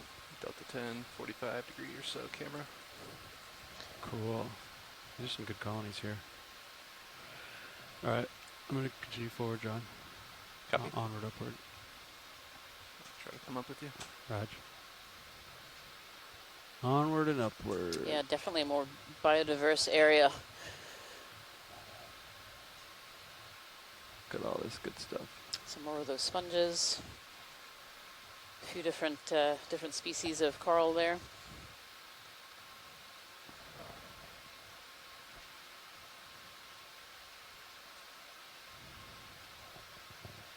Hop over to the left area over here before I go up. Just get closer to these guys.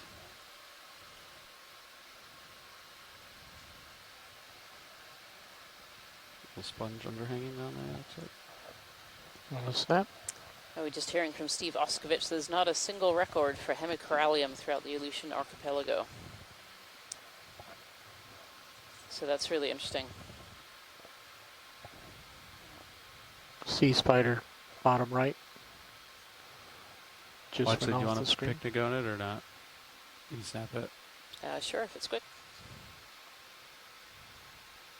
Yeah, the pycnogonid, a sea spider, sitting here on the side. We'll let it go, Roland. It's got a lot of turbidity between us.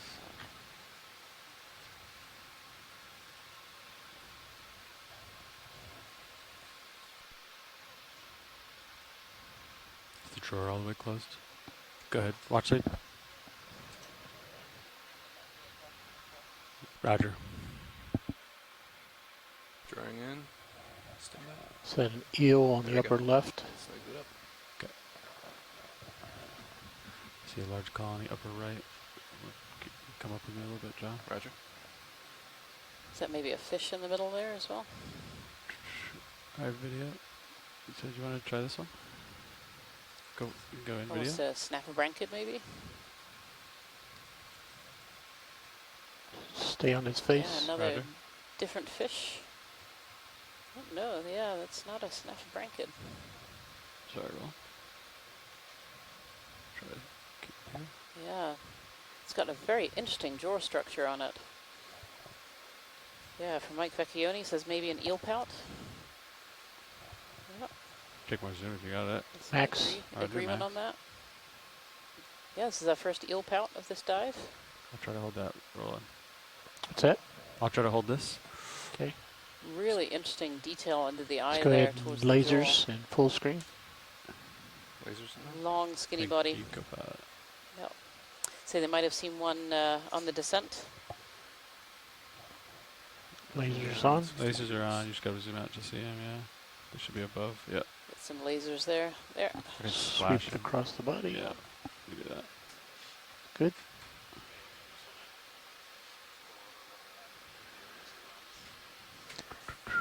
Straight below, there's a I think these are more hydrosolatory. sponges, actually. Yeah. Yeah, I think these are more of those sponges I'll that we keep were going, seeing in the Roland. beginning. Yep.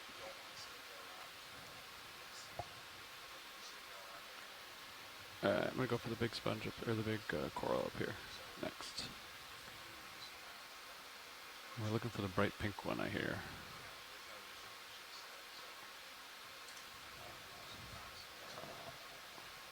Yeah, maybe two different types of carnivorous sponges kind of in this field. These long, thin sticks, we did some zoom-ins earlier and found that they are potentially these carnivorous sponges. And we had a collection of a small little ball structure carnivorous sponge as well. Oh, this one's got a giant crab sitting in the middle. I don't know if that's another one of those Tanner crabs that we saw earlier. This one climbed up into this coral. Rianne, is there a reason why they seem to prefer nucleating on the basalt here? It seems Roland, like you want most still of cam for this or most not? of them are on there. Yes. Okay. Yeah, I start don't with know if video. there's a Caitlin? preference in terms of rock, but I know most Steel of the camera? larvae Zoom in. need You wanna do- a hard structure to be able to grow. in the Caitlin first says place. she's been getting it. John, can you take monitor 12 and Huh? put the still cam up for me? We'll start with Well, this video. one looks a little different in terms of crabs. Yeah. Thanks. No problem. Slightly different carapace. And very, very spiny legs. Yeah. It's like more of a king crab, though I Go might for the wait. hold fast. Okay. Yep, Kelly Markello says looks like more of a king crab as well. Sitting on this primnoid coral.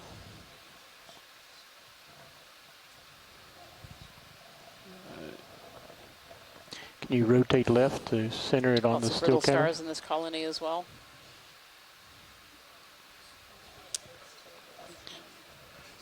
I think this might be a Lasers are on. Peristomella primnoid octocoral. You can see the lasers there for size. This is quite a large colony.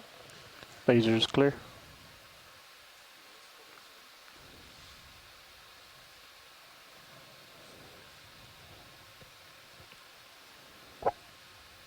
So unlike in shallow waters where Nice. corals often Alright. use sunlight for energy because they have a photosynthetic algae that Keep lives moving. inside their cells, these deep sea corals and cold water corals don't have that. So they rely almost entirely on food fall or other organisms that live around them to feed. And so they grow really, really slowly compared to the corals that live in the upper ocean. So a typical tropical coral might grow 5-10 centimeters a year, but a typical coral in the deep sea might only grow a few millimeters in a year. So they have much, much slower growth rates. Ooh, a sea star. Oh, there's a sea star there. You want me to go for the sea star? Watch later. Yeah, we can have a snap zoom. That'd be great. Roger. Yeah, Sean Rooney said that's a scarlet king crab. Lithoides cusei.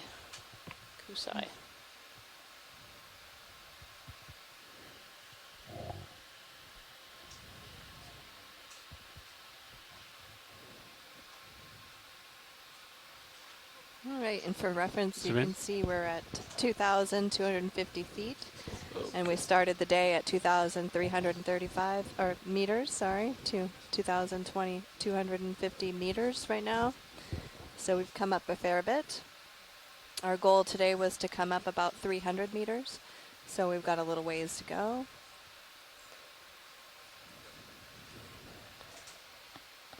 When you're good rolling, let me know. Yeah, it's a beautiful sea star here. Okay. Let's get lasers. Roger. Go for it. Snag the lasers for me. Lasers on. Sea stars enjoying a basalt. All the creatures like the basalt. And the lasers there are 10 centimeters apart for scale. Thanks, Roland. So Chris Ma from the Smithsonian says that this is a Hippasteria, and that coral is dinner. So it might be making its way along the along that basalt up towards the coral colony that's there. These some of these sea stars we find often munching away on cold water corals, particularly octocorals, down at these depths. Seem to have a lot more reflection of the light Field of these than I sponges normally do. It's because of the turbidity. intermixed with No. Is the coral swing arms colonies here and fully there. deployed? Swing arms are fully deployed. Look like it, yeah. Yeah. The uppers are horizontal at the front. They can go back further, but that would disperse the light pool. I can bring them in a little if you'd like. No, I'd be more wanting to disperse them further out. So wait. Sweet. You want to put another move in, Fernando? Sure. 20 20. meters, Yeah. 335. Yeah. Copy.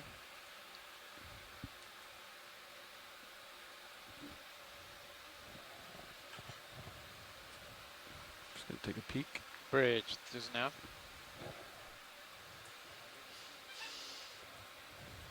I see you watching fiber as well there, Pilot. Yeah. I got pictures if you need reference. Another huge when we sit primnoid down. just going beneath us. Yeah, that's bigger. Yeah. Coming up a little bit. Cool. And again, this kind of sea So with that look at the field tether, do we want to of keep carnivorous sponges. it tighter, or do we want to be pretty Must be lots of pretty food close down the here. whole time? Close.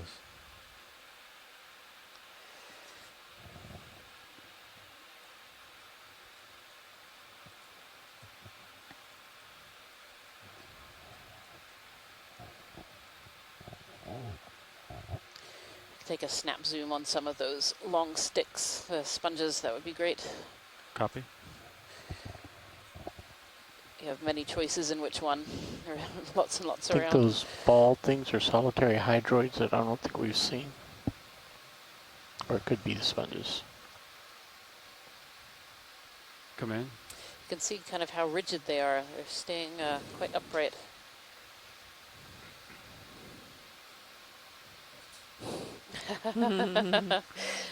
It's a great dance. It's dancing away, the dancing carnivorous sponge. It's like doing a workout with them stretching. It's got a good little groove going. Yeah. I need to learn that one. Like a mini version of the Groot. Yeah, that's great looking up and down. It's like some of them are like barren and some of them have mucus on them or something. This one on the left with the arms is still sponge. Yeah, still a sponge. Yeah, it's one of those carnivorous sponges. We managed to get a collection of that one earlier. That was identified as a Cladorhiza bathocrinoides. Yeah, with these long sticks.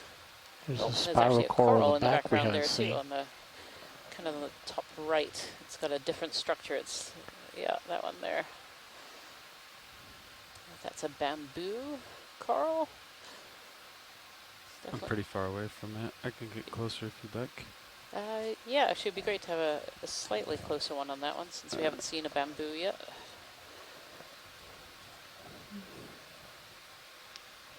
Ah, the SpongeBob. We have a name for the dance. It's doing the SpongeBob. That's pretty good. I like that. Lars really like that. Yes, Start off from Laura by Beckman from lasers on. Gothenburg University says there are several species of these stalk sponges that are in these waters, in the Aleutian waters. I think every time I get close, I just dust them out. Yeah, tricky conditions here. Yeah. But yeah, that's definitely looking like a bamboo coral, I think. Oh, really? Yeah, I'm not seeing any nodes, but it has recently been found that some bamboo corals are nodeless bamboo corals.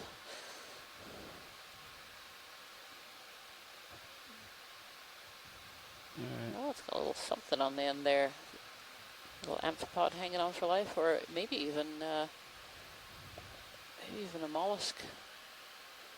Sometimes they have apicopherans, which are little shellless mollusks. Almost look like worm-like, sticking on the top. All right, John, we keep. This is a great view of some of the volcanoclastic rocks in the background. Here you can see the stratification. It's kind of horizontal layers on the left, and then it appears to curve down slightly on the right, or that could sometimes that could be formed by a fracture that gets preferentially mineralized. That one line that's cutting diagonally across the screen. Yeah, And sure, then Bridge, the as long as the more center modern rotation is at the cobbles A-frame. resting on top of that older outcrop are the black rounded cobbles, which we took a sample of earlier Copy, today. thank you. And again, if you're just They're joining gonna us, we did try to heading take a change of sample of 15 degrees to this starboard. whitish colored volcanoclastic Copy or that, volcanic rock, and we couldn't get any samples because it's too friable. Fuzzy left of rock, maybe holothurian. Video, you want the, or watch, do you want this holothurian here? Or keep moving? What are you The seeing? white. Sorry. Oh, yeah, there's a sea cucumber in there, tucked in. Is that what it is? Okay. Yeah, I think that might actually be the same sea cucumber we You saw snap earlier. it, video. Yeah, it looks very similar. Roger. You can see this one has its feeding tentacles out just on the right-hand side. You can see almost they have little hands. And these are used for grasping sediment and putting it into the mouth, which is Video's central. clear. Okay. Yeah. Thanks, video. I'll keep moving, John. Go up a little bit here. Yeah, I'll probably be. Have some so information from scientists on shore that the bamboo might be a chrysogorgid rather than a bamboo. So some species of chrysogorgid.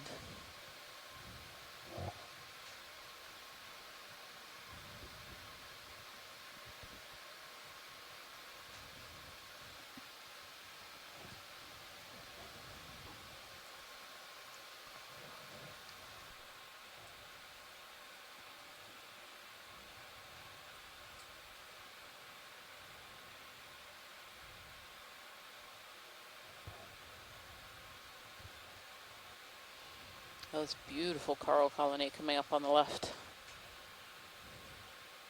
Lasers on. Oh, a little fish over to the right as well. Yeah, that coral colony is coming up on about a meter Lasers clear. tall. Roger, lasers clear. Quite large.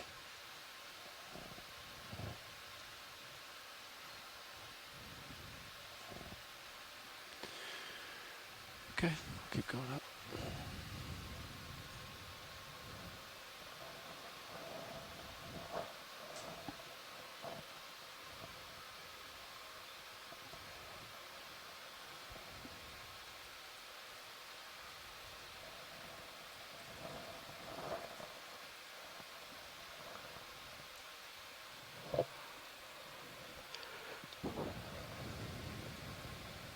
Well, one thing I found personally interesting was at the beginning of the day, we started out at a water depth of 2,335 meters, and it was just mud and mixed in with a few scattered granules and cobbles. And then as we started to approach the canyon wall and move our way up that escarpment, we started to see fresher outcrops of what looked to be volcaniclastic rocks with not too many organisms and not a lot of debris on top of them.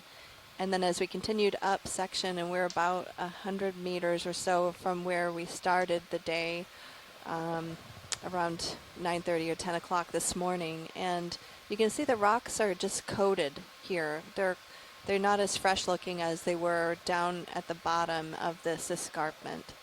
So sometimes that can give us an indication of how freshly those rock outcrops have been exposed, or how much current complete. perhaps that they're exposed to, but those outcrops at the very base look rather fresh compared to these. How are you feeling, co-pilot?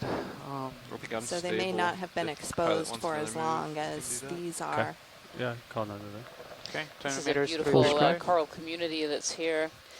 I'm counting 1, 2, 3, Is it probably okay to zoom on the 4 center one? species of Yeah, you can coral, zoom a bit. along with some Just to fill the anemones screen. and Yeah, some of fill it. these sponges, the All right, carnivorous I'm gonna sponges. pull it up, same Oh, move as another before. species. We've got some cup corals there on the base as well. This is really a beautiful community of corals here. Go to the brittle stars in the community. Yeah. Zooming in on this particular species here, you can see a lot of these brittle stars that like to call these corals home. These corals are ecosystem engineers, so they build ecosystems where other organisms like to live around them. Rack focus.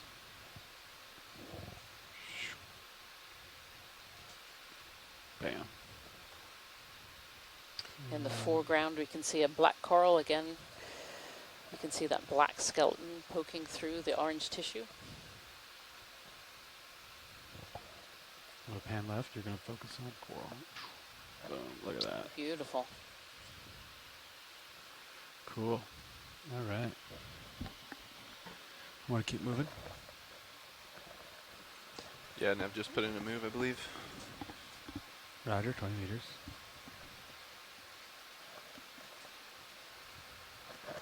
Just travel with lasers on. Roger.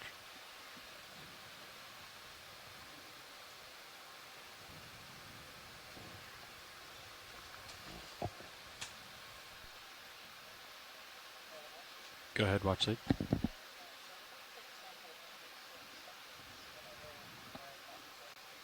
Okay. Sounds good. I'll try to pick a big one once this is done moving.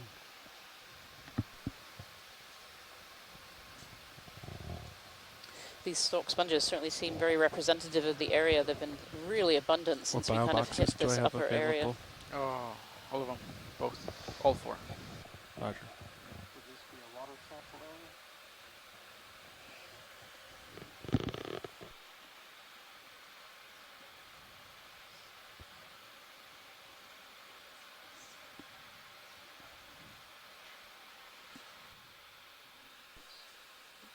We can get ready for it.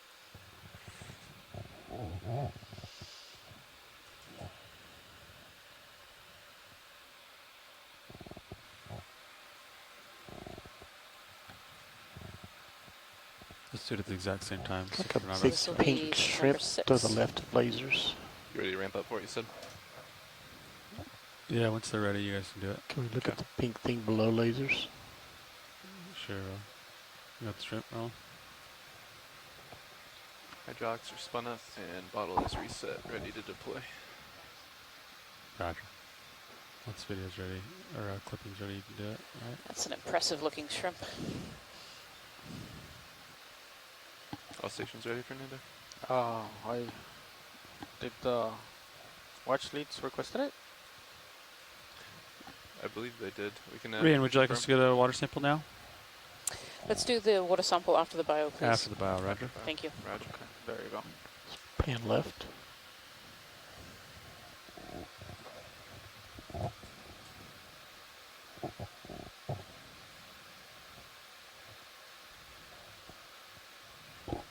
We'll let it go, Roland.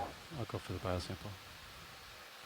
Make sure you change out of the Niskin button, John, because Right. we might Roger that. push it without noticing it since it's already set. Copy that. Already done. So if you're just joining us today, we're on dive number 2 of the Seascape Alaska 3 expedition. We're diving in an area that we've called the Big Bend Canyon, just off the end of the canyon, on a slope. We are currently at 2,240-ish meters off the bottom. And we're kind of in an area of these large stalk sponges, and we're just about to set up for a sample of one of these sponges, as they are fairly representative of the area.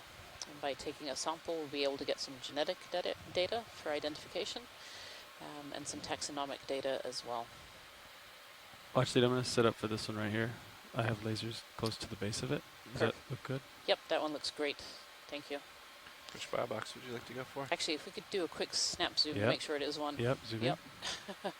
Video come in. Might be another one of those chrysogorgids hiding. It has stuff on it. Let's see. No, that's what we were looking for. Yep. Okay. Roger. Yeah. I wonder if there are a couple of different species in here.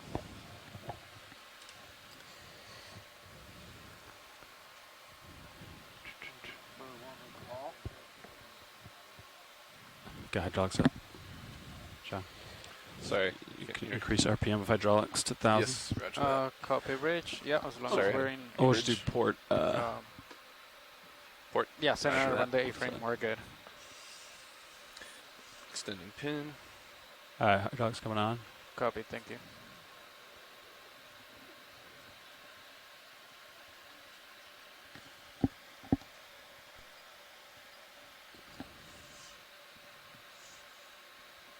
Do you want mini Zeus up? Yeah. That's alright.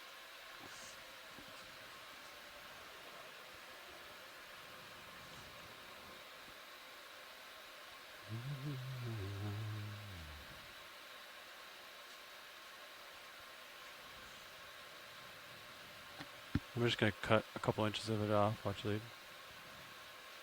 That's perfect, pilot. Alright.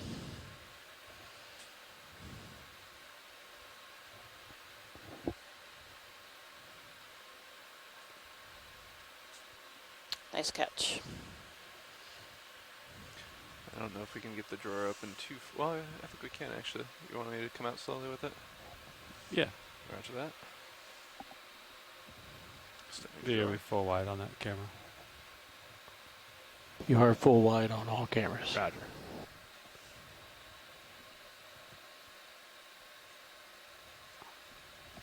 I think it's contacting a little bit there. Okay. Looks like the buy box is not opening. If you want to just retract, I'll come up. Stand by. Coming back. Alright, we'll stow it in the air. Is that okay? Sounds good. You can probably come up on the winch a little bit. Roger that. Alright.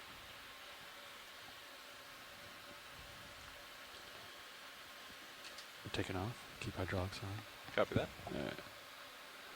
Keep auto heading in. Let's punch in auto depth. Auto XY. Let's try that. Let me know when you're stable. I do. Disabling auto XY.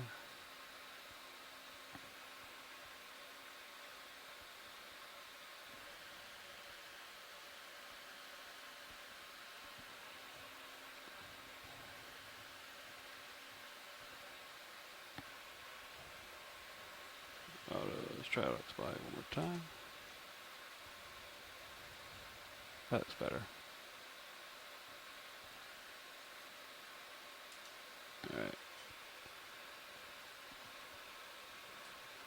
Try this again when See you're that? ready. Did you see that, Fernando? I did see it. Were you pushing it or No. by itself? Yeah. Let's go. Show the sensors page. Oh, I don't so have bottom it's- lock. That's why. Yeah. That's what's going on. Okay. Yeah, like this changes because it takes the altimeter right away, so you don't really notice when you lose DVL.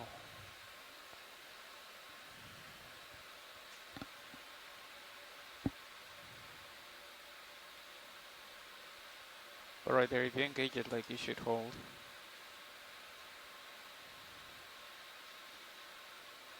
No, it's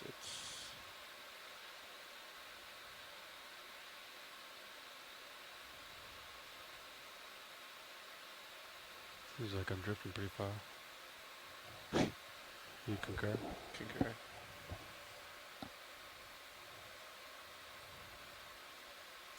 Alright, let's get the box out and ready. Roger that. I've extended the pin. Copy, bridge. Yeah, I do. Let's go Thank you. port side with it, I guess. Coming back out with the drawer slowly.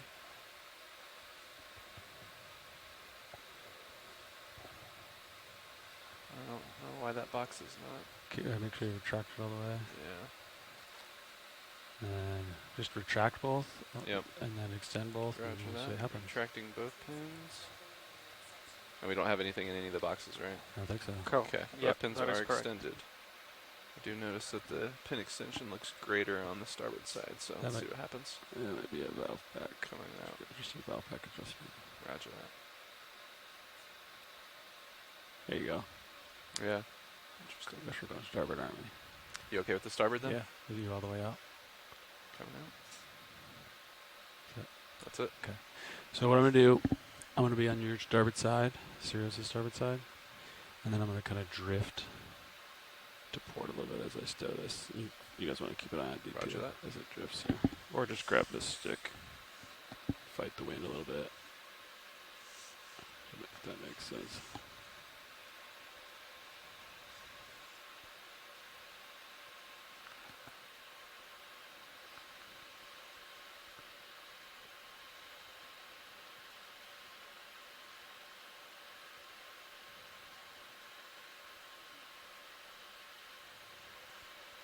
Close it.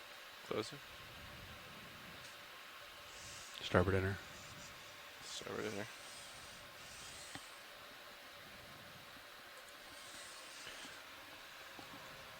Good collection. On Thank top you, of you a pilots. little bit here. Yeah. You stay there, I'll push forward. Roger that. Bring camera down. Delta 10. Roger. All right, if we could do the water sample whenever we 83 settle, that would be camera great. You can do water sample now, if you guys want. Roger that. I'm ready. Whenever. If you want to check with stations, Fernando. Copy. So, back there, video, I think they're ready. Yep. This is 07. Right, and then science lead, you ready for the water sample? Science is ready. Okay, everybody's ready. Co-pilot on your count. All right. We'll take it at the top of the minute at 21:05. Counting down. 5, 4, 3, 2, 1, 0. Fired. Collection complete. All right, fired. Ramping down hydraulics for you, pilot. Copy. Yeah, I think I turned this off, so we're good. All right, so port pin didn't really want to do it? Yeah. Just tell me? Yeah, port pin didn't want to. All right. All right, Did you everyone put it who's in just starboard joining us inner or now, outer? just a summary. Inner. We Okay. are diving at a depth of about 2,230 meters. We're located about 78 miles off of the coastline here and in the Aleutian Islands. Our target today was an area that we call Big Bend Canyon, which was a deeply incised deep sea canyon with a very prominent bend in it and a very sharp linear escarpment at the toe of it. And we just collected two Follow the samples, camera. one of the water column okay. and then one of a sponge. 50 And so degrees all or so. these stick-like features that you're seeing here are a form of carnivorous sponge that our in-house biologist, Dr. Rian Waller, has been describing throughout the day. And I'm Jennifer Ashoff. I'm a professor of geology at University of Alaska in Anchorage, and my background is in sedimentology stratigraphy. And I've been talking a little bit about the geology today as we've moved up about 100 meters off the seafloor.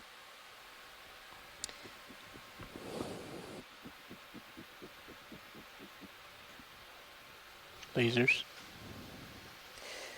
And I certainly think we can see from this image alone that these sponges, these carnivorous cladorized sponges, are very dominant in this area. That we do have a different species of sponge in the center of our view here.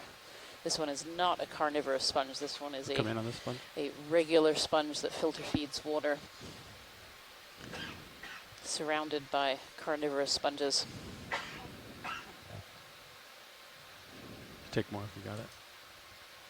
So the sponges like the one we're seeing here really rely on water flow to be able to feed. So they have these special cells called choanocytes inside their body wall, and they have little flagella, like little tails, and all these tails all beat together and pull water through the pores. And as they're pulling them through the pores, they have other special cells that suck out all the food out of the water column, so really microparticles. And then they spit all the rest of the water out of the top. And interestingly, that's how they reproduce as well. So they have eggs and sperm that are produced inside the body wall, and as water flows through, they release those into the water column. And then some species also collect them in the water column too and internally fertilize. Lasers. The sponges are very simplistic, but they're actually really interesting organisms. So Rian, these sponges, they like to grow on the margins of canyons or other features that funnel the water flow. Yeah, And that's correct. You know, canyons and seamounts are areas where we often see a lot of sponges and ridges. They like that water flow. They need that water flow to be able to survive. Copy. So why are there so many of these carnivorous sponges in here? Well, that's a really good question that unfortunately I can't answer. See if we spark some discussion on the in the chat, we might. I'm going to mention the name Scott France and see whether he wishes to come on. I know he's had a project on carnivorous sponges recently. But yeah, it's really, really interesting. You know, carnivorous sponges are really only relatively recently known about. They were discovered not that long ago. And they have these really interesting, instead of funneling that water, they have these interesting spicules, which are hard parts, which are almost like little claws. When you put them under the scanning electron microscope, you can see them. They have all these barbs and pointy parts on them, and they grab organisms that swim by. So the little tiny amphipod, say, comes along and it gets caught in one of these barbs, and then they spit out these digestive juices, and they actually digest them on the outside and get all the good nutrients from them. They're really, really different. Yeah, that's really interesting. Go back out. Watch it. You want the crab? Sure. Okay. Crab here sitting amongst the carnivorous sponges. Crabs also carnivores.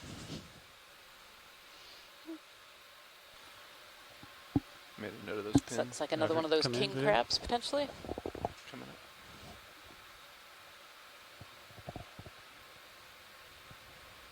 So some eggs on that sponge. Oh, this one's missing a few legs, I think. Oh, look at those eggs. Forget the crab. Look at those legs. That is a really interesting organism right there. Is there any chance of collecting that pilot? Sure. Let's get some quality So video it seems like we have one of first. these potentially carnivorous sponges, and we have this egg mass that's on the top of it there. But what an interesting structure on top of this sponge too. I don't know if anyone in the chat here has ever seen anything quite like this. Those eggs inside the material as well. Tell me what you want video before I go for the sample. We're getting lots of oohs and ahs and wows here from our shoreside science team. Yes, another one with a similar structure up the top down below as well. Look at your hydraulics spun up. Roger. That's Nav, can you really let me know about how fascinating. far that ship move was when you get a chance? Mike Vecchione says How much we possibly a completed? cephalopod eggs. So those About are 8 meters. 8 meters, squids copy, and thanks. and octopi. That should be good. Sepioid cephalopod eggs, potentially.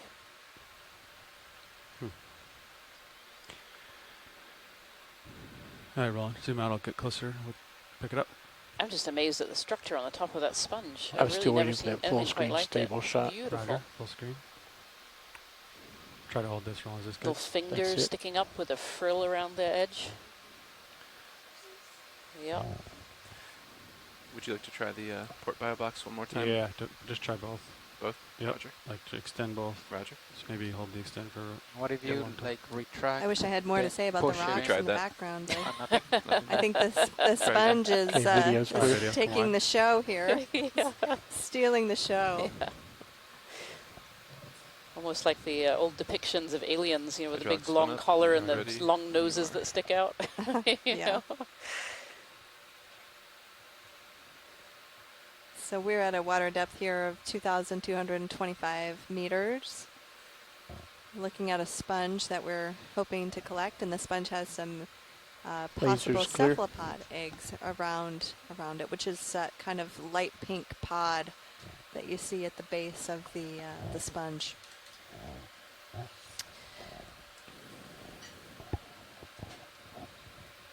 Yeah, so there's definitely some chat going on in the science chat room as to what those eggs might be. We have maybe bobtail squid, maybe fish eggs. Not quite sure, so we're going to try and take a collection, and that should enable us to be able to do some DNA analysis and figure out what those are, as well as the organism those eggs are on, which I also think is really, really fascinating. And that's some kind of cladorizid from Lara Beckman. She thinks maybe Cladorhiza corona, possibly. But certainly a really fascinating zoom on anything. collection here. Right, and Elena just chimed in and said she thought they looked more that like rolling? fish eggs. Let me know if you want to zoom on anything for Like grabbing. possible snailfish. Snailfish, and we've seen snailfish You on can this be dive partial so on far. both So main cameras rolling, and then Thanks, Elena. once I pick it up, I guess I can try to get it for your still cam. All right. All right. It's always smaller than you think, isn't it? It is. I have full confidence, though.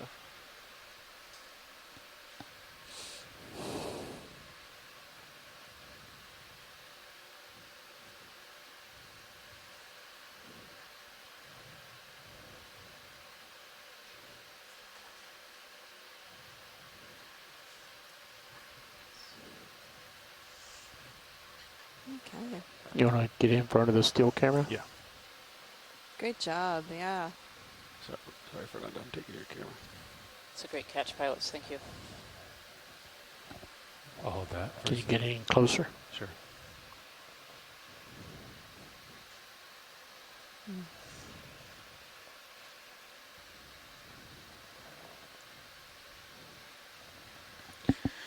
Port upper swing arm, stow it all the way, aim it down. Try that. Or fall. I think you're both. You may aim it down and stow it, you said? Yeah, bring it all the way, stow it all the way in. Roger that. Swing it all the way in. Stowing. We have another vote in the chat room for snailfish eggs. And then watch the. Yeah, see you're lighting up the arm, right? Yep. Get ready to put it away. I think I started some Yeah, debris these starting to organisms come seem off of pretty it. sturdy, Rianne. What are they made out of? Is it too much light? That's perfect. Yes, these cladorhizids have, I believe it's silica spicules on the inside. Sponges Interesting. tend to have either silica or calcium carbonate. I'm sure somebody will correct me if I have that wrong, but I think the cladorhizids are silica. Okay. I know the sponge spicules we see in the ancient, many of them are silica. Okay. Yeah. Get ready to stow it. Photos are finished. All right. You want to try drawing out here? Yep. Okay. Carrying light, deploying swim arm real quick. We can finish that later. All right, ready for draw out? Yeah, you got both. Yep, both pins extended. Raj. Drawing out.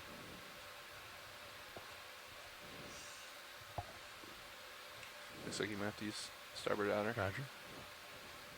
You want fully extended? Yeah, if you can. Roger that. Mm-hmm. Full extension. Gosh, the other one's sitting right on the top of the rock box, on the top of the bio box. Oh, yeah, yeah. Well.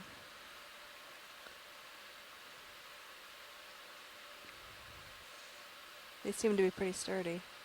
They really are. Yep.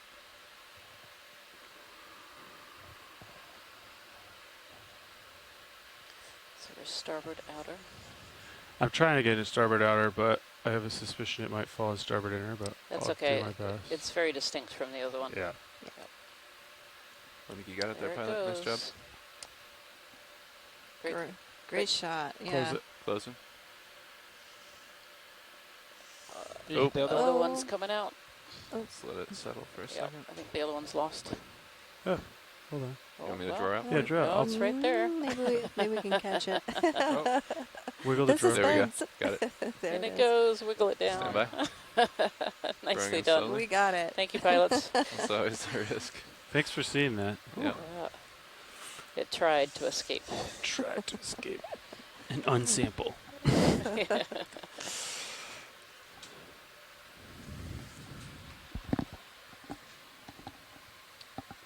Watch the lead, pilot.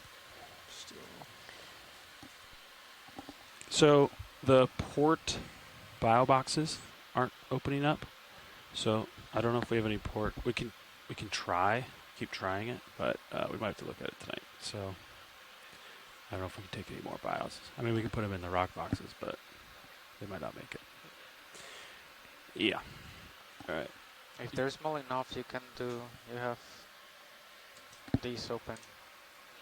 The canisters. Oh, yeah, we do have suction jars. Okay. Watch, like, we do have all the suction jars, too. So you can put stuff in front of the nozzle, and we can slurp it up on 4 and 5. Perfect. Thank So you. We got that. Awesome. We have 2, 3, 4, and 5 open. 2, 3, 4, 5 open. Yep. Roger. All right. Alright, do you want to call back that move? Yeah, start that move up. I'll get back in the air here. Copy. I'm done with hydraulics. Yep. You can keep exercising it, John, or we just leave it. Yeah, it's up to you. Whatever. Let's just leave it. Roger.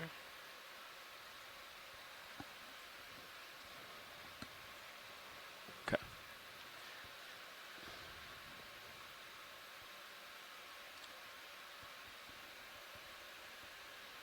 All right, hydraulic secure.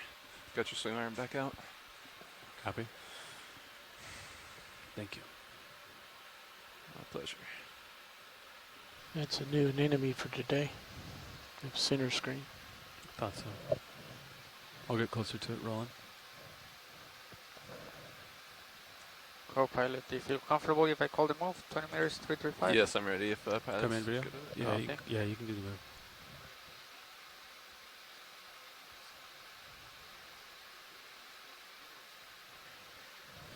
Oh, beautiful. This is a sea anemone called Actinorus.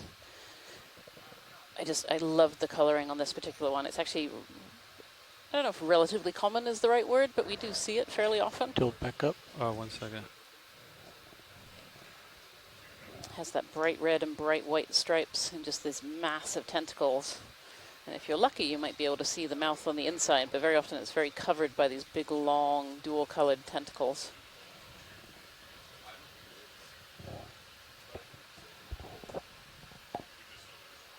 The wind is really blowing down here.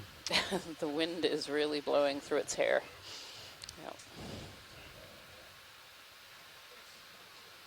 In the background, too, you can see lots of these little brittle stars kind of covering the surface. We've talked about today how brittle stars are We'll finish fairly it off common with in the deep lasers. ocean, particularly in sediments, and very often you can barely even see Alright, them. You might lasers just are see out the there. tips We're of just their gonna find 'em. arms sticking up, because they'll often sit covered over with the sediment just on top of them.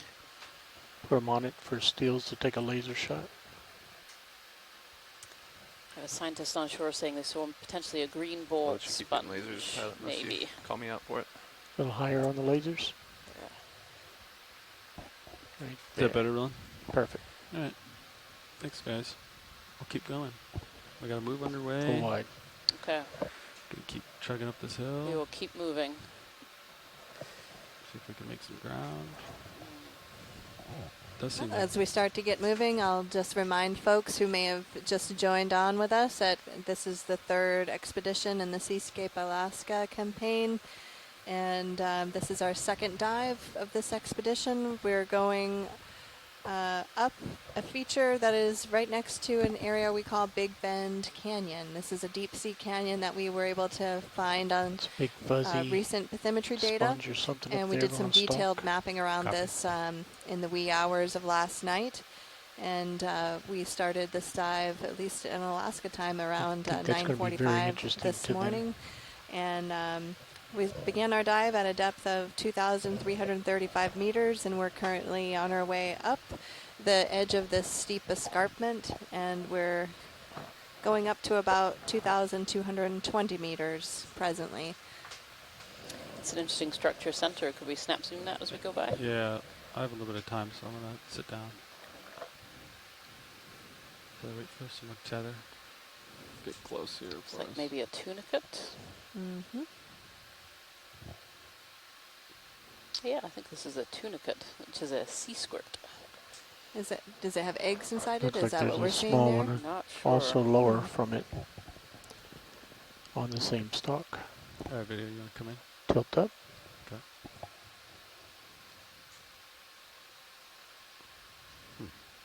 Interesting.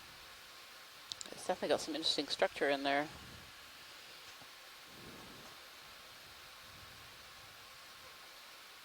I'll just try to hold this shot. Yep. Looks like there's some two smaller ones, versions Yeah, of it. two smaller ones next Oh to it. yeah, down there. Yep, yep. Okay, now focus on the upper left one. Yeah, so sea squirts, these tunicates are actually quite complex organisms. They're one of our closest relatives in the invertebrate world.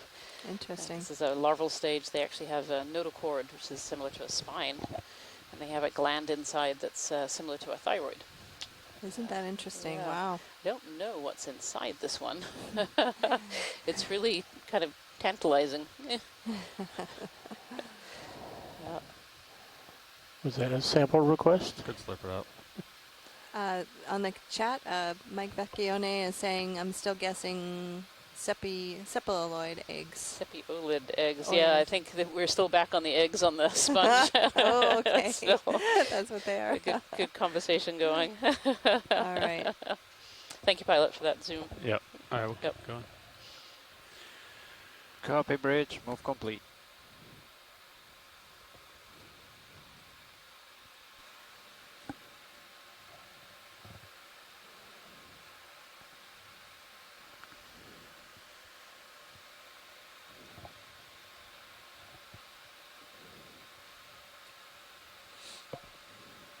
Look at all these little... What's this whitish coral down here that we're passing, man? Not sure from above. Yeah. Probably another primnoid, Snap it, maybe. No. Might be a bit Oh. murky here. Oh. Oh, all right. That's what we like to refer to as a dusty sponge. Ooh. This one. The coral that should not be named. Oh, there's something over there. Hello. Look at that. Wow. I'm going over there. Those are big. Lasers on. Laser's coming on. These look exciting. And so here you can see some of those horizontally laminated, stratified, what look to be volcaniclastic strata in the background. And then something growing on top of them. Something, huh? Something. Something coral looking. Something coral-like.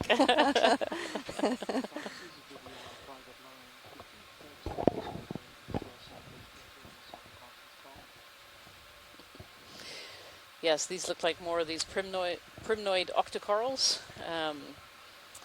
Again, with one of these king crabs that's sitting up on top. And they are very, Lasers very clear. large. Roger. Okay. Thanks. Be great to get a little shot with lasers on there. Yeah, let's get laser video coming. Briefly, there we go. Yeah, so those lasers there are 10 centimeters across. And so they give us a good idea of what size things are on the seafloor, and that can help with identifying different species or different features in the seafloor. And so the lasers are a really important tool for scientists. And so looking at those lasers that were just on there, you know, this coral colony here that we're looking at is probably close to 1 meter high. and maybe half a meter or so, a bit more than that wide. So it's very large. That's amazing. Tilt down. Really, really big holdfast at the bottom too. Yeah, it's very good rock there, actually. Yeah. It's a great rock that it's sitting on. Yeah, it all comes down to the rocks, How do you right? sweep the lasers across the Without the rock, there would be no coral. So this coral is very happy here. It must be getting lots of nutrients from the water column there. It must be, and certainly we're seeing a lot of things in the water. You know, there's a fair amount of particles going around. Oh, there's some cup coral sitting at the bottom of there as well. Right at the base, just above the lasers to the right. There's a cup coral sitting in there. Lasers clear. So many, many different kinds of what we call coral. They can come in many, many different forms. Some of them are these little solitary ones like this, these little cup corals. These are probably a Caryophilia of some kind. There's 2 in that shot. And the big sea fan we were just looking at, that's an octocoral or a soft coral. They form these more fan shapes. And the big difference between the two of them, because they both have calcium carbonate in them, is the hard corals, the cup corals, have the skeleton on the outside and the tissues on the inside. And the octocorals have the skeleton on the inside and the tissue is on the outside. Yeah, this rock is just covered. Beautiful. So in this case, the coral just essentially glommed onto that rock substrate. Yeah, so the larvae of corals, they're called planular larvae. They almost look like little pills. They're kind of pill-shaped. And they, some of them swim around in the water column, some of them crawl on the surface of the seafloor. And when they find an area they like, they actually stick out nematocysts to stick down to the rock. And then they start to grow. So then they start to calcify a skeleton and become what we call a primary polyp, which is the first little piece. And then those will either grow bigger or they'll grow more and grow into a big colony like that. But these larvae require hard substrate to do that. And that can be a tiny pebble in a sediment field, or it can be these larger outcrops of rock. Right. And so the previous outcrops were really friable, and maybe they didn't like that as much, huh? Maybe, or maybe there wasn't quite as much food, or maybe there were more predators around. Yeah. Look at this fat little sea star. Go on, Patrick. All right, come in. Look at that. I'm hoping Chris Ma is still somewhere on the line. He's our resident sea star expert from the Smithsonian Institution. This is very unscientific of me, but whenever I see a starfish like this, I just want to give it a little poke and see if it's soft in the middle, because it looks so squishy. Like the Pillsbury Doughboy. Yeah. Yeah. A lot of current here, Roland, so I got to use a lot of thrusters. Yeah, that's a great one, though. That is a great one. What a great shot. Yeah, so Full these screen. sea stars, they're pentaradial symmetry. Lasers. So they have 5 arms, so they're 5 parts symmetrical. Can you laser me? And their mouth is on the underside. So there are some sea Going stars for that eat lasers. sediment. There are some sea stars that predate on cnidarians, like corals. There are some that also eat sponges and things, too. Good So deal. these ones from Kelly Markello, she says this is a hipasteria, and it's not soft. Keep going. It's not a softie, unfortunately. Oh, Pretty darn stable it. It will not Darn squish if we poke it. Oh. So, but yeah, thank you so much, Kelly, for that. So we've had a question come through on Facebook as well about these carnivorous sponges and how they capture prey. So most sponges filter water through they have lots of little pores in their surface, and they It's another filter new water through. sponge. They have these special cells, little flagella, and these flagella move around and they move water currents. But these carnivorous sponges are really different. They have little hooks and barbs all over their surface that are hard. And so when a smaller animal, like a little amphipod or a little shrimp or something, comes swimming along, they get caught on these barbs. And then the sponge actually excretes digestive fluid and actually starts to digest the animal on the outside of these barbs. So, oh, this is another species of sponge here. So this is not a carnivore sponge. This is a glass sponge, a hexacrelid, maybe a Faria. But I'll wait for the science chat where we have a couple of real sponge experts online with us. But this is a more regular sponge with those pores, those holes, and those flagella that are filtering water and filtering those particles out. And it's got this beautiful crinoid, this beautiful red crinoid on it. And this is a pair that we actually really often see, is this form of sponge and these crinoids. We do fairly regularly see together, which is really interesting. Yeah, that is interesting. Yeah. After this, we'll try to get the lasers again for the still camera. Roger. And so both of these organisms are filtering particles of water out of the flow that's going across them. The crinoid probably Okay, needs lasers slightly on, bigger offset particles than the sponge. The sponge is taking really microscopic particles out of the water. Gotta get lasers on. Gotcha. Yeah, we have from Laura Beckman. This is indeed potentially a Faria sponge. Mm-hmm. And that's a relatively common deep sea group. Great. Looks like she's quite a happy. number of species in the Faria. We'll go for that taller beautiful. specimen up here. That guy. There's some excellent outcrops there, horizontally stratified, volcaniclastic or clastic rock.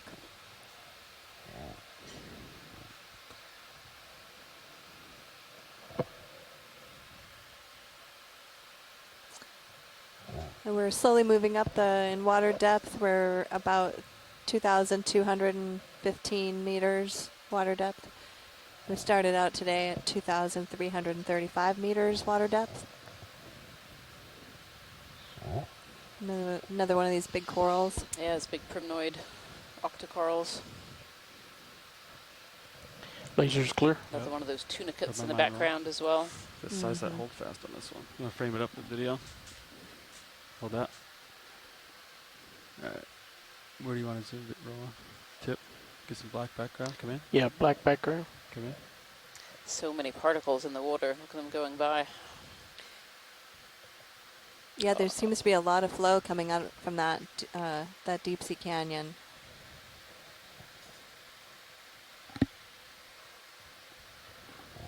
That's beautiful. What a great shot of those polyps. This is a great example of how a coral is actually a colony. It's made up of lots of different individuals called polyps, all joined together. But each of these polyps acts individually. So each of these polyps feeds. So each of these tilt down, polyps look at the reproduces. center. Looking for And they're all associates. genetically identical to Old. one another.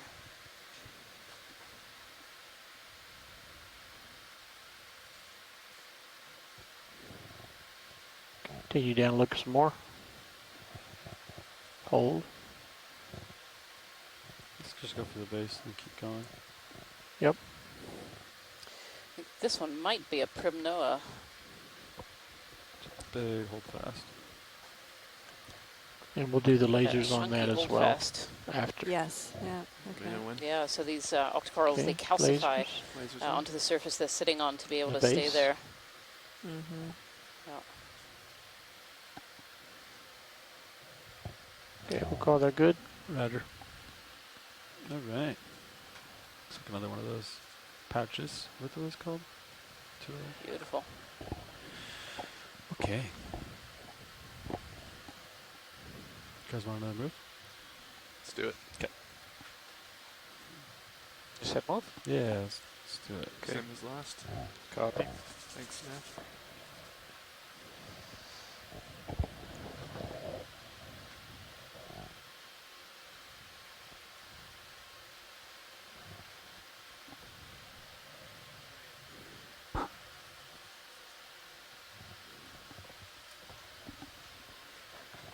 Lasers on. Sako Matsumoto There, thinks Garrett that got might be him a on. Paristonella, which is very similar to a primnoa. They're both in the primnoid octocoral. Some more big corals coming in your distance. Yeah, I see 'em. I can't reach them quite yet, Roland, but You can keep the lasers on.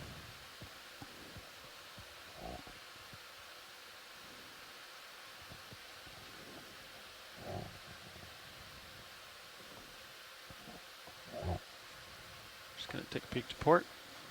Do some little exploring.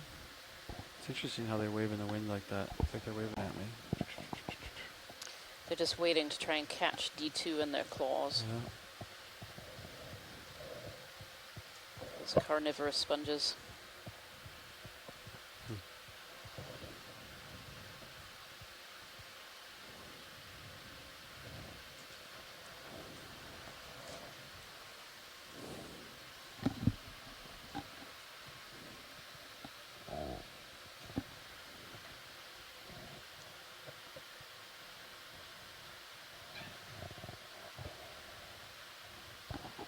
Looks like we're coming up on another outcrop with some other large colonies here.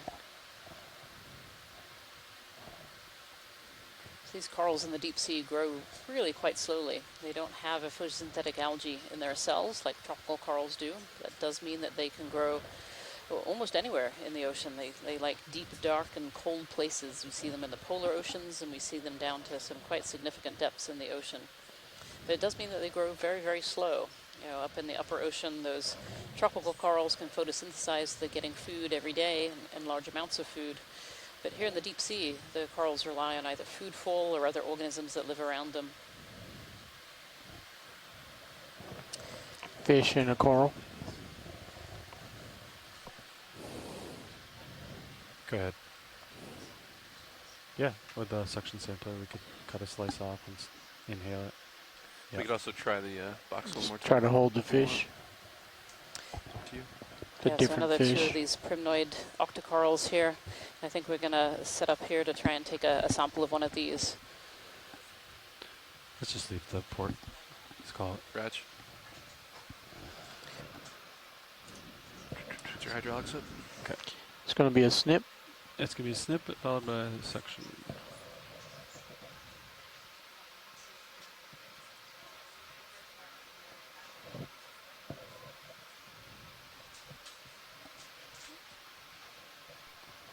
Thanks, Nav. Laser's clear. Roger. Hydraulics, 1,000 RPMs. Roger. Should get a tight shot of this before we snip it. Come in. Make We sure. go for one of the top. Make sure they know which model they're getting.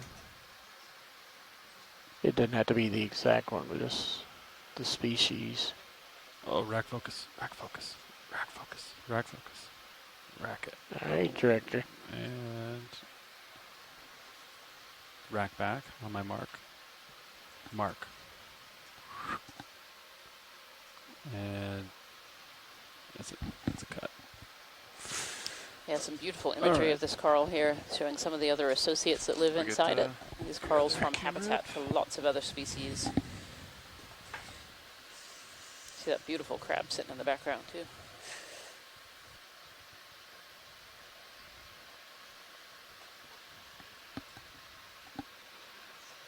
Ship hydraulics are up. Yes, sir. Just gotta figure out what jar we're using, and otherwise we're good. Correct. Okay. Nav, can you remind me what jars are taken?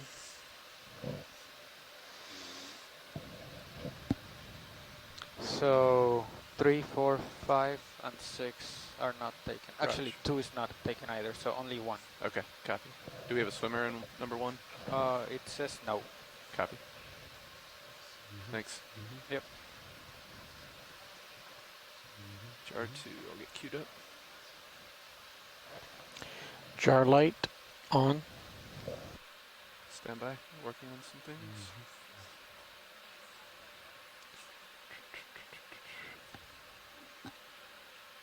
Yeah, jar 2 seems to be empty. Roger that.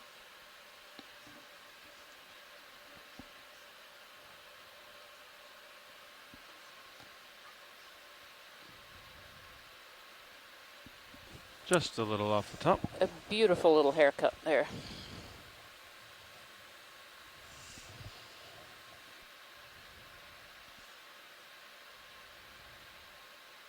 And I can draw out for you.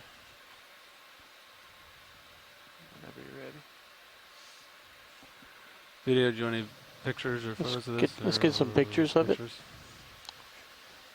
I'll bring it up. Would you like some more light on it? Yeah, you want to help me with the light? You did really good last time. Stand by. Before you do extra lights, let's first do the still camera. You want it closer? Yes. Roger. How close do you want it? Close enough to see the polyps without poking the lens.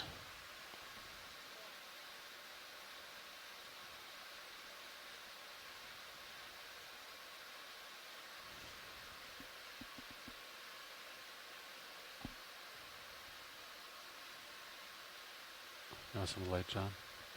Give you some light. Yeah, Roland told me to hold up, but I think we need a little. Yeah, do it. Stand by.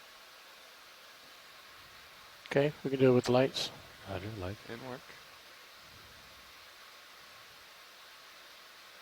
She's focused at 1.5 feet right now, so we can get closer.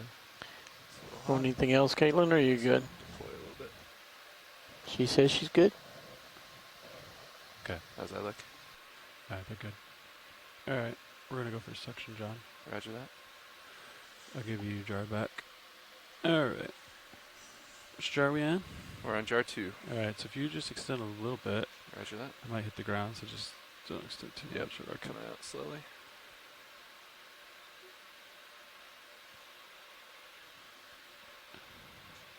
Nice. That good enough? I think so. And I'll just rotate down and hopefully I can see the end there. Nice. Alright. This might get stuck in the hose, but We can give it a go. we'll give it a go. It's like you're exhausting right now. I know No, you. the pump is not on. It's probably thermals I think it's- escaping yeah. yet. Okay, sucking in, inhaling, slowly ramping up. Let me start slowly. Imagine it's going to take quite a bit of gumption. Okay. Sucking, we're at 400 RPMs right there. Oh, go to like 1,000. 1,000 coming up.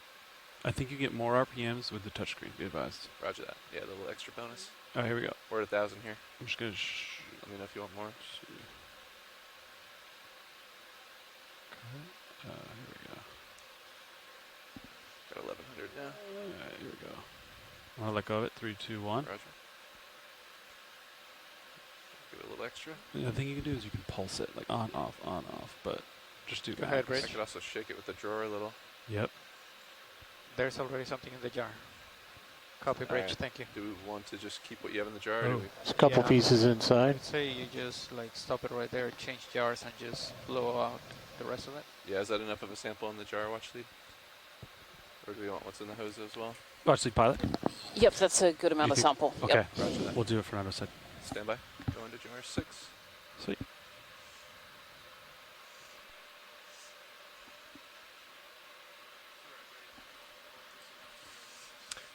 And let me know, are we clear for exhale? Jar 6 in position. Ready for exhale? If you exhale here, you're probably going to blow a lot of dust in the air. It's alright. Survive. Exhaling slowly. There she goes. Alright, I can take off if you want to Roger that. really blow. Yeah. We'll make sure we got the whole hose cleared. Go ahead. Oh, okay, I'll keep an eye out for one. These all look it's very in place here, but we will look for loose rocks. Standing by for full exhale. Yeah, go for it. Exhaling. Yeah. It's full exhale, and I'll give it the little extra on the GUI here. Do a little drawer action. I think we're clear. Okay. Drawing in. And securing suction. Suction on. Pilot to watch lead. Go ahead, watch lead. There seems to be a rock that's just to the right of that coral we were just at. Okay. That looks like it might. Wants to be picked up. It looks like it might come out fairly easily. Alright. Just to the right and above that right hand coral there. Guide me there. I don't see it yet. Yep, just above it. Yep. And to the left of your lasers, and then down from the lasers. Oh, down in here. Yeah, I think that if you grab a big wide grasp of that chunk, I think it's going to break off. Yeah, one of those two chunks I think might come out. It's about a 10 centimeter wide chunk. Okay. Those right there, yeah. I can try.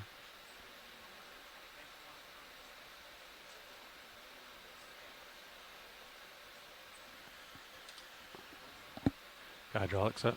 Yeah, you Hydraulics up. Yep.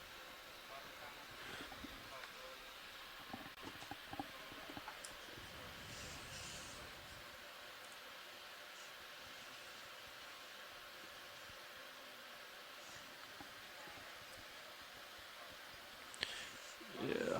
It looks, to me it looks like it's not going to go anywhere, but I will gladly try.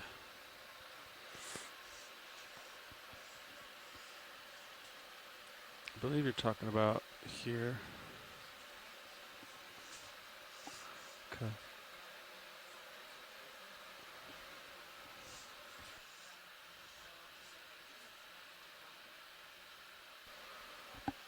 Just gonna try to Let's see what I can do here.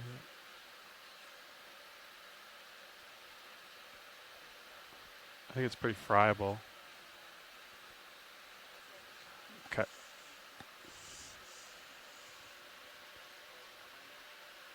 We'll keep it out for this one for you.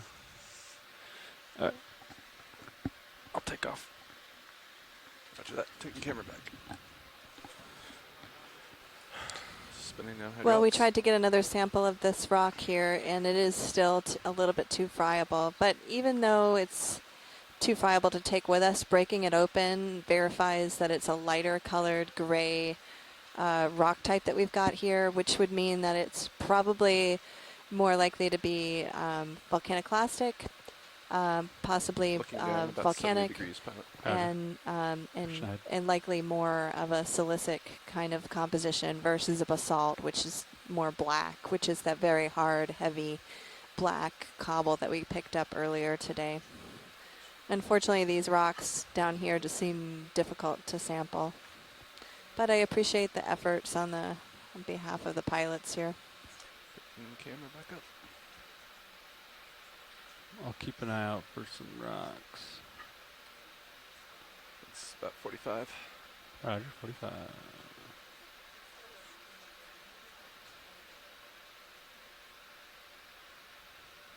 It's a nice coral sample, pilot. Thanks. So you had the assist.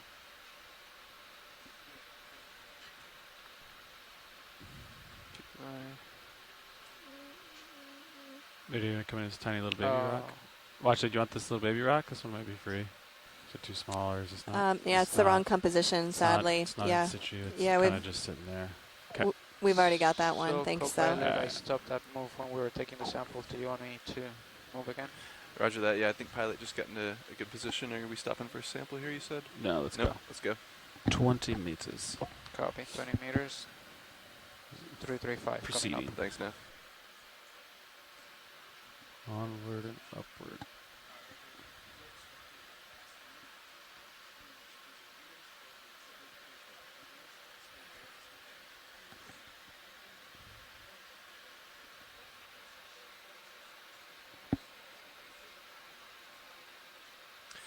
Nav, co-pilot, do you have an estimate on our time left on bottom?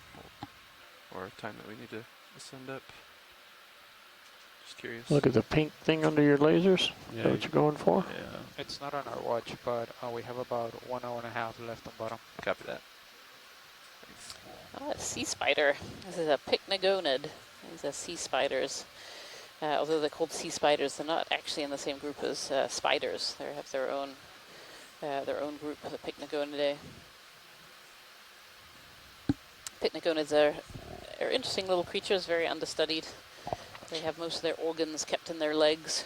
Gonna pull all the legs in the shot. And it's actually their males who brood the babies, brood the young.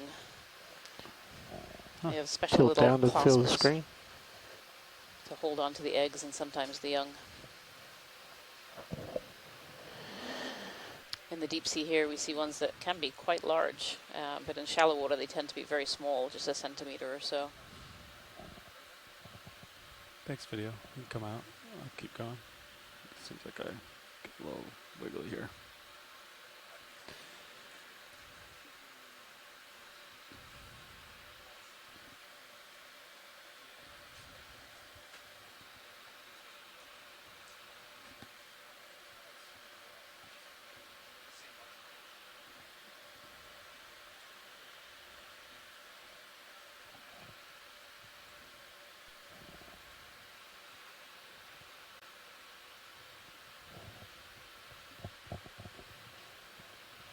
How's the tether doing, co-pilot? So far, so good. Still lots and lots of these carnivorous sponges. Out, these small bowl-like ones and the big bit. tall ones. So it's super interesting seeing what so were many the together. fiber powers About this. yesterday, or pretty much the same, right? Yeah, pretty much the same. Okay. When we stretch out, they might get significantly worse at the end of the day. Yep. I think we lose comms at like 19, 18. The best we've ever seen is 10. Yeah. And I took some images when we sat down there. Yeah. They're roughly the same. Roger.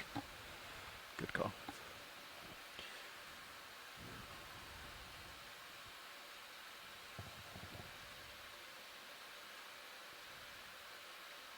Watch these. Is this a rock you might want? I can't tell if it's a rock even, but... Okay. I can't hear your microphone, but I can hear you. Sorry, I'm still learning. Yeah. Would you mind zooming in on? Take Zoom video. Let me know if you want to try.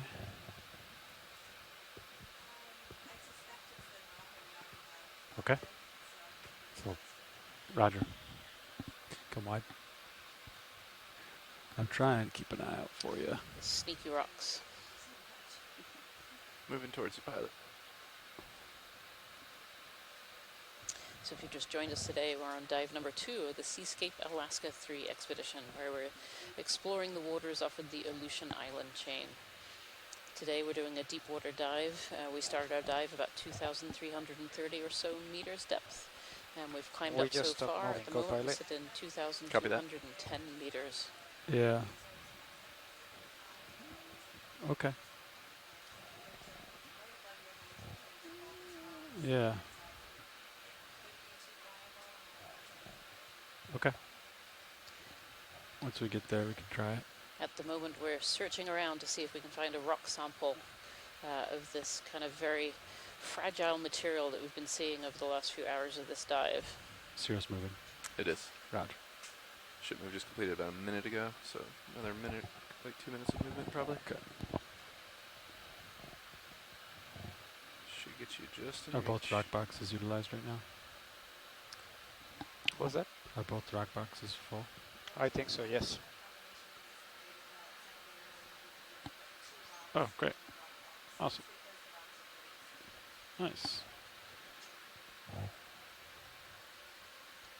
So we've been trying for a little while to collect some of these rocks, but unfortunately they keep breaking into too small pieces to be able to collect. They're really, really fragile. Yeah. Copy. I'm going to try this one right here. Watch that my lasers are touching. All right. 1,000 RPMs for you. The dog's coming. Let's hope for this rock. Arms coming I out. think we're all rooting for it. Yes. Group force 7. We're all rooting for this rock to come out, but we'll see. Only time will tell. This is a really interesting exposure of rock that we've been climbing up through for the last couple hours today, from the bottom of this canyon up this canyon wall, and we've been seeing layer after layer of stratigraphy, and it looks to be volcaniclastic in places, but it has so much debris on top of it, it's very difficult to tell. So we are trying to get a sample of this. I'm going to reduce my grip force because I think I'm just going to crush it. Do you want me to gingerly grab it, or if it crumbles, is that not what you want?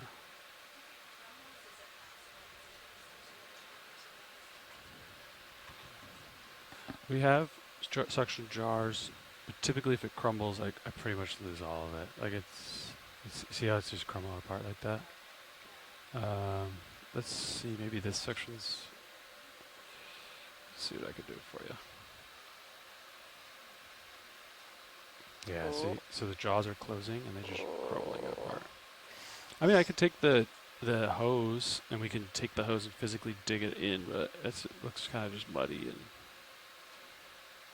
and just clean my jaws off here.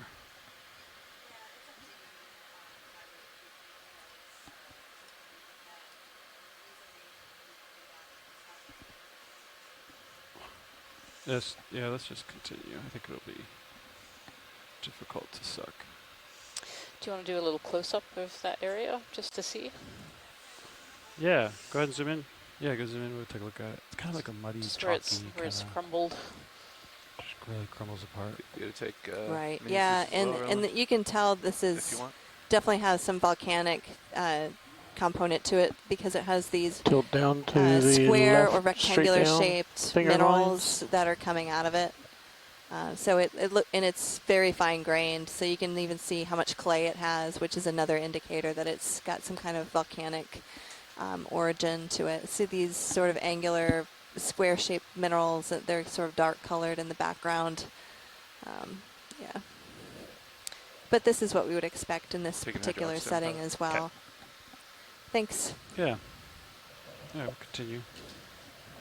Take camera back. Delta 7. Yep, on the stick. May want to have you center up. Roger. Although I see a coral over there, I want to go see. Pilot's discretion. Of course, that's how it goes. All right, as we move up the slope, we're seeing more of Should be these settling out here. layered volcaniclastic Getting quite a bit of heat rocks. right now. Very friable. We've tried multiple times to get samples of these and just haven't been able to do that. This might be a good spot for me to take the suction sampler and kind of get under it, and I can get it to fall in the transparent section of the suction sampler tube. Is that valuable to you? Thanks, Launch pilot. lead? Yeah, that would give us an idea of what it is. That would be helpful. Thank you. Hydraulics coming back on. So for those of you listening along, the pilot and I are discussing whether or not we could try one more time to see if we can get this sample. But obviously our time is very valuable, so we don't want to spend too much time on any one particular thing. You got hydraulics, extend the hose, choose the jar. And then I'm just going to try to get it under that section and kind of break it off and try to get some of the Roger that. business in the jar. We're going to go for jar 3, Fernando, if that works. Yeah, go ahead. Aren't you too far from it? I'm just going to get the hose out. Okay. Okay. Ready for drawer extension? Yeah, you can extend the drawer. I wanted to give him room to extend the drawer Copy. just a little bit. Drawer coming out slowly. I'll get it so I can see the hose. Pushing you a little bit there. Am I? Okay. Okay. Oh, I can see it. All right. Secret force is what? 6? You should hold it good, right? Should. I have a limit on the shoulder azimuth, so sometimes that. Oh, I got enough shoulder.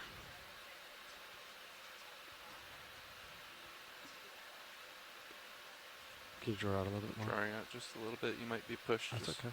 Be advised. There's a little bit. Let's get this. Get this. Right there for you. Draw in. Drawing in. Hold.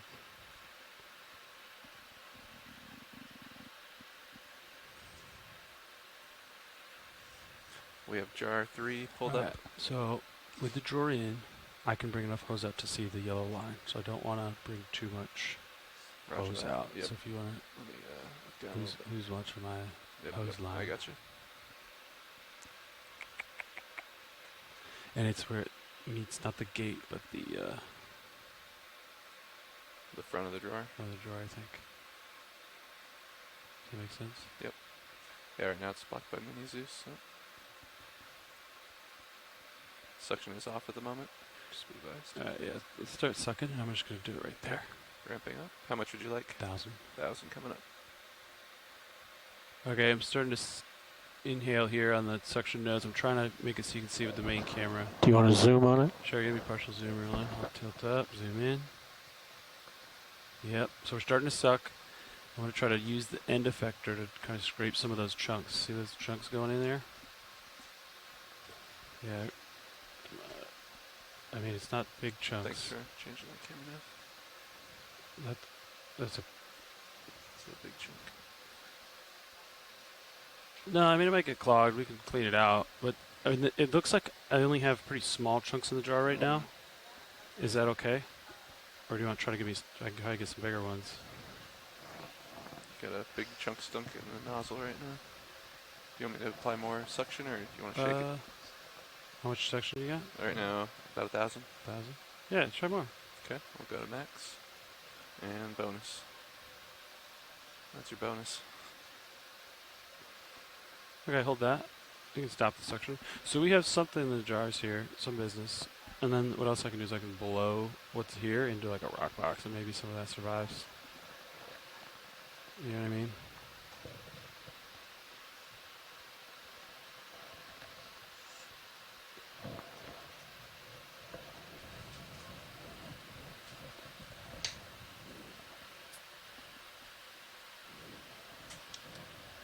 Standing by for exhale.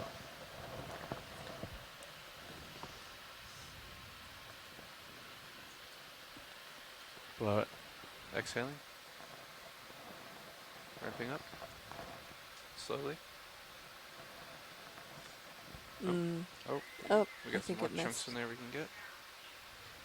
Exhaling. Oh, Oh, yep. no. Oh, so close. Close. I didn't want to break the hose. No, I don't blame I'm a you. little gun shy on the hose because I've snapped the hose off before. Oh, you did great. So close, so close. I didn't want to. It looks like there's a completely chunk in there. There is a small chunk, Okay, but I don't know yeah. if it'll make its way up. We tried. Yeah, no, that's awesome. You guys did great. All right. You want me just to take off? Yeah. To stow this? Roger that.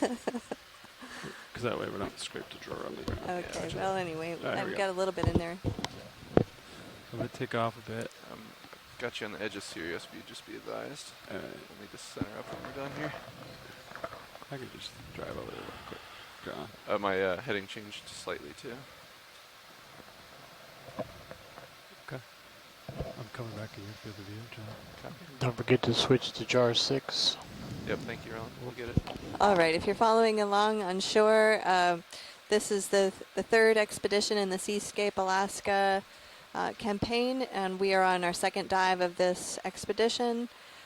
We are diving in an area that's about 78 miles offshore of the nearest island in the Aleutians, in an area we call Big Bend Canyon. Roger. We started our dive at a depth of 2,335 meters, and we're now somewhere around 2,100 meters.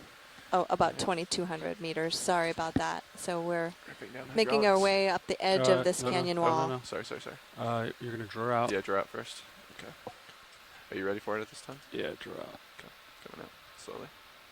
Not all the way, but just yep. Yeah. Just get the gate out. Just get the gate out. How's that? A little more. That's good. All right, I'm in hitting out of depth. I'm going to bring the hose back and release it. Capiche? Copy that. Here we go.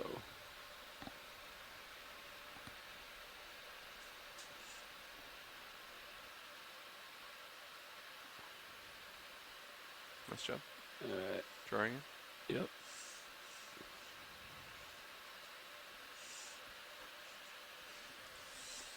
Arms off. You can copy that. Ramp it down. Yeah, you can. Hydrox secure. Okay. And then you can do your jar 6 business. Jar 6 is secure. Yeah, you can take your camera back if you want, so you can see what's going on with the jar. All right. I'll center up. You can do the jar 6 blowout. Yeah, the blowout. You want me to blow it out, yeah? Yeah, give it a really good blowout. Okay, you ready for it? There's a bunch of dirt in there. Actually, we got most of the big chunks. Yeah, go ahead, blow it out. Blowing. Ramping up. Alright, that's full exhale. And a little bonus. Great. Securing. Thanks. Thank you. I feel like we just got a bunch of sand and I sediment. think so. I really don't know how much we got. We'll but see. There was See something. if it survives a little bit. What is that over there? I don't know. What's that? It has my curiosity, though, that's for sure. Heading 335, looking good. Dark Centered up. color, rectangular, sharp edges. It's Doesn't- like a rock, like an out-of-place rock. It's a chunk of volcanic rock. It might be basalt. Cool. That's too big for us to pick up. Very square. Yeah, it's very angular. Well, it's interesting because the angularity is significant because that hasn't been transported very far, most likely. Whereas the rounded ones are more significant because the roundedness tells you that it's had grain-to-grain interaction during its transport, and that's more characteristic of transport in a river or in some other environment where you have grains hitting each other in a turbulent flow. Whereas those angular ones, It's a younger rock. yeah, they could be more proximal, or they could have been transported in a way where they weren't interacting with other grains. Very interesting. I don't know what's ahead, but So it's good to keep do in you guys mind wanna at this location, look at a move? we're Yeah, let me we're scan the diving view. just off of the continental shelf, and we're coming up the continental slope. Behind the ROV would be the Aleutian Trench, and in front of us, we're coming up a steep escarpment, slowly moving our way up onto the continental shelf. And so if we were to do a cross-section through this area, we'd see a really deep trench, And then we'd see, which is like it's like a really big fault if you want to think about it like that. And then there are a bunch of ancillary faults that point up towards the continental shelf. And so as we're going up the continental slope here, we might be going over a series of faults with little escarps and things like that as we come up through this area. So it's heavily structured. And during the last glacial maximum, the glaciers made it out to the edge of the continental shelf here. So when we see these pebbles and cobbles sitting on the surface, we have to think about, how did they get here? Did they get here because when the glaciers receded, there were perhaps river systems that came down and brought them from far away? Or were those cobbles or boulders brought out by the glaciers themselves and dropped over the edge here? Or perhaps they were part of a sediment gravity flow that came down the continental shelf. So in terms of understanding how canyons develop and understanding how sediment makes it down into the trench and the history of the sediment there at the trench, that's why we're kind of interested in how the angularity and the composition, because it gives us information about what's called provenance. Provenance comes from the French provenir, and so it's a way for us to understand the location and the geology of the sediment source area, so we can look at things like composition, rounding, sorting, angularity, all those kinds of textural features to give us some insight into where the sediment came from. And then the reason why we're interested in this escarpment here is because, faults tend to make escarpments, and we are in an area where there are lots of faults. Some of these faults are quite active. I mean, there was just an earthquake today, and 98 kilometers south of Sand Point, and so and it was quite deep earthquake. And so looking at this area where we expect to see faults, we might see some sharp features, broken up steep faces of rocks. And we did see that at the beginning of the dive, actually, where we had some very fresh cuts of rocks near the base of the escarpment, which could be potentially a fault scarp at the base of this. And certainly from the mapping data, it's a very linear, sharp break in the bathymetry, so it's consistent with something along those lines. And it's in an area where we would expect to see faults. So just to give everybody who's joining a little bit later, or folks that haven't heard any of the geology pieces yet, a little bit more background on the context here. That's why we're paying attention to some of the layered rocks in the background and paying attention to some of these cobbles and boulders that we're encountering along the dive. And you'll notice that the abundance of those black cobbles has decreased as we've moved our way up the slope, and that's, I'm guessing, because those cobbles were coming from the canyon. When did that move start, Nav? Copy that, thanks.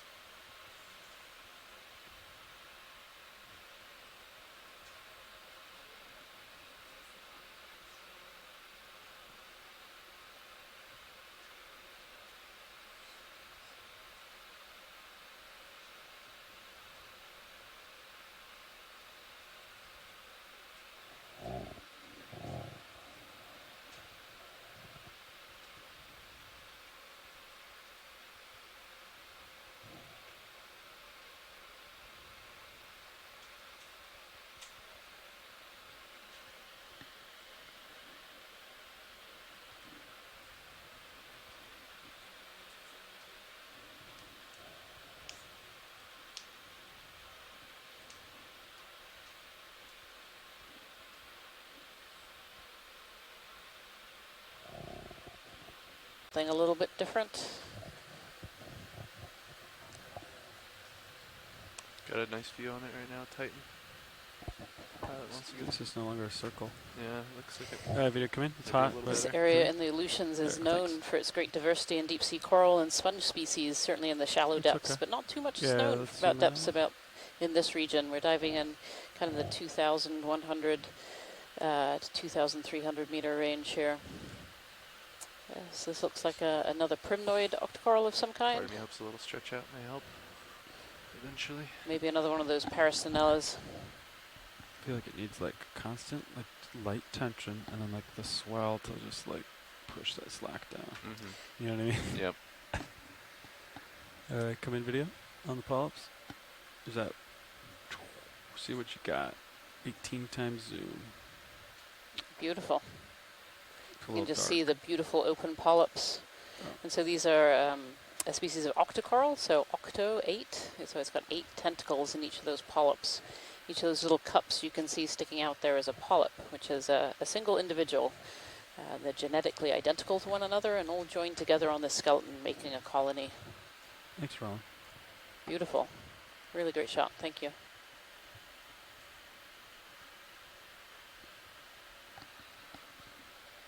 Cool. Well, there are some species of coral that can actually be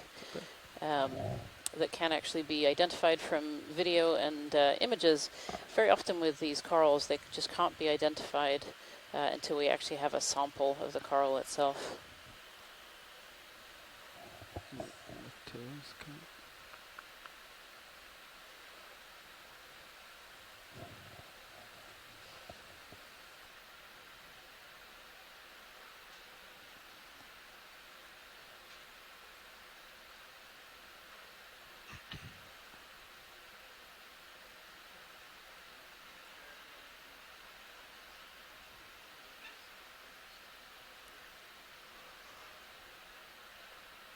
Oh.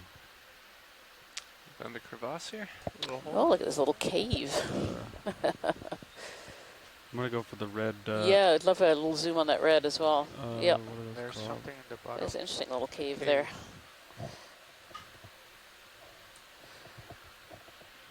Hey, video.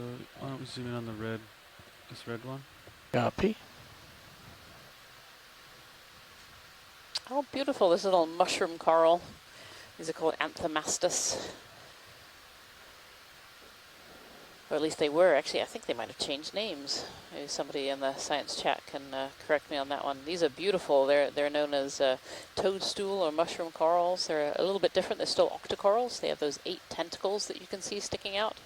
And they have these beautiful little pinnules, these other little pieces sticking out from the tentacles. Yeah, this is the first mushroom coral of the day. Lasers. They're out there somewhere. There's actually quite a few of them right there as Copy, well. bridge. Move So complete. they have these Thank big you. long polyps, almost like Medusa heads We sticking just out. stop moving, co-pilot. Copy nav, thanks. Thank you, navigator. These are interesting too because they actually have a couple of different kinds of polyps. So they have the big one that's Lasers on sticking out camera. that you can see, but they also have tiny little polyps as well all around the kind of mushroom. They're called mushroom corals because when those polyps shrink up, it does look like a little toadstool mushroom And the sticking steel out. camera's going to get There's lasers. another one of those Faria Okay. sponges as well over on the right-hand side. And She's another little working on it. primnoid octocoral sitting right behind that And mushroom she's got coral. lasers. Okay. Alright. I'm gonna continue up, onward and upward. Roger. Want another move? We'll wait just a minute. Copy.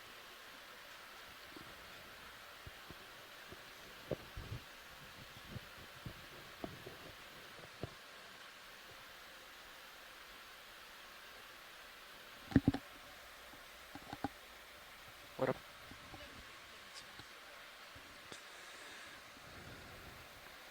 And, I thought the ocean was only 11 kilometers deep. But maybe they meant like offshore, distance offshore. Go ahead. Oh, water sample. Yeah. Absolutely. Yeah, let us know exactly when you want it, and we'll do it. Perfect. Survey We're 2. going to take an the eDNA Clipper. water Are you sample ready here. for a water sample?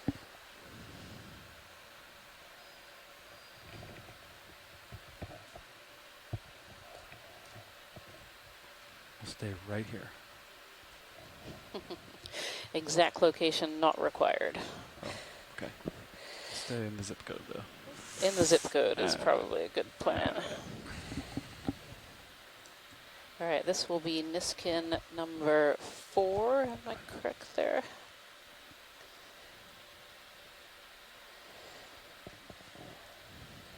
All right.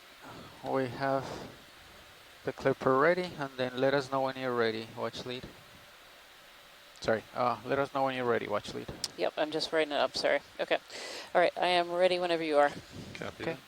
that. 8, On your count, 8, co-pilot. 7. Copy that. Do it in 6, 5 seconds. 5, 5. 4, 3, 2, 1. Mark. Boom. Collect. There you go. All right. Okay.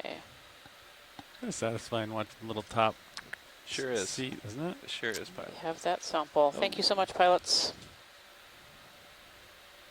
Hydraulic secure. Roger. Assuming. So you might have heard us on the line there. We were taking what's called an eDNA sample, or environmental DNA. Full wide. This is a relatively new technique where you can take a sample of water and be able to tell what animals live or have moved around the water recently.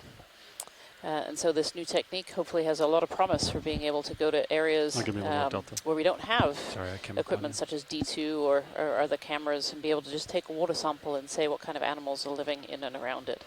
Will give us a much better idea of the biodiversity of our oceans, but also help us hone in on areas that might be really important.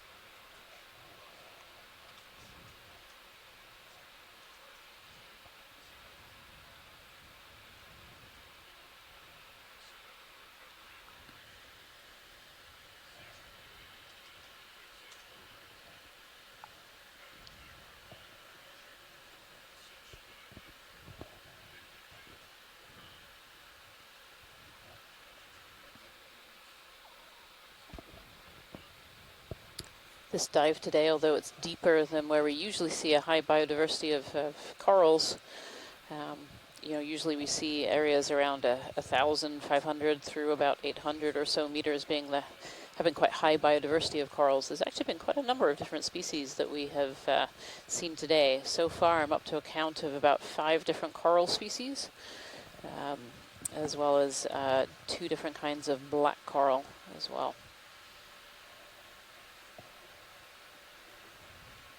On top of that, we've seen these rather massive fields of these cladorized sponges, these carnivorous sponges. Oh, there it goes. Take for it. Oh, boom. Got it. Thanks. This coral here is having its beauty shot taken by the new still camera on D2. Look forward to seeing that one later. It's hard to get like a shot with depth, so it's kind of a rare opportunity there to have try to get black background, but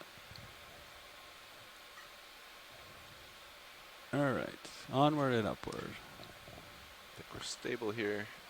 That last move completed a bit ago right now. Okay. That is correct. Copy. Looking down. Yeah, like 4 or 5 degrees. Over here. 4 minutes ago. Copy. That's perfect. Yeah. So once you feel comfortable, pilot, we'll put in another one. Yeah, we can do another one. Okay. Repeating the move. Thanks, Nav.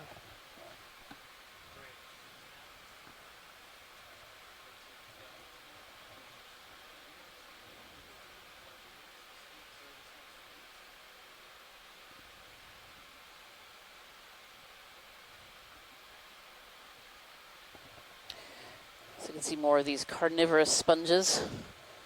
We've been flying over quite some massive fields of carnivorous sponges, and these are only relatively recently were these types of sponges discovered. It was actually 1995, I was just reading, that the first carnivorous sponge was discovered. And these sponges act a little bit differently from regular sponges. Regular sponges filter water, and so they filter feed and pick particles out of a stream of water they create themselves.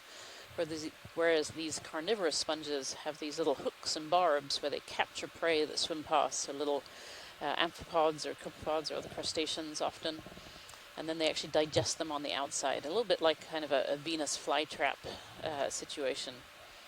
So they can capture prey and start to digest them. Coral growing and sponge combo. It just seems like there's something on it, but maybe it's just come in. Yeah. Nice zoom. Cool coral it's here, not maybe zooming. a little, could be a little black coral, maybe. Okay, we'll just get closer. Yeah. I lost communication with the camera for a second. Roger. Still one more? No. It's like a Little tiny coral in the foreground as well. Yep. there's a little cup coral here. Take a cup coral while we wait for some tether. Little baby guy. Oh, a little tiny. Sure if that's an anemone or a cup coral. I think Yeah, that it's might be an anemone. anemone. Yep. This fool tricked me. Yeah. Sometimes it can be very hard to tell between the anemones and the cup corals, particularly on images, because they look very, very similar. The only difference really is that cup corals have this outer skeleton, this calcium carbonate. On the right there, it's really interesting. See those little pom-poms that are sticking out? I think those are more carnivorous sponges. Just young ones. Very cute little pom-poms. Actually, a ton of them in that image. Next video. You wonder if those are juveniles of some of the large carnivorous sponges that we're seeing. You interested in the yellow snail? Video snap yellowish. Yeah. A little gastropod. We've seen quite a few little gastropods. Must be some good feeding down here. No, I did not see fish. Come Oh, in. might be a little brachiopod on the wall behind it as well. Yeah, a couple little brachiopod lamp shells. Cool. Beautiful. All right. This little snail has its siphon out. Its siphon is basically a funnel that can bring water in and move water over its gills.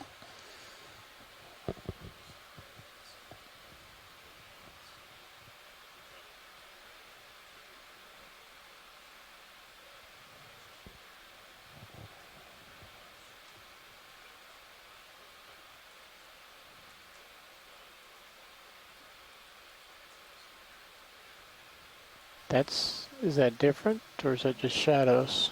Bent over. Yeah, shadows.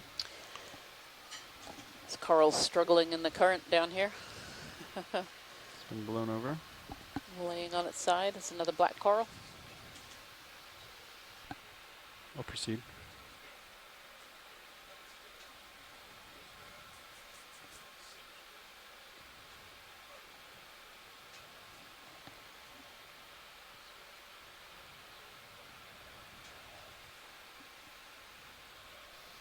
What's that? This an enemy cup coral cup thing? Oh, it's another one. Upper Yeah, right, when you your have a quick snap lasers. zoom on that if we have time. Oh, the white. Go ahead, Rich. Big Come in video. sea On the- cucumber. Come in right here. Yeah, right there. Yeah, go ahead, as long as the center of rotation is at the I'm looking for a frame. second row of tentacles to see whether Thank you. this is... Oh, look at that. Steve Oskovich called it. Look at that. There's a second row of tentacles in there. So that means that this is a cerianthid or a tube anemone. It's burrowed its tube inside this sediments here. Thanks, video. Beautiful. Okay. They're shedding. They are changing their heading, 10 degrees to starboard.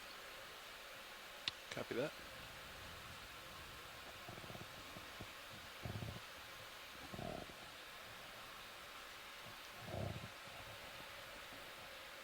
Just gonna explode around this ledge here. You got the room for it. Looking over the ledge. Into the unknown. I would say into the abyss, but we're not quite that deep. Yeah, how deep is abyssal? 4,000 or more is abyssal. Roger.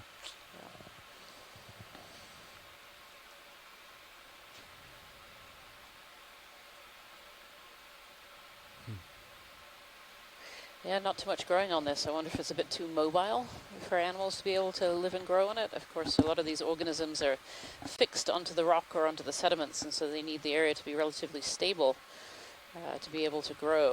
And so not too much growing on this particular piece.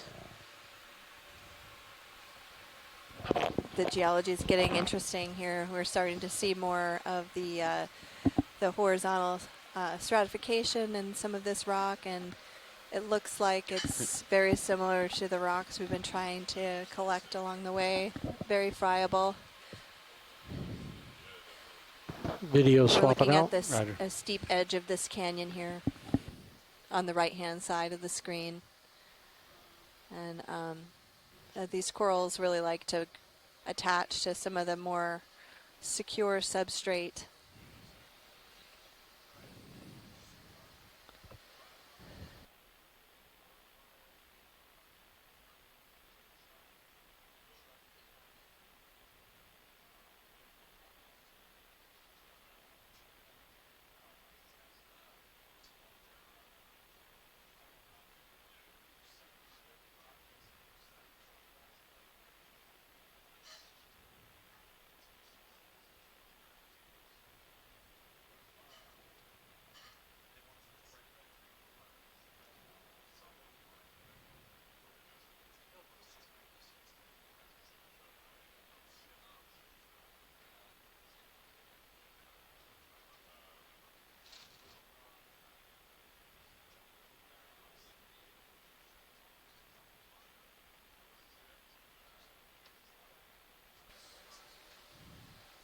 And for everybody who's joining in and tuning into the dive, we're diving at our second dive on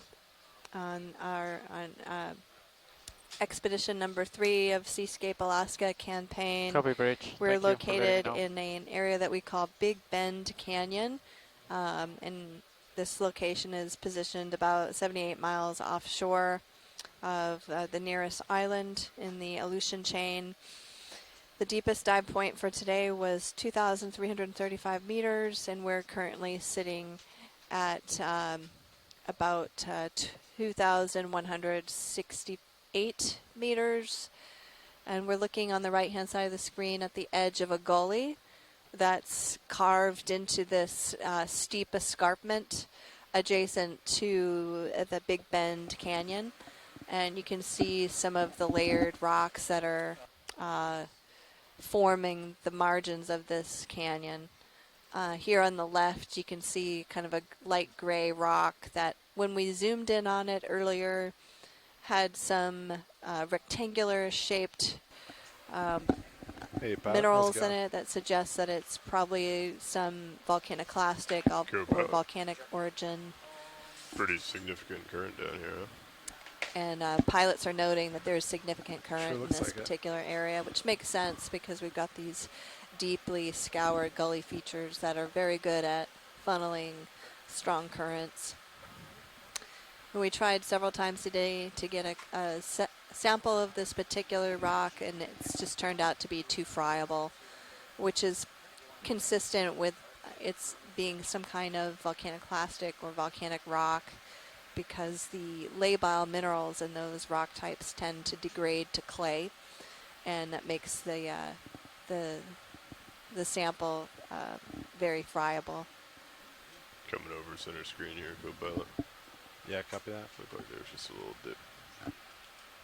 And pass off is we're keeping delta pretty tight right now. In the background here, you can see Understood. there's a crab sort of just So if you look a above little the closer, it's laser 'cause you are. beams there. The laser beams are about 10 centimeters across. And now we've got a good view of this gully feature that's been carved down in through the canyon. That gully feature looks like it's about a half a meter to a meter across. And then more rocks that are exposed on the margins of this steep gully on the side of this canyon wall. It's a really unique opportunity to be able to investigate some of the rocks exposed on the canyon walls of these deep sea canyons. Our understanding of deep sea canyons has really evolved over the last 50 years or so, maybe longer. We started to really we first identified them, I think, in the 1930s, and our knowledge has improved significantly since then.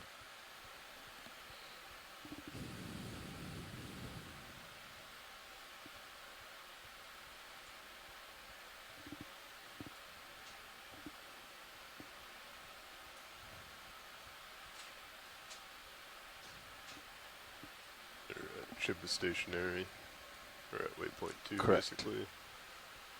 Ship is stationary, making a heading change. Copy. You can see these corals really like to grow on some of the solid substrate like this one here.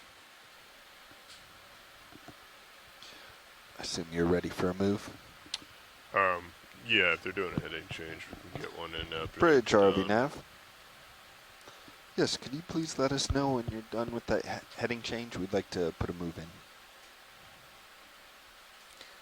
This outcrop here is very interesting because it does have some linear features that are oriented from the upper left of the screen down towards the right of the screen. And those could be fractures, or it could also be layered rocks that are slightly inclined. It's a bit hard to tell in this particular view, but yeah, they appear to be more like fractures. A better view watch lead that would help you? Yeah. Actually, hey, Bridge, we've got one over that move here will be that's same as good. the last. 20 meters, bearing yeah, these actually do look like they're inclined 0.2 layers. knots. These layers look like they're inclined about 40 degrees or so to the right. Yeah, good copy. Thank you, Bridge. View. Yeah, very cool. I'm guessing these rocks are going to be really friable and probably not Pilots, we have a move in, to sampling. 20 meters and, at 335. 20 meters, 335. Understood.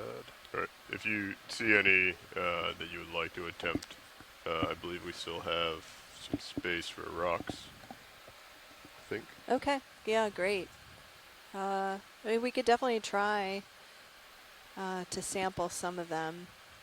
The pilot's letting me know that we have space for rocks and we can try.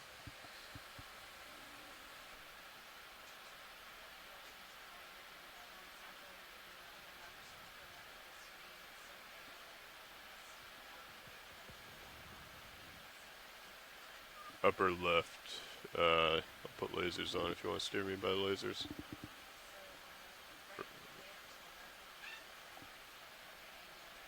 Okay.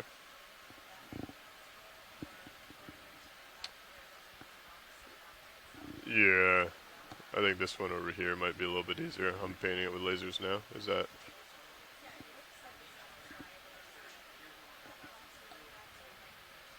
Okay. Understood. We feel comfortable sitting down. What was the distance on that move? You know? 20 meters. Could do an easy stop. How much went in?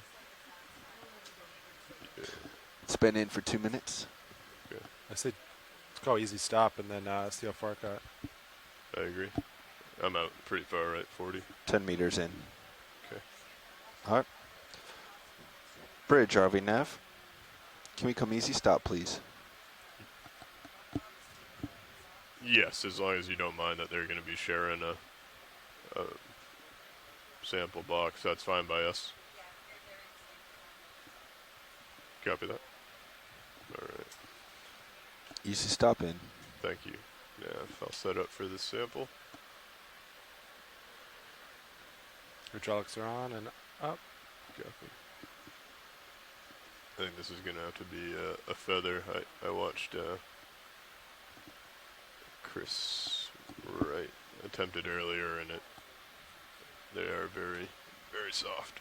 Copy that. Do you care if I turn my head a little bit? Just nope, not at all. More view? Yeah, that'd be ideal. And then, do you want Mini Zeus up? Yes, please. Copy that. On to right. I'll reach out, make sure it's loose, and then I'll bring in the port rock box, open up the top. Going port I. All right. Hydraulics coming on. Arm is live. Coming out. Yeah, so for those of you that are following along, we're trying to take a sample of this different rock type here. It appears to be a little better indurated than the previous samples that we attempted to sample. So because it's a little bit harder, we might actually be able to grasp it and put it into our rock box. We'll find out in here just a second. Watch leads and pilots. We have 30 minutes remaining on bottom. 3-0.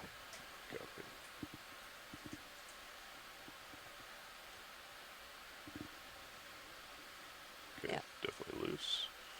All right, let's go ahead and bring wing in. Great. Side, Looks like he might be able to get that one. Wing coming inboard. And one thing that's interesting about this outcrop is that, first of all, it's harder, Tilt down and a then little. second of all, I'll it has stop. these Got the fracture-like features that are cutting across the frame of view, and so it's possible this is part of an igneous dike, or that could be part of the bedding. I'll know a lot more when I'm actually able to look at this sample.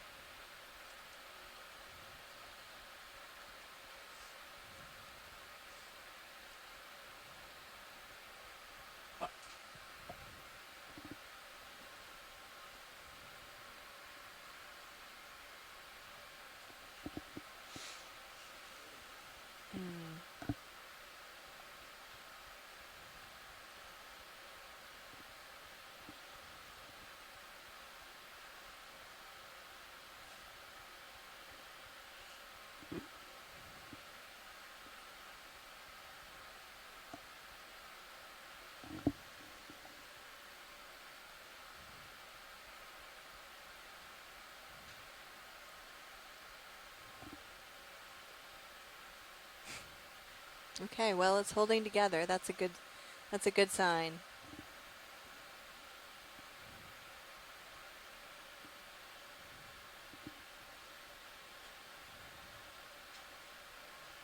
What's this little animal down here that we just Yeah,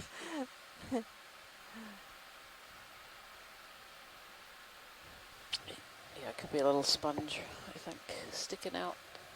Not quite sure. It's potentially a Bathypathes sitting on the rock to the side there, which is another black coral species, different species than we've seen. Oh yeah, great job, pilots. Nice rock. Oh, we dropped it. Okay, still in reach. It might still be there.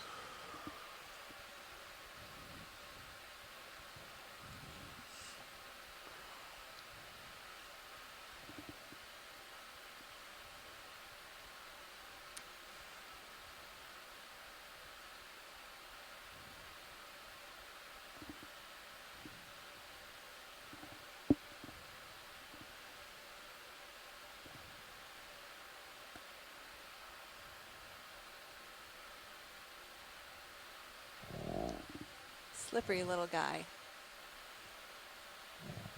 Oh. Any thoughts? Leave it or? I mean, it's. Is there another one there that could be picked up instead? You can still reach it.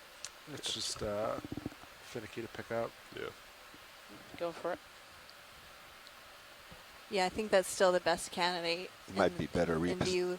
Repositioning at this time might be a little helpful. Good.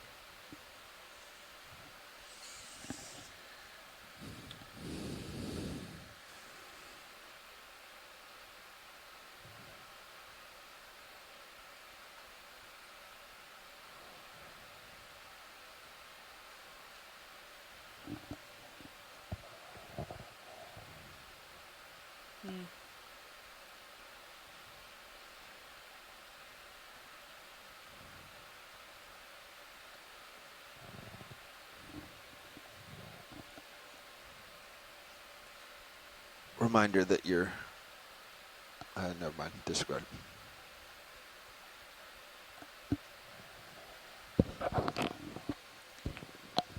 We have a couple comments here on the chat that I haven't gotten to, and there's a comment here from Kenneth Sullick that the substrate rock here looks similar to some of the mudstone that they observed off the Bight of Virginia and North Carolina. So, yeah, that's interesting. It definitely has, looks like it has quite a bit of clay in it. This particular outcrop looks a little more indurated to me, but we'll see what it is when we can get a sample up here. I guess we'll give this one more try and see if we can grab this piece and then take a look at it. What I noticed Kenneth, is that when we zoomed into some of the previous outcrops, there were rectangular shaped voids in the rocks that would suggest that there were feldspars in there at some point that were dissolved or perhaps fallen out of that particular rock, so that they could be sedimentary, but they would be more like volcaniclastic sedimentary rocks versus, or they could be volcanic.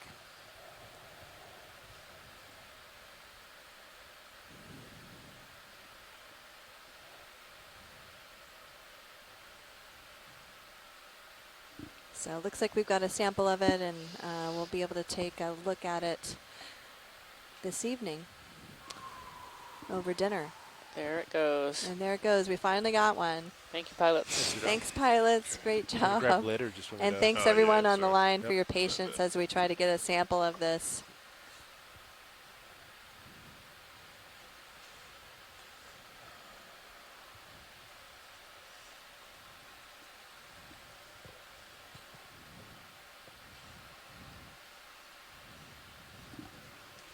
Nicely done. Moving out. Yeah, a lot of these rocks, it's really hard to tell what they are just by looking at the video footage. It's really helpful to have the rock sample in your hand so you can see the texture and the mineral composition and things like that. Watch leads, Nav.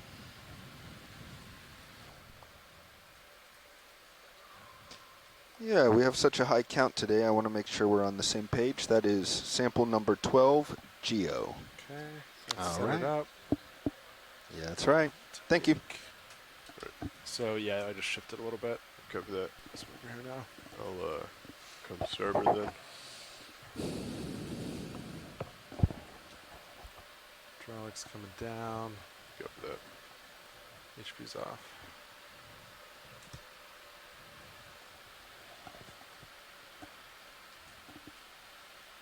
Okay, coming back to starboard. Then we can back down in there.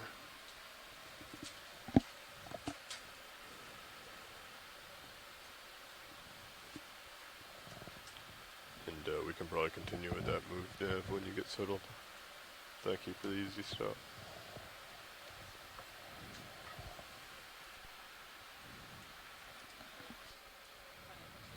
Go ahead.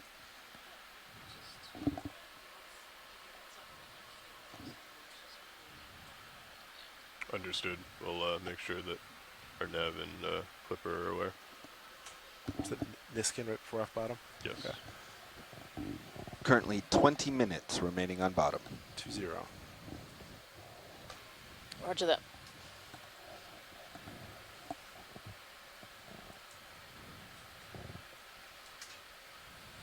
Still want that move, pilot? No, we'll probably be fine. Yes. Sorry. 20 more meters. 20 meters, you got it.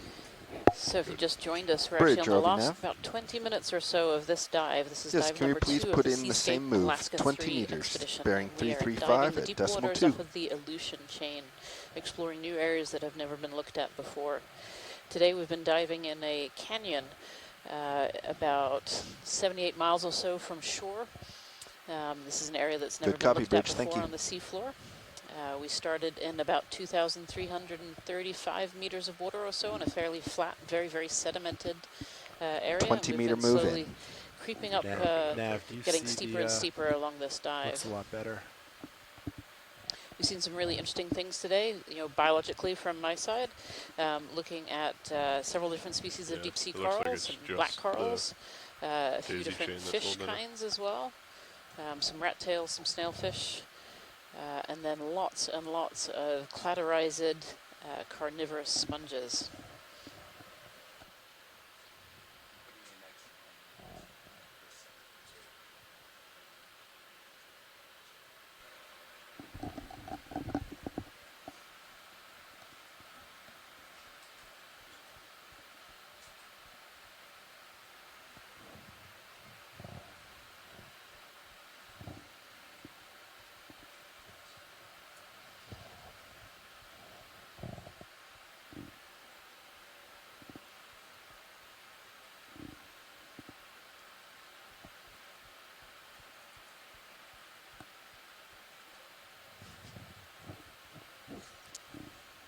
You guys just want to do like 10 meters just to keep it pretty close to each other? I think the ship's underway right now, right? I think we have a 20 Yeah, meter. we have a 20 meter move in. I was just I didn't distracted. understand. Sorry, Sean. Nope. I wasn't paying attention. Thank you. And video or science, if you see anything of interest, feel free to call it out. If not, we'll just keep making tracks up. Okay. Copy.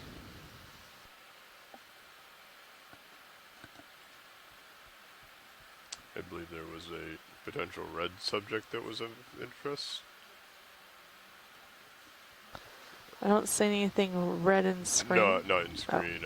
The handoff was that there was something small and red that was of interest. Okay, I'll keep an eye out for it. Copy.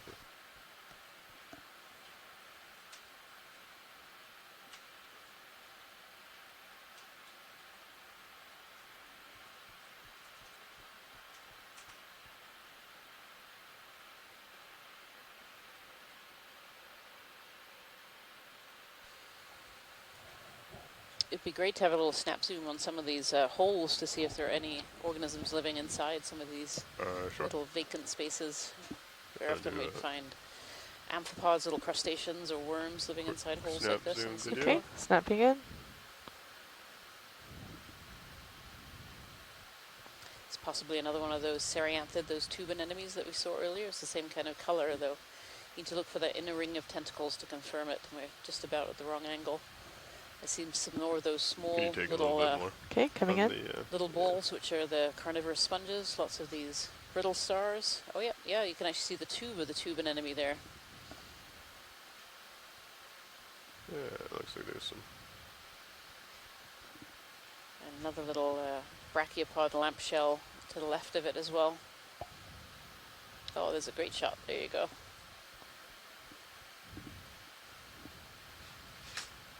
These are a really, really understudied group, the There's a serianthids. scallop or something There's against so the many more wall. species out there that we Looks just like it's don't know open. about. Copy. Little Thank you, vibe Bridge. out. Move complete. Copy. Looking in the holes there to see if there are any amphipods or other organisms shaking living off a lot inside. of rust. All good. You can certainly see some of the brittle stars are using some of those holes as home.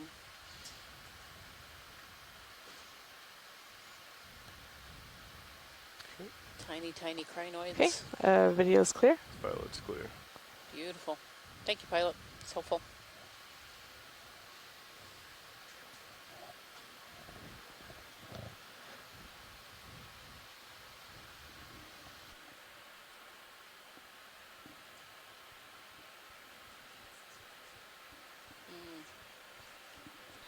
And you might notice some of these linear features cutting across the outcrop, and these look like fractures to me across the rock.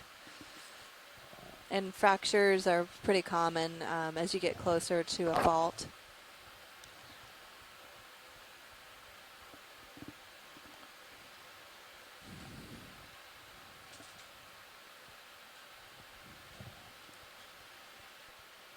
Look at some more of those serianthids down there as well.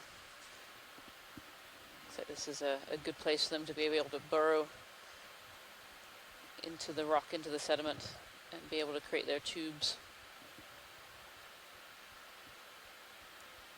Have a quick snap zoom on these corals. Okay. If that's possible, pilot. Sure. Go ahead and come in. Okay, snapping in. So like I'm black assuming corals. they're black. Yeah. Yes, these Oh guys. yeah, and a little serianthid down below. So this black coral seems to have kind of a single face. We were seeing ones earlier that were more bushy, had lots of bushy branches. Coming down, so You can see all the polyps are on the opposing face that we're looking at. We're kind of looking at the back of the coral. It looks like there's something in the branches. Beautiful. Thank you, pilot. okay, pilot's clear. Okay, zooming in.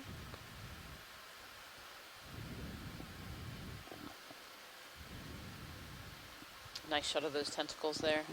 Sorry. All good. Coming Hold wide. on. Thanks.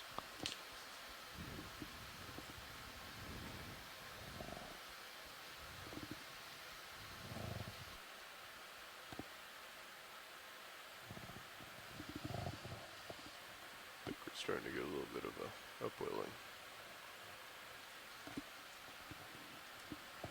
Yeah, I think the tether is kind of above my Titan at this point. I'm not getting as good eyes on as I used to.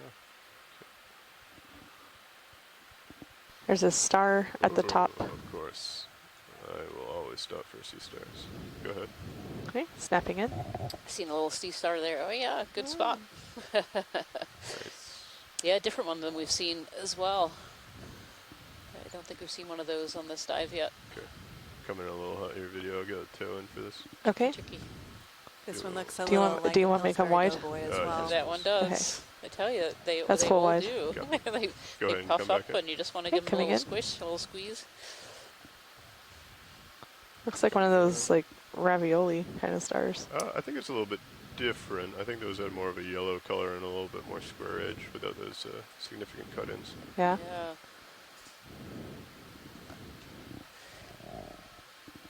No Beautiful. Chrisma, but I like to dabble. It could be the next Chris Ma. Big shoes to fill. Yes, this little sea star. So this one has that pentaradial symmetry, so it has the 5 arms. I'm zooming in, pilot. You Go can ahead. see kind of those puffy, I'm stable here, so puffy free parts to, on feel each free to arm. Those are direct me as you Great. where will. most of That's the full organs zoom. are, so it's pretty reproductive and respiration goes on, and feeding. And then I'll get And lasers underneath as the you tiny come little out. tube feet. Okay. Coming wide. It's a goniasterid from Kelly Markello on the science chat here. Oh, it's tiny, teeny tiny too. Very Look wee. at that. So those lasers are 10 centimeters apart. Okay. So that Pilot's one's clear and video is. probably only a And couple of video's clear, centimeters coming across. That little sea star there. Just Great over spot. 10 Thank Full you, wide. Pilot. minutes. Do you guys want another move? If so, maybe a 10 meter. Nothing too crazy. How do you feel, co-pilot? Yeah, sounds good. There's a circle in the Bridge, ROV upper nav. left, pilot. Can we please do 10 meters? Do you see the at, Stockholm on the bearing left is to the right of it? 2. .2. Circle on the left. Left to lasers. Oh, I think it's a anemone now. Can I snap soon Thank you, on, Bridge. Right here? on it? Yes, right Yeah, there. go ahead. Little white anemone maybe, or a cup coral. Oh. A little cup coral. Oh, oh, oh. Your eyes are There much it better goes. than mine. Yeah, Okay. beautiful. ID is Pilot's clear. good. Coming wide. Thank you.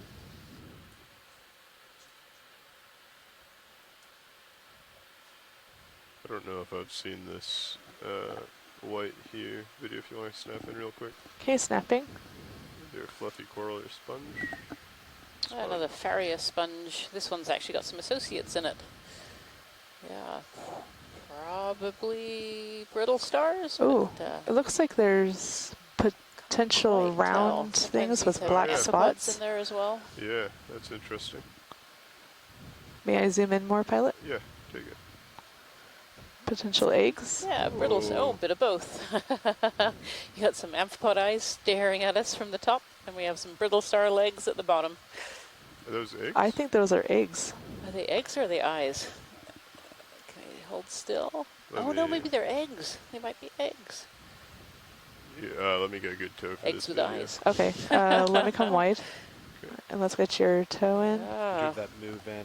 Copy. Do you want It was only 10 Yeah, so we've got meters. fish eggs All right. as a potential. Eyes of the embryos. Tucked in those Faria folds, I think those I'm sponge good video folds. if you want to come in. Okay, coming in. Try and have another closer look here. Yeah, Swing it. it's practically done, Sean. Oh, look at those. Ram to center video. And take more if you got it. Okay, I do have some more. That's max. Copy, so move complete. Move complete, Sean. Understood. I don't think we've seen eggs like this yet. Like A lot of on past. organisms that live on the seafloor become habitat for other organisms Should they as come well. wide? They Coming down. create their Yep, own I little got it. ecosystems. We often know them as ecosystem engineers. And this is a great example of this. This Faria sponge here is hosting a number of different organisms, including these little fish eggs that have been laid for safety amongst the folds of the sponge. Seem like they're doing well. That's full zoom video. yes, it is. Okay. Right. We're seeing quite a few eggs today then. We Really have the seen a ones few in eggs the, today. Yeah, yeah. Yes, Okay. indeed. And there's, of course, in the science chat, there's I won't say a war raging, but there's definitely a good conversation going as to what these eggs might be. Whether they're octopi or whether they're fish. What kind of fish they might be. Beautiful. Okay. Pilot's clear. Video's clear. Coming wide. Good spot video. Is there any chance of getting a still image of that one? Probably not. No, we've gone over. No. Yep. Okay. No. We'll have to get a still from the A little redfish there. the pin grabs. What are you? Go ahead and snap on the fish. Okay, snapping on fish. Might be. Traveled a bit far. Is that another snailfish, maybe?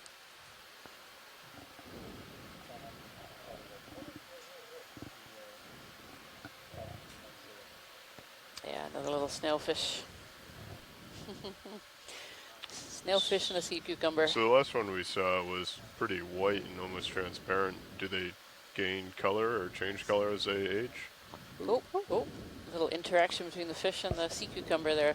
That's a really good question. So the pilot here has just asked whether these snailfish change color as they age. You know, we'd seen one before that it looks like the turn clear, came and this out, one but is it's very, still very outside red. the daisy Could they chain. be the same species, or will it just have aged into this red color? That's not an Yeah, answer, it's I'm now- afraid, that now I it's know, looking but like I'm we hoping might maybe be able to pull somebody it tight. in the science chat might have an idea there. Pilot's clear when Okay, video and is video's clear. science. It's full wide.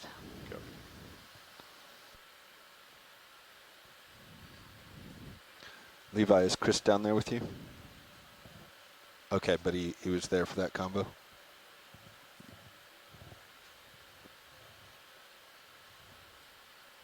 Roger.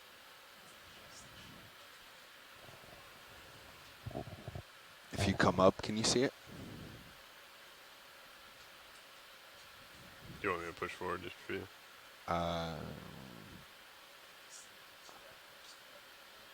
I'll make my way to starboard. There's 2 more stars at the top of the screen, pilot. Copy. We're just going to get a quick look at the tether, and then I'll come back to this. Copy. I think you can do, you only have 5 minutes, Lars, Okay. so I think So look at from the the science stars. chat here about that snailfish question. Sean and I can work on the side. They said it's a really good question. There's several species, but they are very small when they're mature. So the guess is that the small one was probably a different Snapping on species. center star, and then there's one on the left that's smaller. Understood. Oh, we saw this off the coast of Oregon. Forgetting the name of them, but they had the significant spikes near the outer ridge. Spiky sea star here.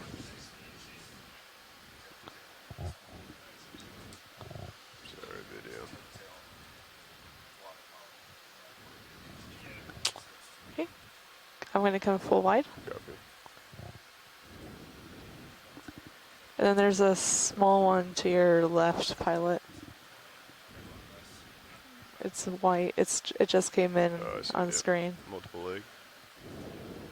Well, I guess all sea stars have multiple legs.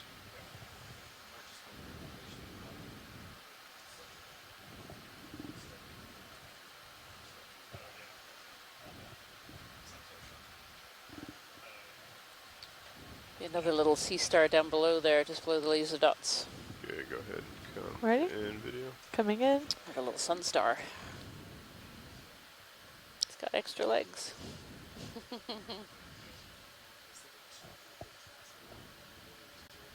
Getting tiny, huh? Coming in tighter. I know that Chris Mara is now watching, so which sea star is this? Yeah, these are very similar to the ones I think we saw in Oregon on the shakedown. Beautiful. And right next to a Ceryanthid anemone.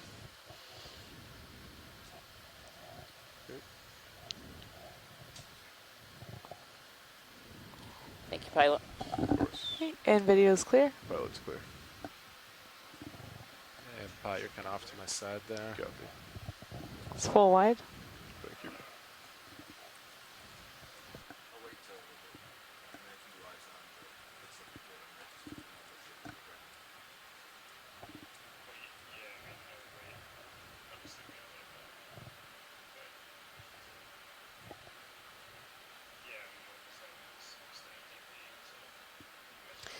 Another rat tail coming into view. We've seen quite a few of these on this particular dive. And we've gotten pretty good video of them, correct? We do, yep. Okay. And we'll just get lasers on them real quick. And keep moving.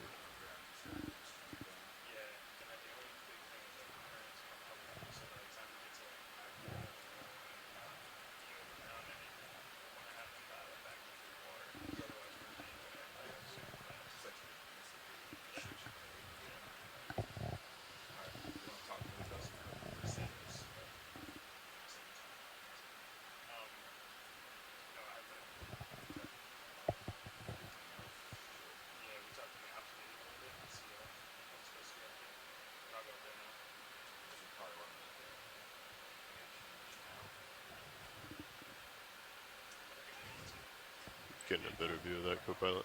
Yeah, it's starting to come back into view as you. This is an interesting little area here. Looks like a lot of transport downwards. Yeah, Rian correctly points out these little gullies here. These gullies look like they're about There's a red 10, object going off screen 20 on the centimeters bottom across pilot. with, I don't really know what they were looking cutting for, through some of but the local rock. it's to your These are feeding right. into larger It's gullies coming that are center below, right similar now. to the ones Okay, that go we ahead just and saw. Okay. Center bottom. Center bottom.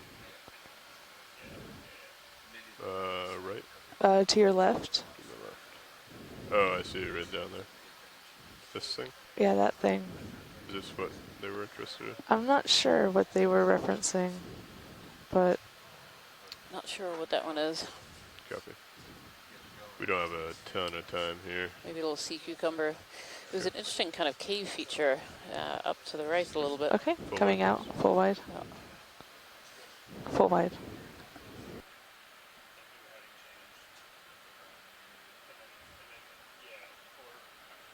It's like little tunnels coming through. Look at that. That's really interesting. Yeah, here you can see the orientation of the bedding a little bit better. These layers are dipping slightly down towards us. So if you can imagine layers of a book and sheets of a book rather, and that book is kind of tilted towards you. Go and You're do a looking quick up snap at the up into sheets the in the book. Okay. cover. This Gonna is snap a into cut. Can you cut through cave. those sheets of the book, if you will? Final few minutes, pilots. Copy. Copy that. Do we want to get the We'll peek to see Niskin if sample anyone's in going? there. That's a cool Yeah. little cave.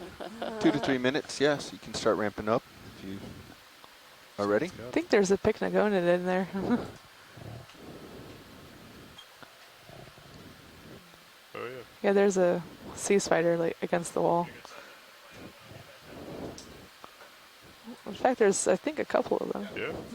Actually, we're down to our last 2 minutes. You ready for that Niskin sample? Yeah, these outcrops look like they might be some kind of mudstone here. I don't see as many. Some other fish in there too. Copy I that. don't see Clipping a whole station. lot Ready of, for Niskin sample? You know, angular looking holes in there. In Yep. fact, you can see some cross bedding in that. Coming full wide pilot. Copy. Are you ready for a Niskin?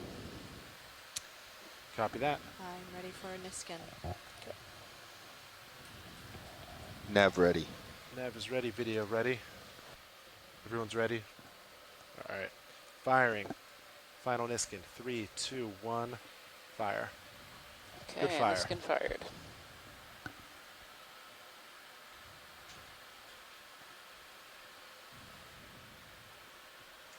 Valve packs off.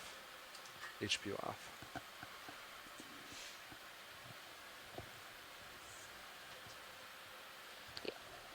Okay.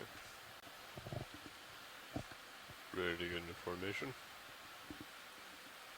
I think so. So let's see. We have a full turn in the 6-8. Do we want to worry about that now or just leave it? I'd say we try and work it out if we can.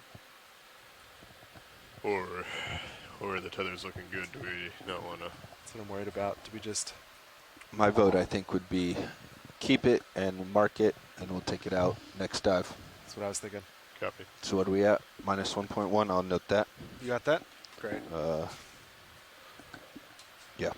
All right. Which so that might come out a little bit as we'll be left with just one, right? But yeah, minus 1. Yep. yeah. So then you have a positive turn. Yep. So I can come under. Do you want me to even try coming underneath you? So We're we just were gonna have to thinking stretch out. instead of doing like typically 20 meters, we just do like closer to 15. Okay. Do it real nice We're and coming slow. to the keep end us of this tight. dive. Okay. Last few minutes Potentially here. might even be able Kind to of do come it up on in this little autos plateau. if you want to just step and do it. A few more of these And clatterized, we're thinking of just these doing it close to bottom. so carnivorous visuals. sponges, and a vase sponge there as well, right up front. All right, all stations. Unfortunately, it is that time. It's time for the vehicles to come off bottom. Thank you so much, pilots. So we could, have come to the end of dive number 2 of the Seascape Alaska center 3 up and just expedition. same thing, just we want to slower give a big and thank you keep us to tighter everyone together. who is on And we'll shore, try to all of the monitor, scientists in the chat room, all the scientists on the what phone it's line, doing. and of course Copy all that. of the ROV video team, data It team depends on how you're crew feeling. We here, could put and all of the one of Sirius's new crew flex on cameras board up the ship. on your monitor. And thank you all at home for watching as to well. see it. Do you want to bring my And as lights we in? proceed to explore Yes, the I deep do, waters sorry. off Where were the you? Aleutian Islands, we respectfully acknowledge that we are working within and around the traditional Alaska Native homelands of the Siksika, -1 turn. Alutiiq, All right. and Anungan. We acknowledge their native homelands and honor the indigenous knowledge and heritage of these coastline communities and their relationship with the ocean.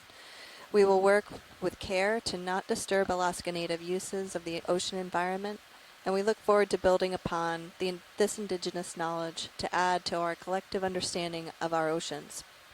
And thank you very much from Jennifer Ashoff. I'm a professor of geology at the University of Alaska at Anchorage. I really enjoyed this dive along the margin of what we call Big Bend Canyon. And thank you so much from me, Rian Waller. I'm a professor from the University of Gothenburg in Sweden. So thank you so much for joining us, and just a reminder that we'll be online and at the bottom of the ocean again tomorrow, exploring another site along the Aleutian chain. Yeah. Special thanks to our online scientists who contributed their expertise during the dive, and we really appreciate your contributions and hope to see you again soon.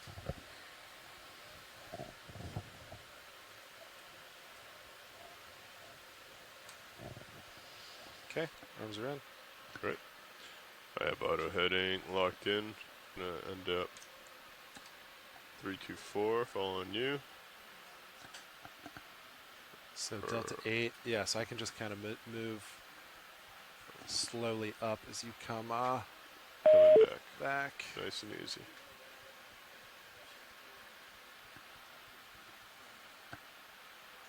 Gonna change my heading a little bit so I come up more underneath you, and then I'll line right back up with you. Copy that. Delta 10 looking good.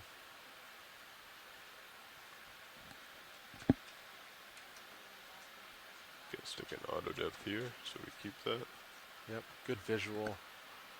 Okay. Tighten. Okay, good eyes on that. Nice. Come back. You're looking at me 6-0. Continuing back, nice and easy.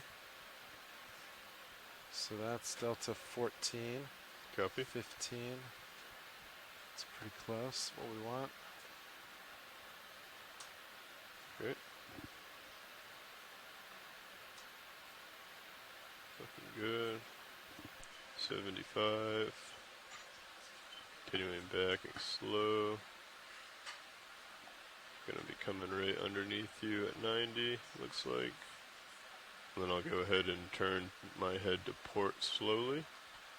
And then you're just gonna come to starboard just slightly, right, to line up with the back of the ship. But you can stay put for now.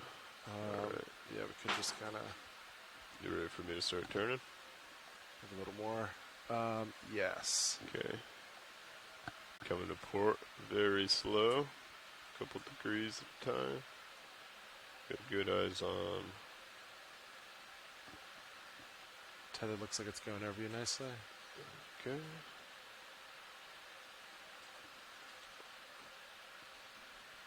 Continuing around.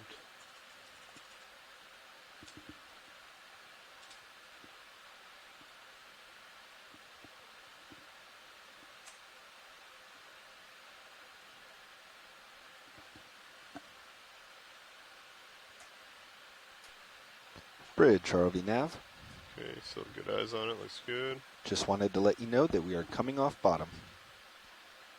Thank you, Okay, Bridge. I'm inverse of you now. You ready for me to start pushing out? I think so. Okay, I'm gonna start pushing out. Do you want to center up a little more on me? Yeah. So just, I guess, port lat. Coming over to port.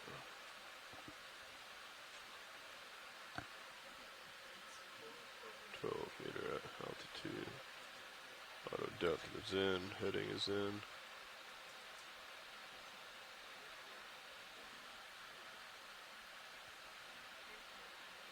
Okay, getting close to center. You have good eyes on. Yeah. Okay. Gonna start pushing forward. Sean, be advised, you don't have the tail cam, the HD tail cam. That's the analog up there. Oh yeah, let's You don't have the wide view. Okay, you want me to hold? I can put it up. Yeah, I Let's recommend see. hold. Copy. Do you know what number monitor that is? I don't. I think we need video to put it up for us. Hey, video. On the current Sirius tail cam, we'd like to put on the FlexLink camera that's in the same position. I don't know what monitor I think that it's is. 5, is my guess.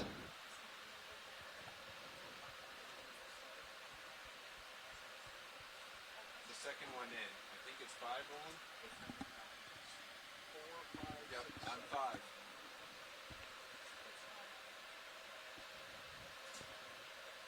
We don't have that Yeah, monitor, I don't though. have the monitor, though. Yeah, and it's going to be, I believe, CP Test 1 or CP Test 2 video.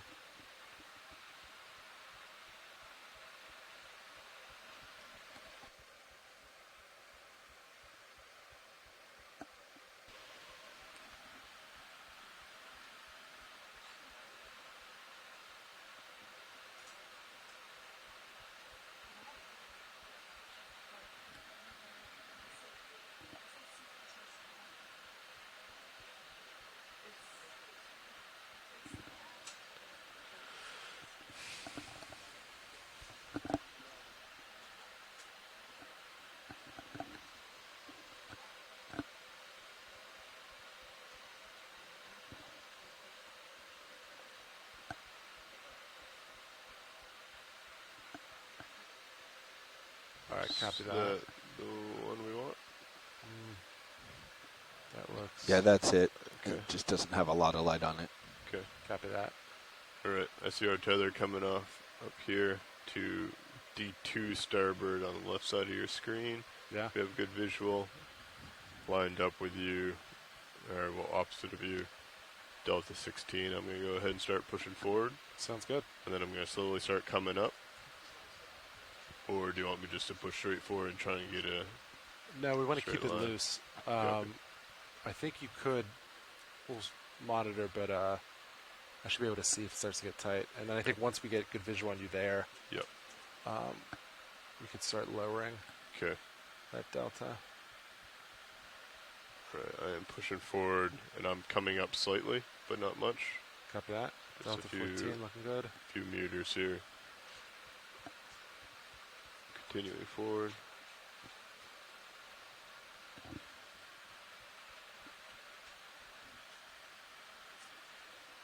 Nice and easy. So I see your light pool. That's looking real good. Okay.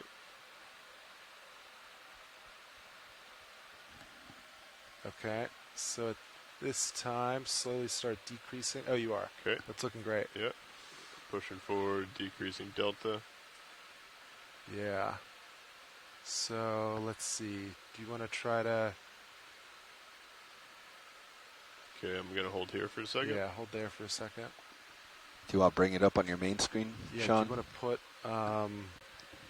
let's see. I don't have them I here. can do that here. Yeah. So I'm going to go CP test You do 1. have the monitors up top? Yeah, I don't have the CP gotcha. test, though.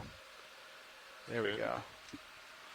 All right, you want me to So slowly that's come delta up? 5. Or should I just push straight out from here? Because you can also see It it looks in my good tail in, cam. yeah, I was just gonna say it looks good in your tail cam, but it's past that second Yeah. football. Exactly, that's the tough spot. Okay, so video. Can you put back the Sirius aft cam you just took down in the same spot? So just as it was. Maybe we could see it on that side. Yeah.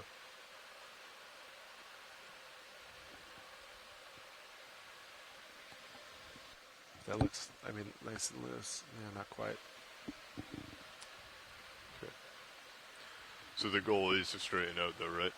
I think so. See if it goes. So do you just want to... so we have a delta of 6 or 5 now. If I just push straight out, hopefully that should... Maybe if we can try to bring it in view. Hey, pilot, do you mind if I put your aft up here? That's okay. Just for a second? Yep. Where are we at? Yeah, I have an altitude of 40. I think we're pretty... I can't. I was hoping I could make it out up there. All right, going back. Got it. Okay. Ooh, I might... I think maybe just close your delta and push out. I'm going to turn off video. All right, pushing forward. What do you think, Sean? Yeah, each inch forward a little bit. Yeah. And then I'll bring up Can delta you, a little bit. Can you come to port as well, lateral to port? Get yourself on the far left of his screen. Yep. Some port lat. Coming over to the port lateral. Pushing forward and port lat. Nothing on sonars. Look pretty good. Okay, it looks like we're starting to see the shadow of the tether on D2's side. Pilot, be advised, you still have XY. I don't know if that's intentional. Taking it out now. Auto heading is still in. Auto depth is still in.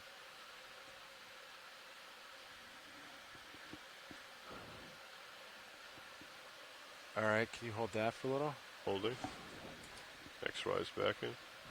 Nothing on sonars. You're clear. Boy, I don't see it. It looks pretty... It's also pretty dark right where it would probably be. Yeah. If I keep coming over to port, we should pull it into Sirius's light, right? Yeah.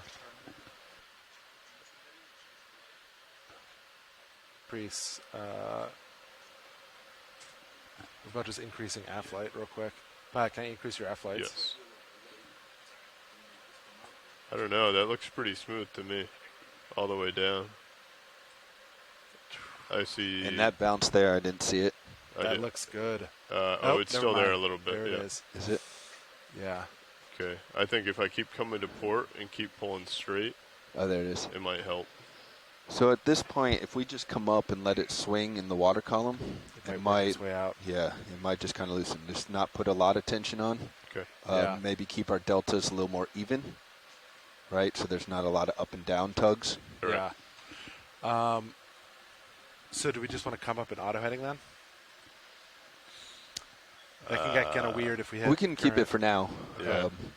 We're going to keep the ship stationary at the get-go here. I would say, yeah, let's almost come even and just start coming up. Okay. Copy. Sounds good. And just let the tether and daisy chain shake in the current in the water. Yeah. Okay. Do you just want me to shoot for 15 to start, Lars? Coming up. Do we have time for that? Yeah. We're running a little bit behind, but Let's just go for start 30. off. Getting comfortable position is important. Let's so. start off at 15 then. All right. Sounds good. Let me know when you're ready, and I'll start at 15. Yeah, we ate up our 15 or our 10-minute. I'm ready to buffer. go. All right. Starting to come up. Coming at auto depth, auto XY, living in auto head, along with you. All right, that's 15 right there. Okay. If you feel comfortable, co-pilot, leaving that screen up, I think it would be helpful. Yeah, for sure. Okay. I'm going to push out just a little bit.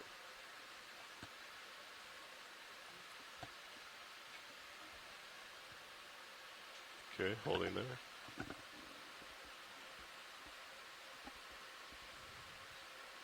Yeah, I think that looks really good, and letting the tether kind of do what it's doing right now. Yeah, I agree. It's that loop's still in there, but I think having the downward force might help it. I didn't love that big bend just as I was talking, but that wasn't anything we can control. Sorry. Do you want me? Can you slow down, Pat? Yeah, coming down. We're opposite here. I could also speed up. I think let's ramp up, guys, if you're comfortable. Let's go to 30. Copy. I'll let you go first. Come down a little. It's about 30 there.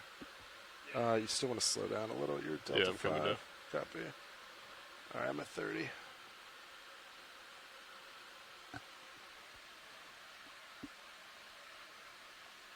All right.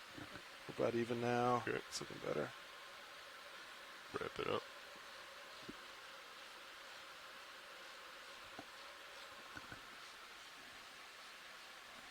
You're at 30 right now? Yes, sir. 30.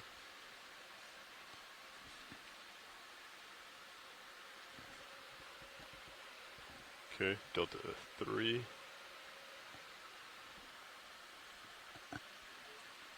Since we don't have the ship streaming, I'd put maybe just a hair forward. Copy. Not enough to create a lot of tension, but enough to kind of work things out. Understood. Does that make sense? I mean, that's my thought, if you think otherwise. I agree. Might bring into view, too. It's like just out of view. Stop you from getting pulled backwards by the drag as well. You're real quiet. Maybe that's just me.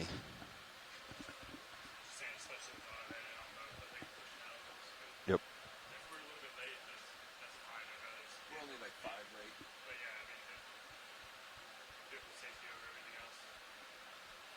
Okay, I have a little bit of forward and a little bit of port lat as well. Help keep me copy on that. the left side of the screen. We're only 5 over right now. So Fiber values look nominal. Increase it up a little.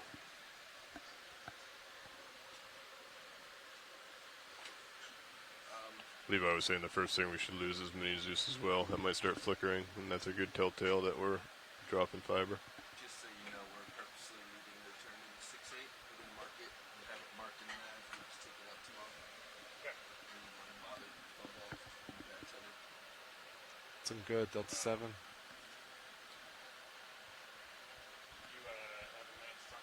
Yep. So I think the only issue with our plan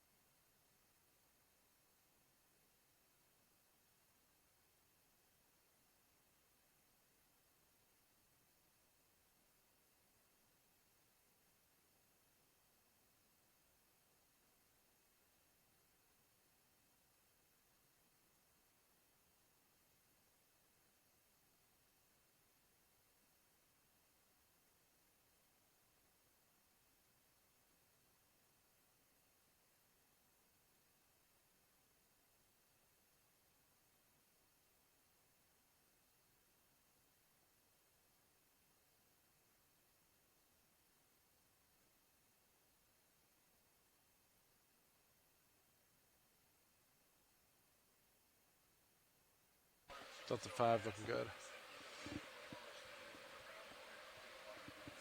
Looks really good. I'm going to try and keep D2 like right here, if not slightly to the left. Yeah, sounds good.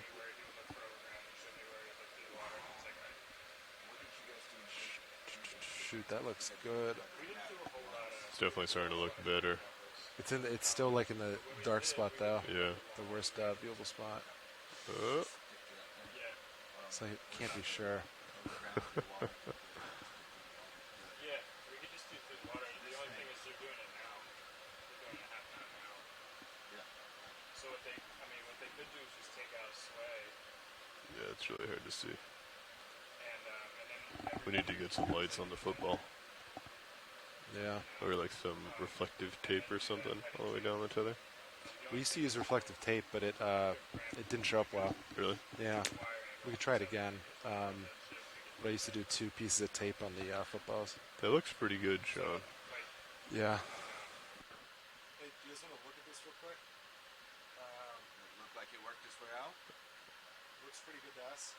Oh yeah, the loop's not there. We should keep down auto heading and stuff. Yeah. I'd take out Sirius now, probably. Okay.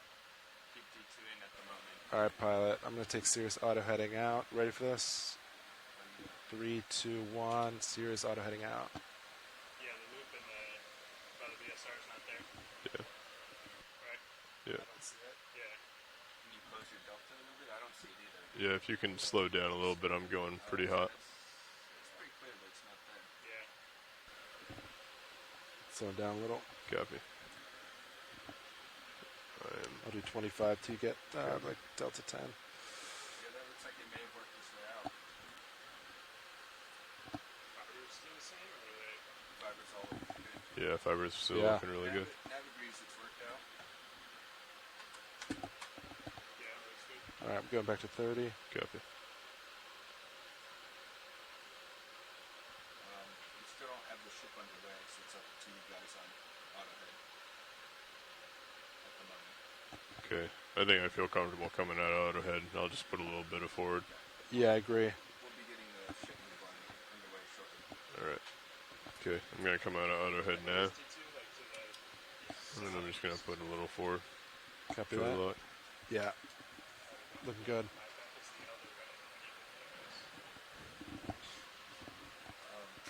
Okay, yeah. So even if you just Yeah, I don't see that loop anywhere. They're coming from 5 already. Yeah. Nice. I mean, we're pretty tight. I think we would know, see in the fiber values at this time for your pinch out. Yeah. Probably want to keep this rather than purpose.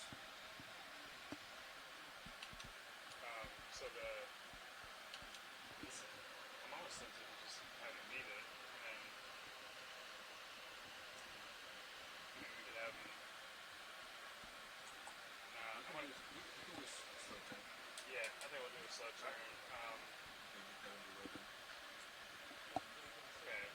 Yeah. Well, the only thing is Delta 3-4 looking good. Coming down a little bit. still got like 500 meters to do it, but I'll wait. it's up to you. No, you're right. I think it'll be I had that the 3-0. That's a good reference. aft lights on just for a second. I just ramped them. Okay. And they went to like 46 pretty quick. So if you ever max out the lights, don't forget to turn them back down. They get hot fast. I guess we'll change center rotation. Delta. Yeah, I'm okay, slowing down. right now. Copy that. Prop rubber in until at least we're done with that turn. We'll confirm the rate of change on the turn, the heading change, and then we'll have him come just. I think through the water. Delta's getting it. Looks like a little worse. Because D2's not seeing any. I've come down 10%. Delta 4. If we do that now, D2 might see a half now. But if we do it later, D2 would see like more than. Coming out of joy, just drive it down manually. Yeah, there you go. Yeah, that's fine. Yeah, that sounds good. And then if they need to take a sway, that's fine. You know, like you might want to be like this, and then translate as you're turning. I think I'm going to ask them to keep it on as long as possible. As long as possible is fine. So that we start getting cold, and then as we start to turn, when it starts ramping, then Yeah. That sounds good. I don't want them to just like take it out now. Yeah, that sounds good. Okay. Yeah, I'm glad you said the depth thing. Obviously, I was thinking about that, but I was just talking about maneuvers now. Always a good reminder. Nice, we're trending good. Should be well clear of it anyway. No, so it's good reminders. Alright, we got a plan. Sweet. Got that, Tim? You guys good? Good. Yeah. Yeah. Nice work coming off bottom of those.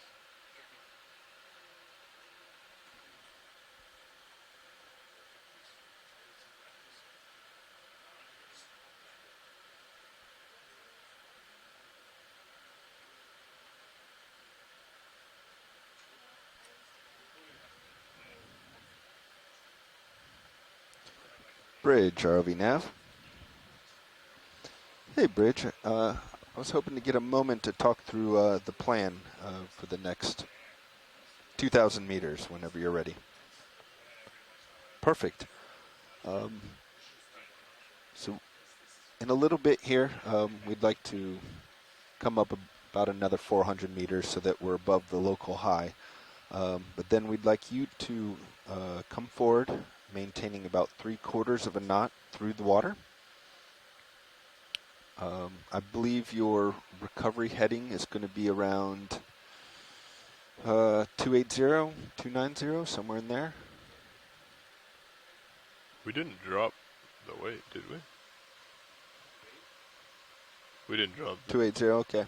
Yeah, so as we're making that 3/4 of a knot through the water, Why are we so we'll quick want you coming to up? come to port towards your I'm at like recovery 70 heading right now, and I'm at still a rate gaining on change you. of 15 degrees a minute. Well, teach This us is pretty to buoyant. We're doing help like ensure 30, I that think we don't 33 get down sharp Z-Rise. angles on the 6/8 cable Gotcha. over the A-frame Teach us some sheave buoyant.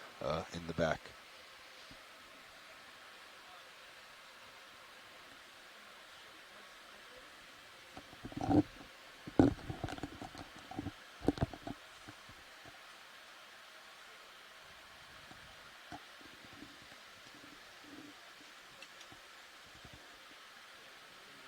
Yes, I'm glad you brought that up. We would like to maintain auto sway as long as possible so that we can kind of get the vehicles in streaming formation. Once you start to feel it ramp up from that current, we can come out of auto sway. Hopefully at that point, ship and the two vehicles are all in line and everything goes nicely.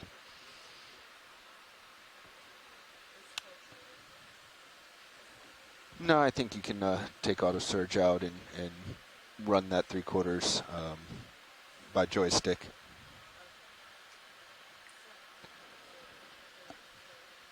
Absolutely, you can actually make that change right now if you'd like, if you would like.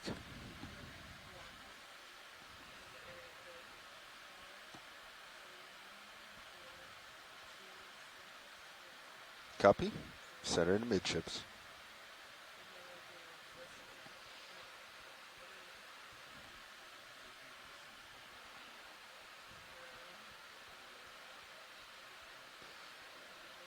Yeah, about another 300 meters or so. I'll call back up and we'll get this going. All right, thank you, Bridge.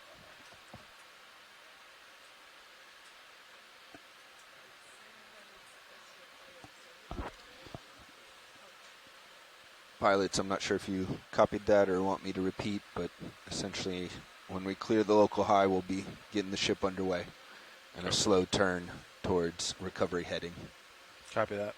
They will be coming out of auto sway eventually during that turn, so we'll just need to keep an eye on streaming. Understood all. Okay.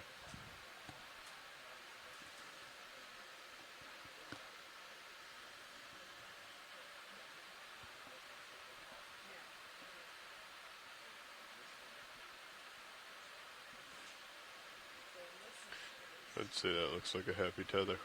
Sure does. Just frolicking in the water column.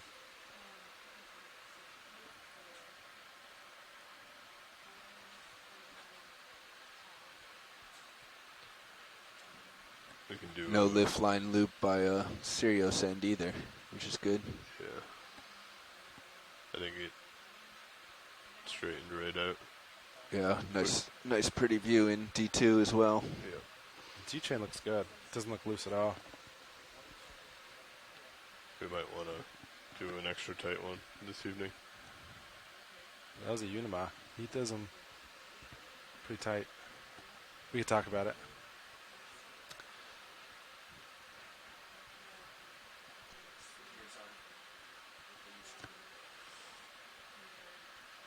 Yeah, if only he had a dad's strength.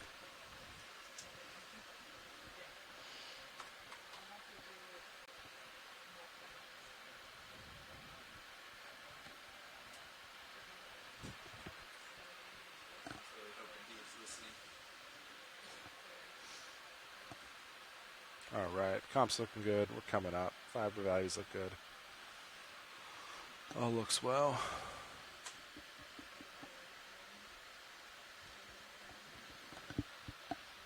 $55 minutes to 50 meters.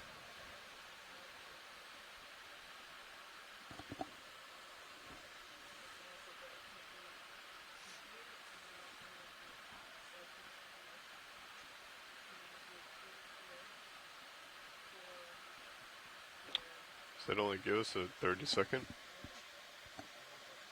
over? We're pretty close on time, right? Should be. Yeah, we're only about 5 minutes over.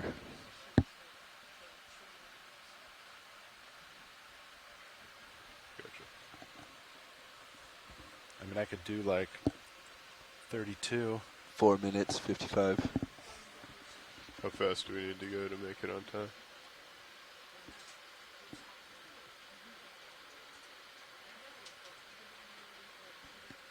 Oops, my hand slipped. If we need, we can always call in some family.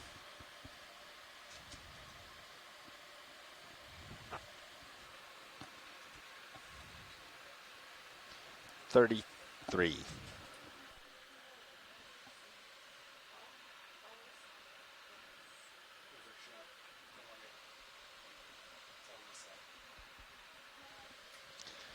You're good, co-pilot.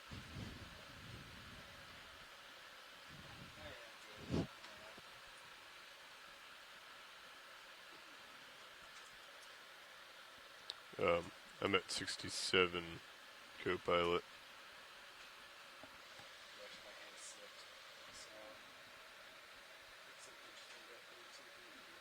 Copy.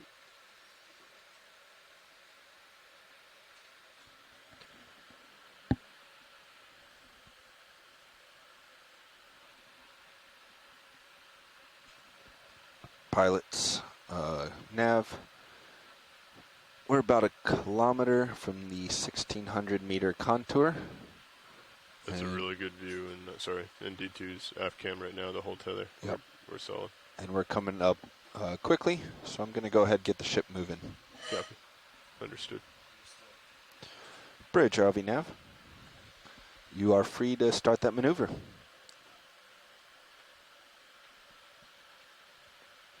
Roger.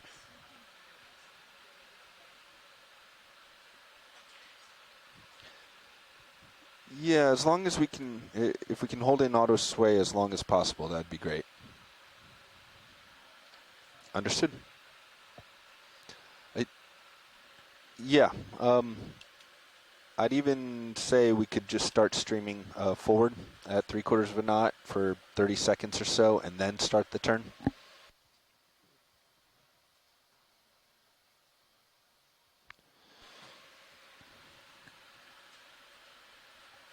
Yeah, if we start with just a little bit of a straightaway, that'll get the vehicle streaming nicely before you begin the turn.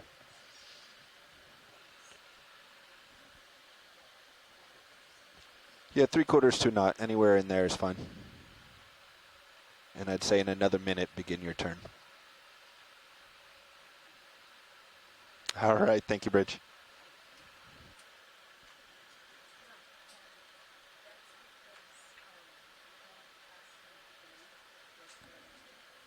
Would you mind just deleting these lines so we can,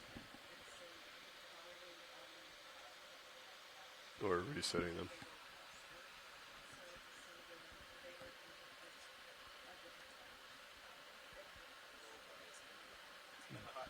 Vessels, and then just change that to like, okay.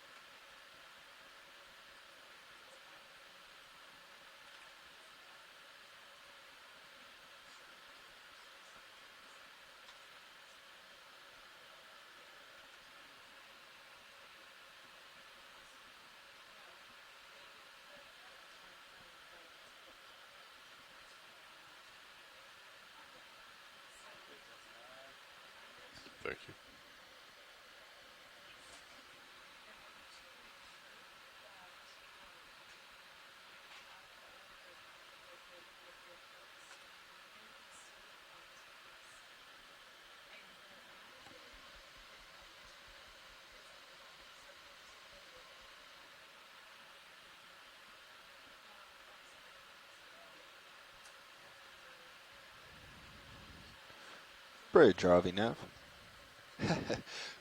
Looks like you're coming around. I assume that means auto sway is out. Roger that. Whenever you need to. Thank you. Perfect. Thanks. All right, ship's coming around to about 280. Auto sway is out. Copy.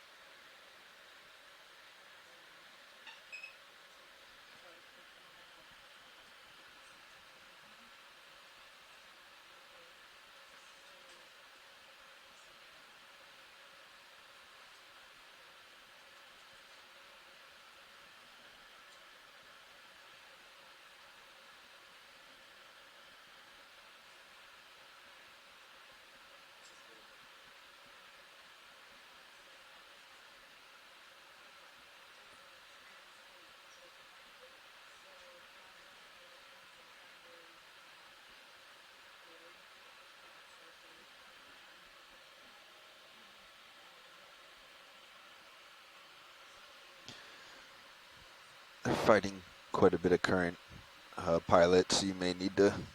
Give it a little bit of port way to help. Yeah, may get not over. need to, but you may want to. Got Just help them out a little bit. Understood. Helping out.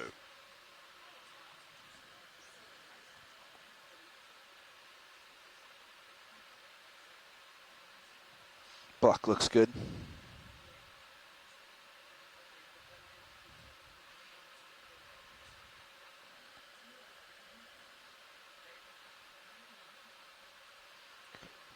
Bridge, Nav. That turn's looking real good. Thank you.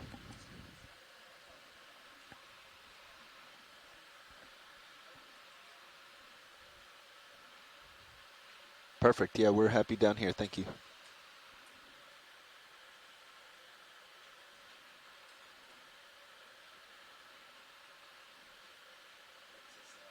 Yeah, I think as soon as I start putting on some lats, it takes away from my verts.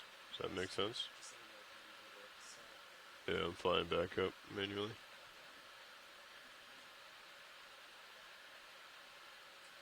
I think you're looking good, pilot, that you can probably stop the lats. I think we helped them out enough.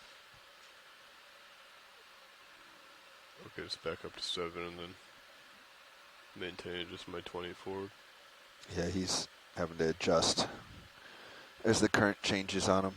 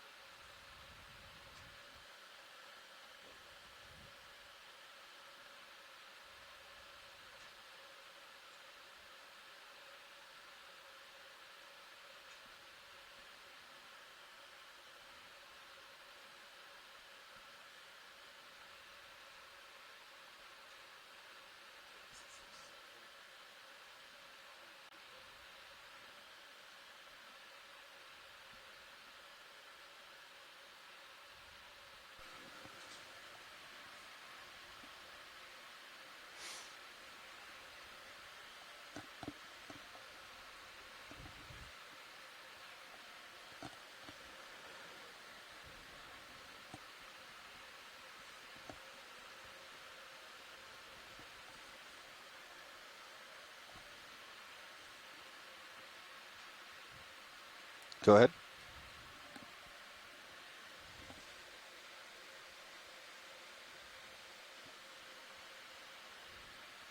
That's fine with us.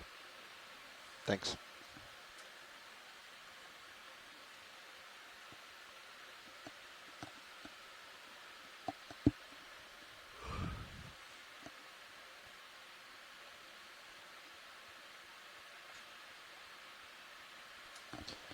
Bridge, ROV Nav. Yeah, as we settle up on that final velocity, that final heading, could you please dial back your forward through the water to about half a knot? Thank you.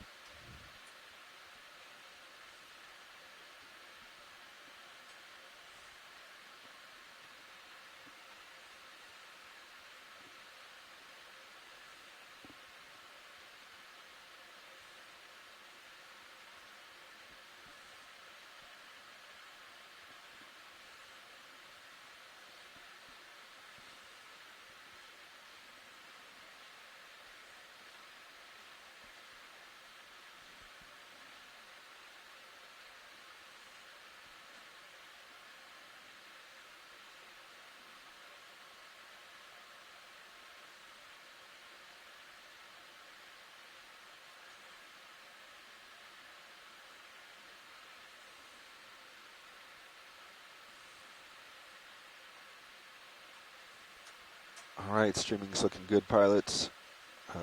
Bridge is dialing back to about half a knot, so we should see that layback decrease. Copy that. Copy that. Sounds good.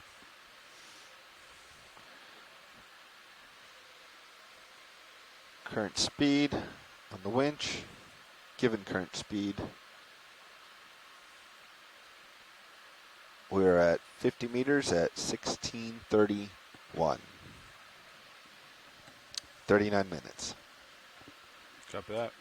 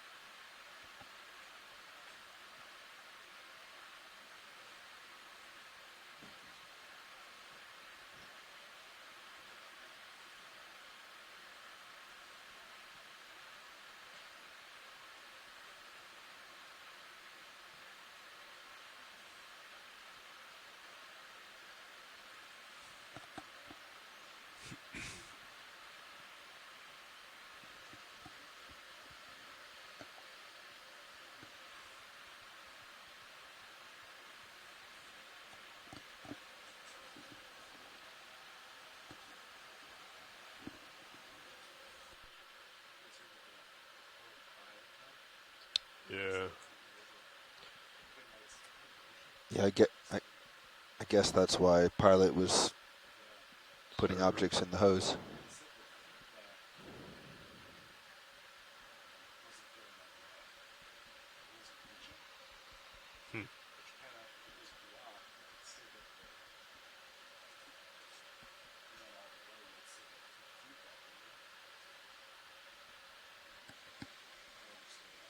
That feedback is just a hydraulic value, right?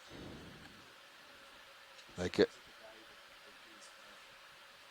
That's what I mean. I think that's just a GUI command. I don't think there, because we don't communicate with the valves. How would we get any? Well, we communicate with the valve pack, but we don't communicate with the hydraulic function. So we'd get no status on whether the pin is actually operating, just whether the valve pack thinks it's commanding or not.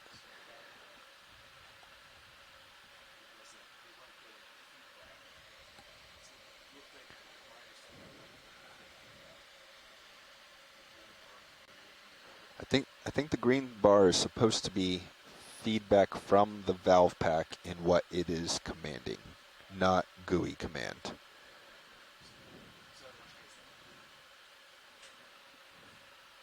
We should check with Fernando, but my understanding is most of those bars are the actual command, not just what you're, same with on the joy boxes. So like when you do drawer in and out, it's the drawer actually moving, not just that little thumb wheel command.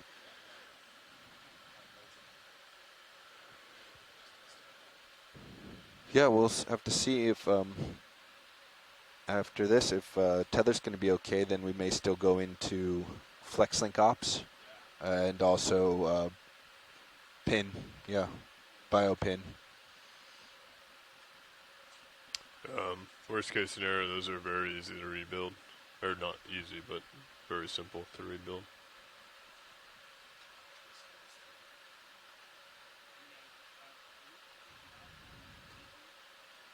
No.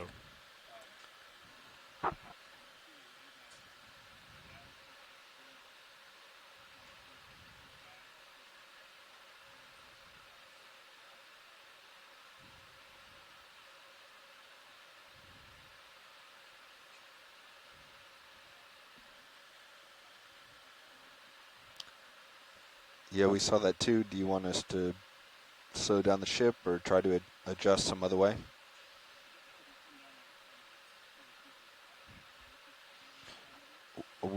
Half knot is the requested. They're holding between half For and the most part, they've been at half knot. Yeah.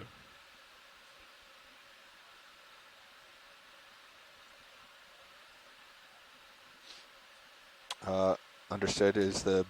Are you seeing effects out on deck on the wire?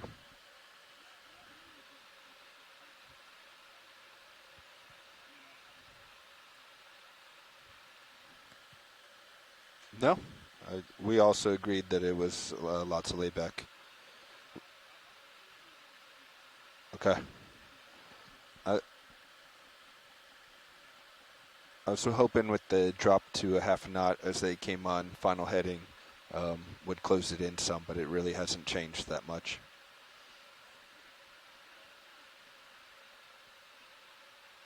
All right, it's about 330 meters now, so I'll bring them back down to a quarter knot. Bridge, RV Nav. Hey, I'm not sure if you overheard the conversation, but can we have you ease off to a quarter of a knot through the water, please? Thank you, Bridge.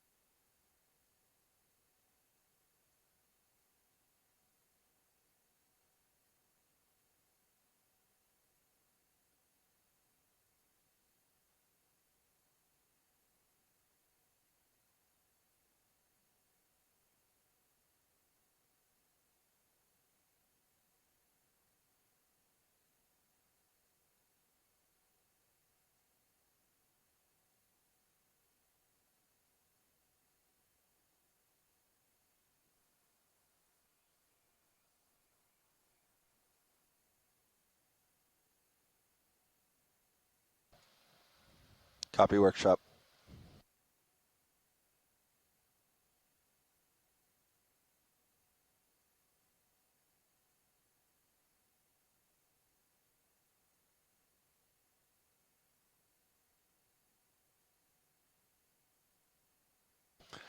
— 1,000 meters, 360.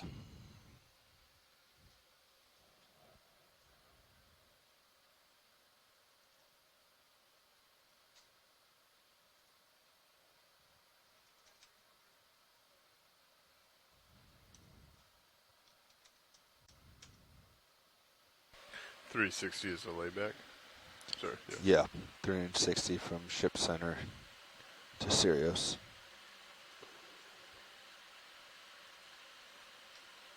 I feel like we're barely seeing that at like 4,000, 5,000 meters. That's a lot. Yeah, it is a lot.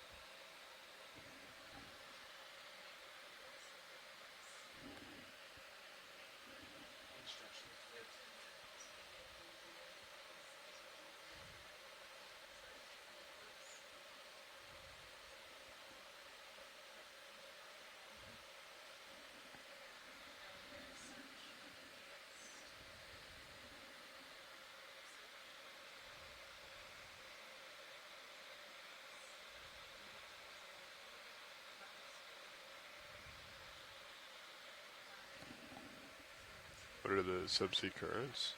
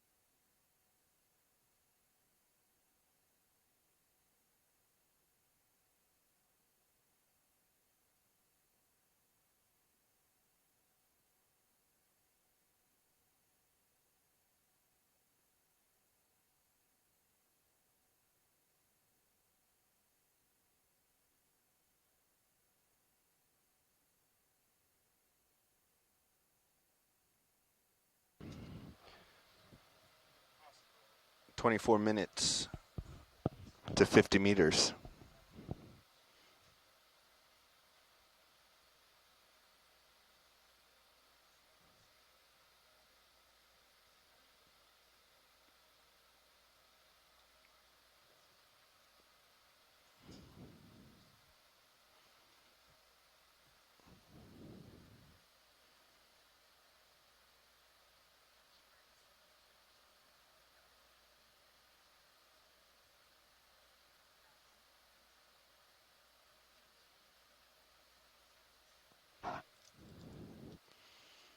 Layback improving, 326.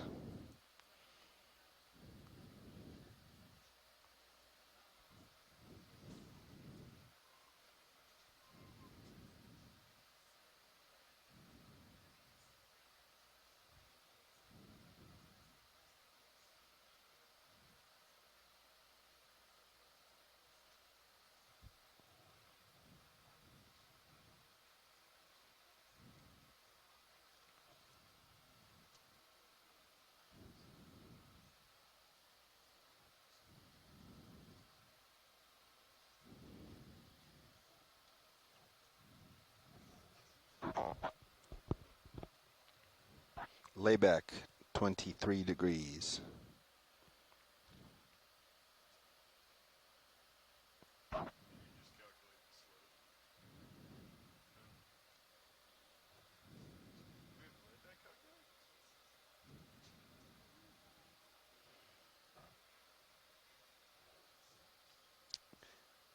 It's an estimator. It's assuming straight cables.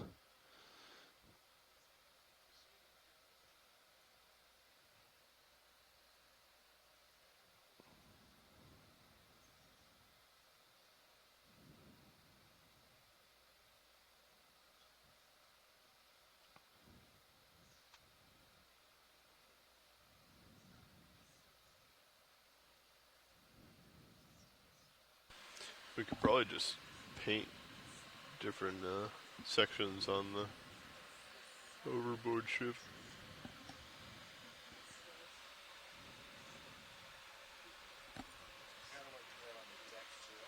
Yeah. Like how about when it's pulling one way or the other?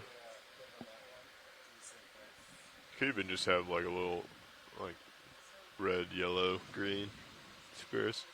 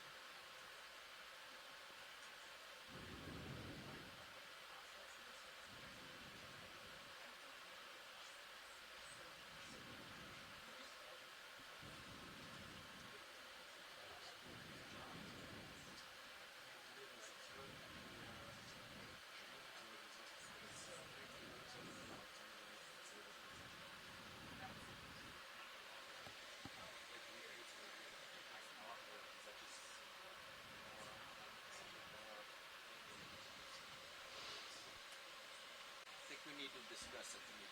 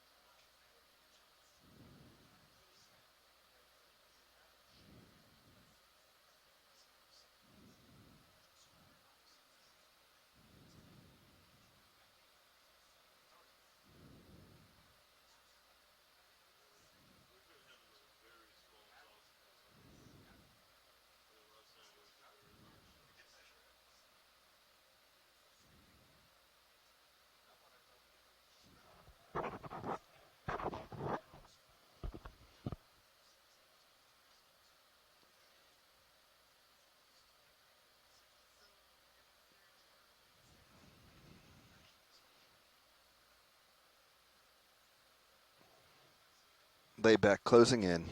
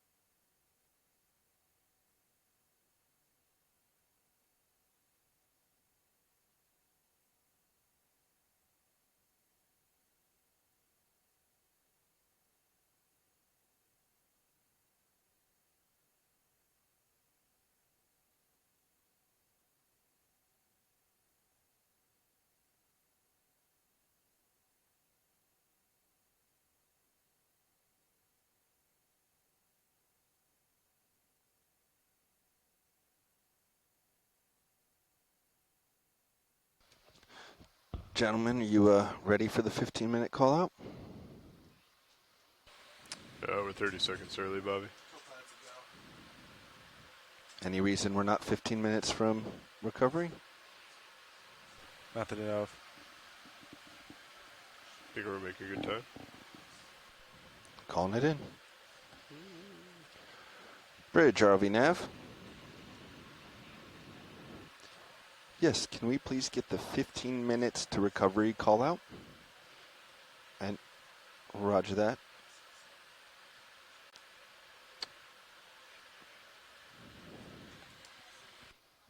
Go ahead.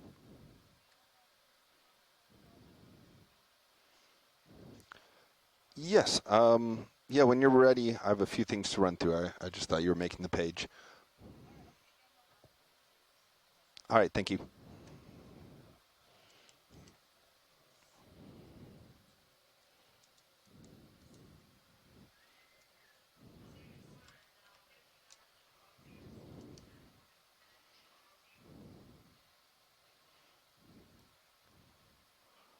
All right, Bridge, this is Nav again. Yeah, so we can disable port prop and port rudder at this time. Let's maintain our speed at a quarter knot through the water, though, please.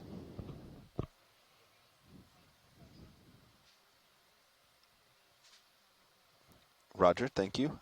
Can you also ensure that you're listening to Deck A? All right, thank you.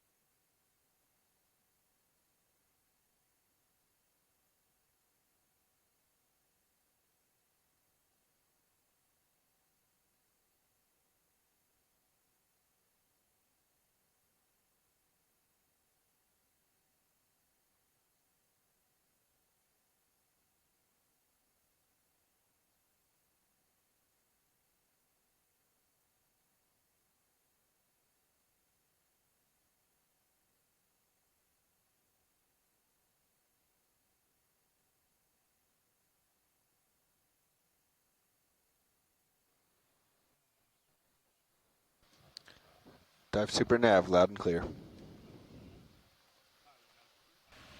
Pilot has dive super, loud and clear.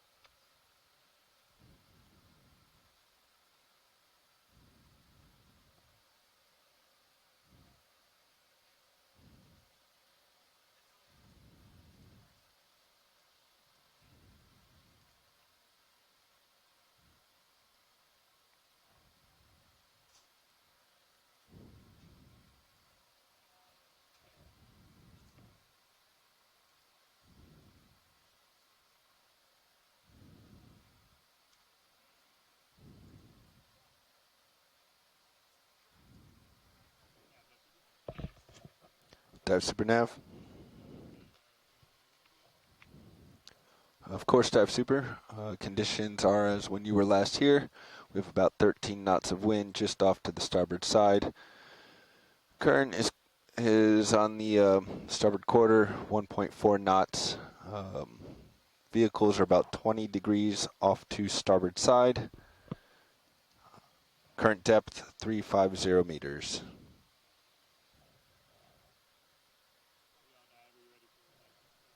Dive Soup has comms.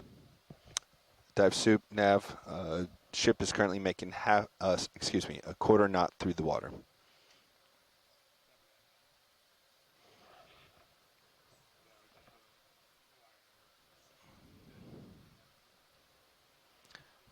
Yeah, roger that. Forgot to mention port prop, port rudder secure.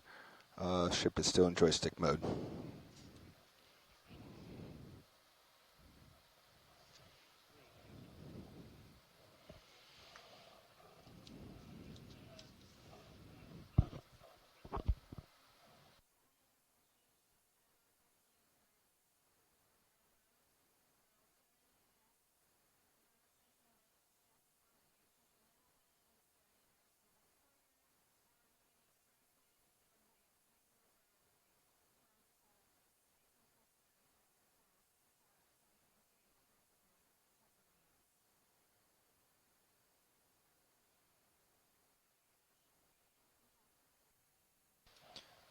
Dive Super Nav.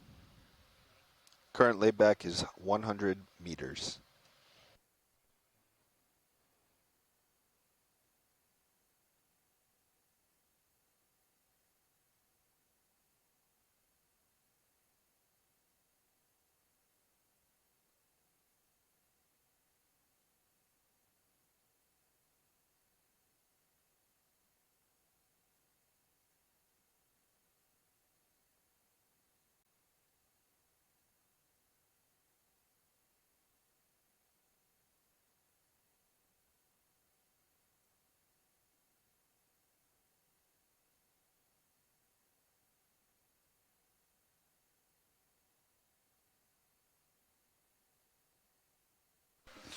All right, Pat, you ready for me to put, let's see, Sirius camera back up? Yeah. Should be ready for that.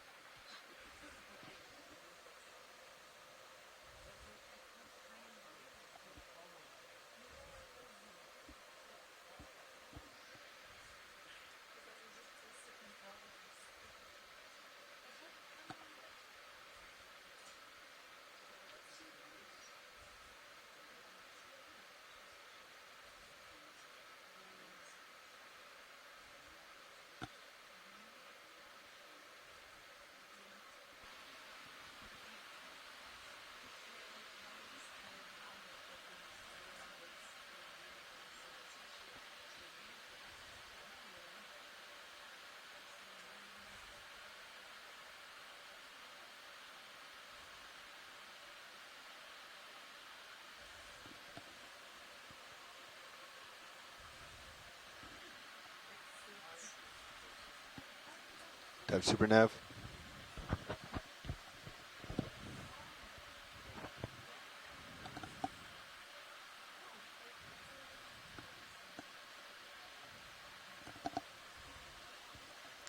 Roger that. Current. Roger, dive soup. Current layback 65 meters.